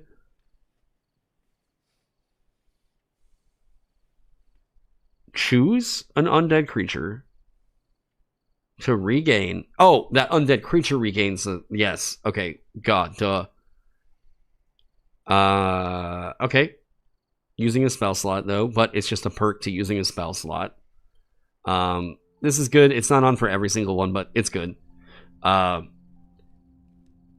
but only if you buy by lore/setting, getting a Nightwalker is not pedestrian? No, I'm aware. I'm just saying, like... But... if you knew how to get a Nightwalker, it's not like you couldn't just do it if you were sticking to the lore. The Find Familiar spell appears in your spellbook. When you cast the spell, you choose one of the normal forms for your familiar, or one of the following special forms, skeleton or zombie. On-demand skeleton or zombie. It's not relying on a corpse anymore. I don't hate the idea. Yeah, spooky, scary skeleton. They did find a way to give you... They did find a way to give you the undead the moment you take the subclass. You hate it from a verisimilitude perspective? I'm just going to say this. This is... It needed something like this.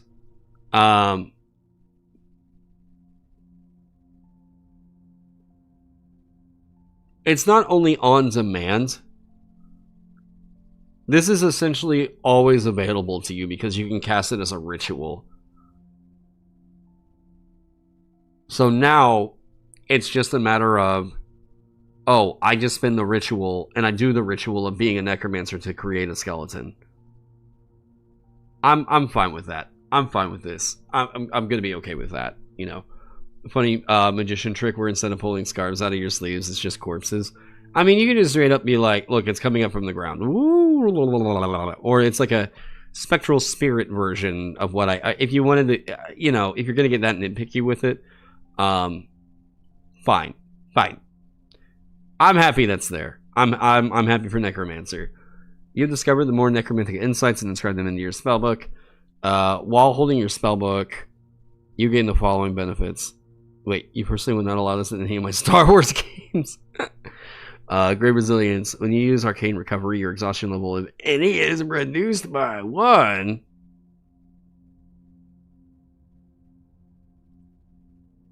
That's nice. It's situational.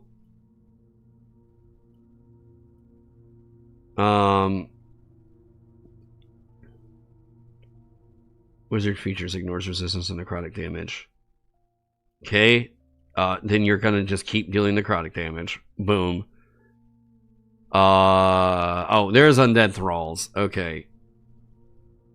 You always have the animate dead spell prepared and can cast it once without expending a spell slot. Whenever you start casting the spell, you can modify it so the spells of... Ah! Jesus Christ! Alright. Set the spell's effect, the spell slot is increased by 1. In addition, whenever you cast a necromancy spell using a spell slot that creates or summons an undead, the undead gains the following benefits. First off,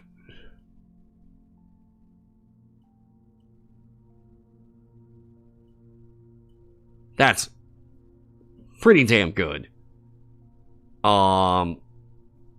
Additional corpses, just way easier. Just go hang out in a graveyard, alright? Be that weird kid.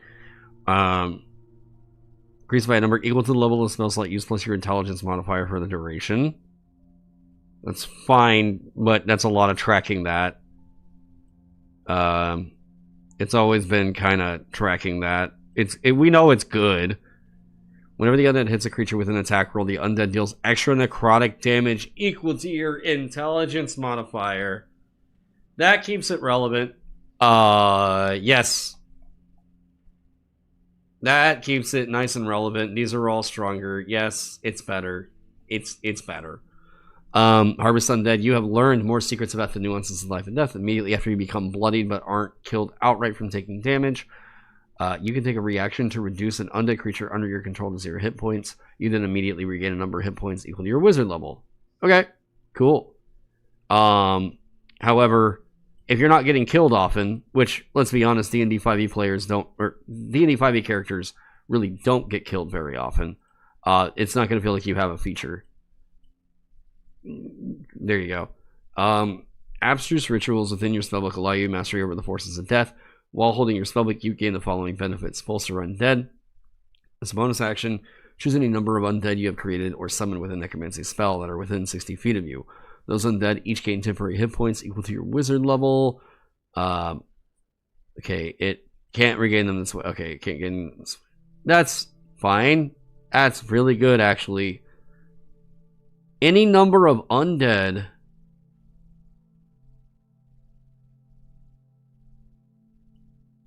Jesus.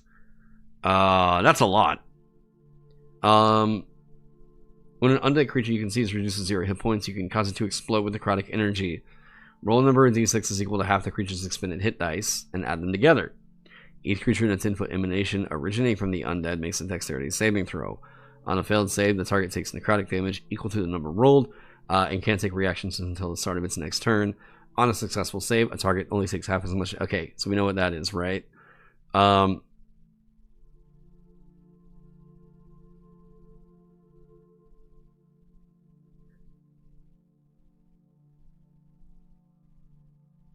Oh, wait, you don't control. Oh, that's funny.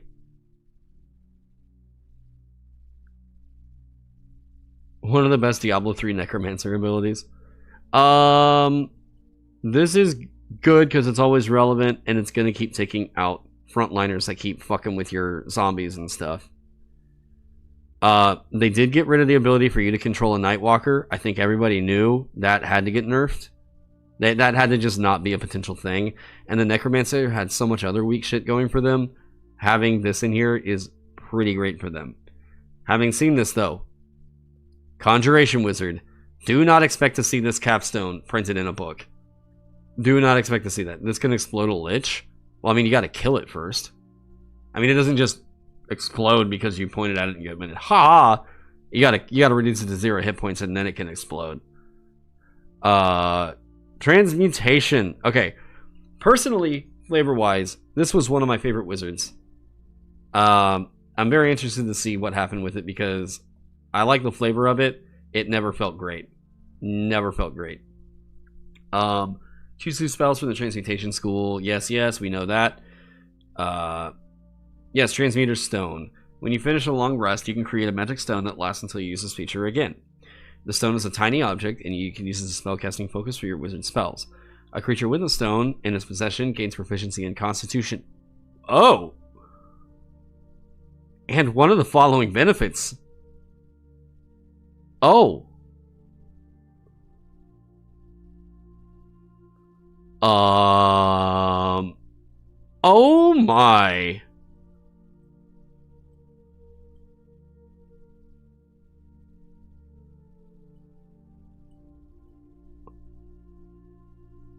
Oh.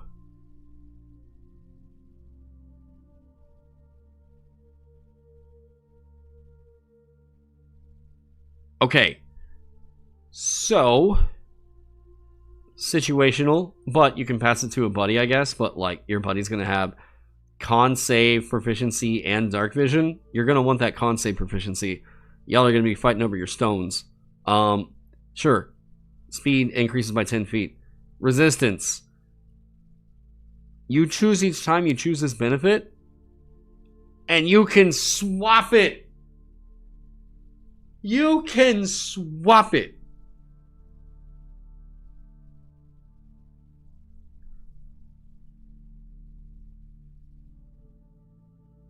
Dude, Transmutation Wizard might be back with that alone. Rogue's gonna steal it. You immediately take the pizza that you ordered for your session and throw it right in that fucker's face, okay? Whoever acts like that, asshole. Alright, you always have the Alter Self spell prepared and can cast it once without spending a spell slot. You regain the ability to cast it this way when you finish a long rest. While under the effects of Alter Self, you gain an additional benefit for each of its options. Oh, it enhances Alter Self now. 2d6. Okay. An advantage on Constitution saving test to maintain concentration. You can take the dash action as a bonus action while underwater. Is kind of funny. Again, I like the adaptation of it because there's multiple options that you can swap to. You're gonna have yes, it is situational dependence. Oh, and it's at 3rd level. Wait, wasn't this originally at 6th? Or am I crazy on that?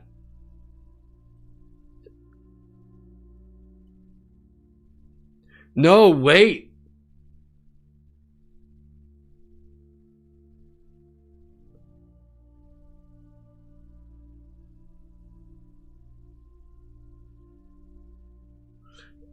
Wait, I thought that they got Alter Self in here. Did they not get that? Because okay, polymorph, yeah, but see, look at this. They moved their entire 6th level feature up to 3rd.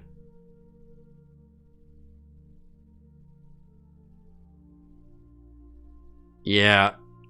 Okay, this was here, but it was...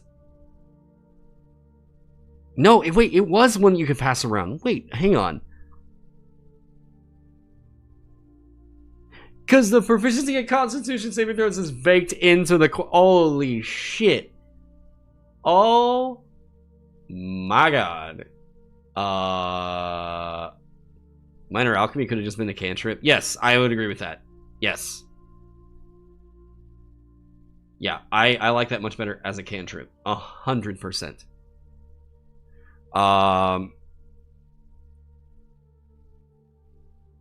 This was on something else, though, right? Was this like a part of a druid?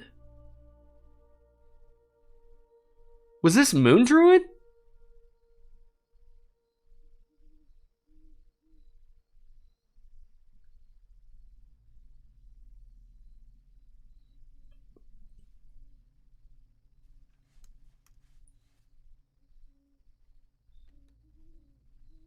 Moon Druid had Alter Self as the capstone. Okay.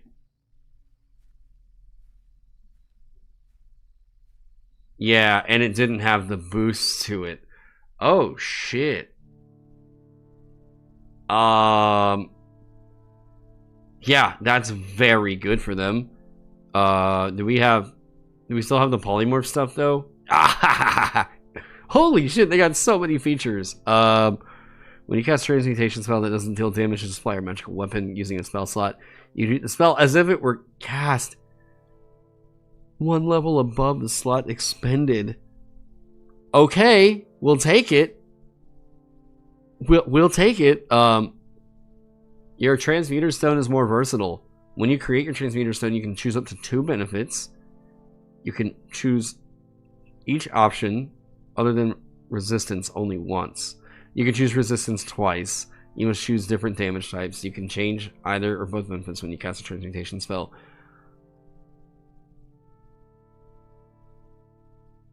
The following options are added to your benefits for you. Look, this is already purple right here. Advantage on strength saving throws. Also counts as 1 size larger when determining its carrying capacity, but not for grapples or shoves. Oh! Oh! Oh! Oh my! Oh!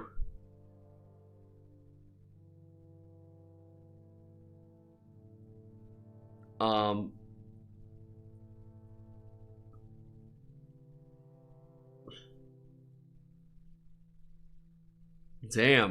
I'm gonna have to remember to show her my potent stone next time.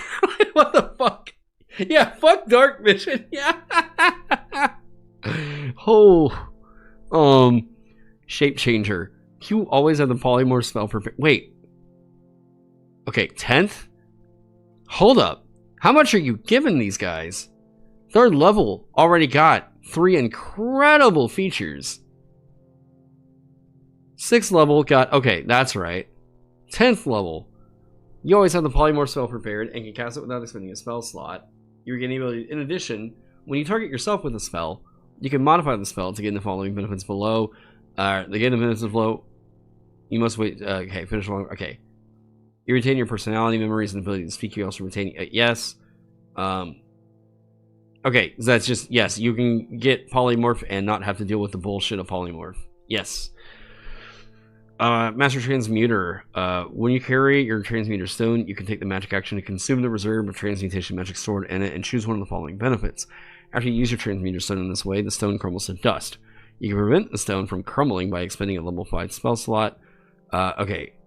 Major Transformation. You can transmute one non-magical object no larger than a 10-foot cube or 8 connected 5-foot cubes into another non-magical object of similar size and mass and of equal or lesser value. You must spend 10 minutes handling the object to transform it. Huh, that feels really late for that to kick on.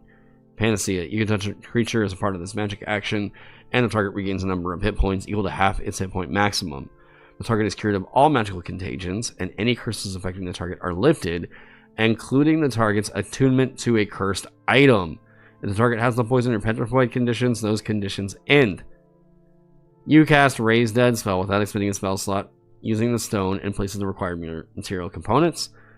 You touch one willing creature as part of this magic action, and the creature's exhaustion level, if any, decreases to 0, and it permanently appears 3d10 years younger to a minimum of young adulthood. Okay. There's a lot there.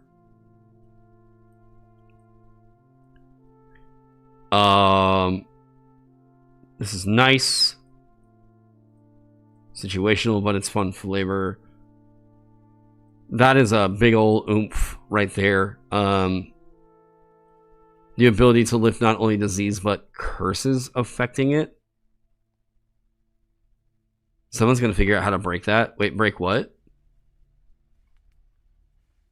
Like, Potent Stone or the Capstone? I like the Capstone a lot. This is nice. It feels usable. I tell you what, though, the Transmuter Stone is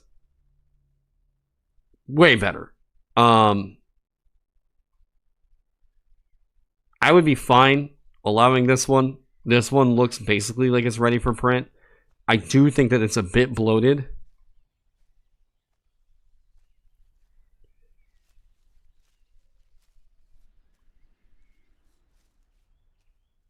I kind of worry about them getting polymorph now because the Potent Stone is so good. It could be that you make the... You always have polymorphs prepared, and then make these two a part of the stone, and you can pass that around. Maybe, I don't know. I don't know for sure. This is a buffed. This is definitely a buff one. Yeah, a major transformation. Yeah, it's a buffed one. It's buffed in a lot of right ways. I do think that it's a bit wordy.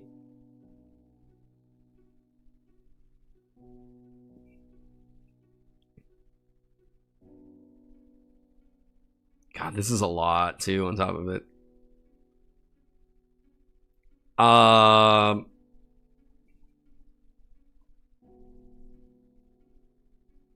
Okay, of all of these, Transmutation got a huge glow up. Necromancy got all the right buffs in the right places. Enchanter is eating a lot better, yes. And Conjuration Wizard is fucking absurd.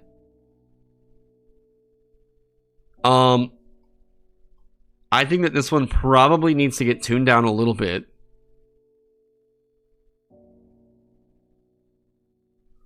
Conjuration is a massive glow up, but I think that that capstone is very concerning.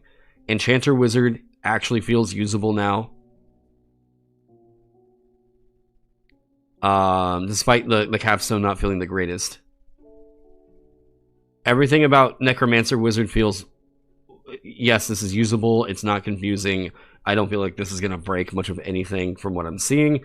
And Transmutation Wizard is just... That's wild. That is a huge glow up for them. They're getting all these options, but I think of any wizard that would be able to get all these different options and swap things around, it should be the Transmutation Wizard. This is supposed to be the MacGyver Wizard right here, and it definitely feels that way. Okay.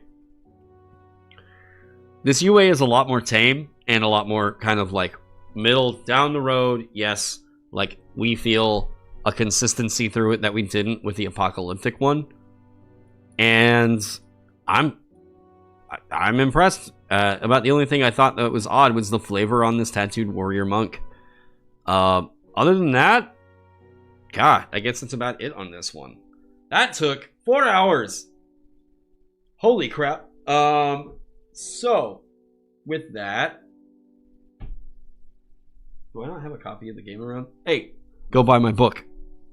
Go buy my game. Go check it out. Hey, I promise you guys. What was wrong with Tattoo Monk? I don't like the flavor. I just straight up disagree with the idea of what the flavor of it should be. It's, yeah. Check this thing out. I made this thing. It's now printed. I've got a bunch of copies of it in my living room, and guess what? I gotta sell a bunch of them, okay? So, you already bought it? Well, I appreciate your support, Rodrigo. Thank you. So, there is a deal going on right now, because we have... You're just waiting beside your mailbox? Most of the orders should have gone out. If you got on Shopify, an update to everything with GameFound and Kickstarter. Kickstarter is currently processing shipping. Once that's in, we'll go through. Because GameFound is a... you will buy 10 more? Do it. I seriously, I have so many in my living room. I'm trying to get it back. But you got your basic hero handbook in the mail yesterday. Hell yeah. Your GameFound order, yes. Let me explain what's going on with the GameFound orders. So GameFound is a Polish company. Kickstarter is American. So Kickstarter can do a thing where they take your they process taxes and they would remit them, right? GameFound doesn't. They do that for VAT, which is pretty nice, but you have to hand put in your sales tax numbers for every single state, right? So there was some confusion as to what was going on with this, where it was like, where do I remit the state sales tax to? How do I, et cetera, et cetera. So I was going back and forth with GameFound on that. We think we have it figured out, and hopefully it should be processed within the next week. As soon as that's processed, I'm getting orders out to people the moment I have shipping in my bank account. The moment that that's in, I have been doing, as people can tell you who have already gotten their books, I have been getting these out there and they've been showing up in like 2 days. So we're working on that. I'm very sorry about the GameFound orders because this is something I was not anticipating. But we think we have it figured out. Now, that being said, you go check out my game. And we have a bunch of extra copies of the Basic Heroes Handbook that I've also got to get out the door. $15 gets you essentially the whole core rules, except you're missing out on some of the character options. It's a nice little handheld. Here. Wait. I need an actual copy.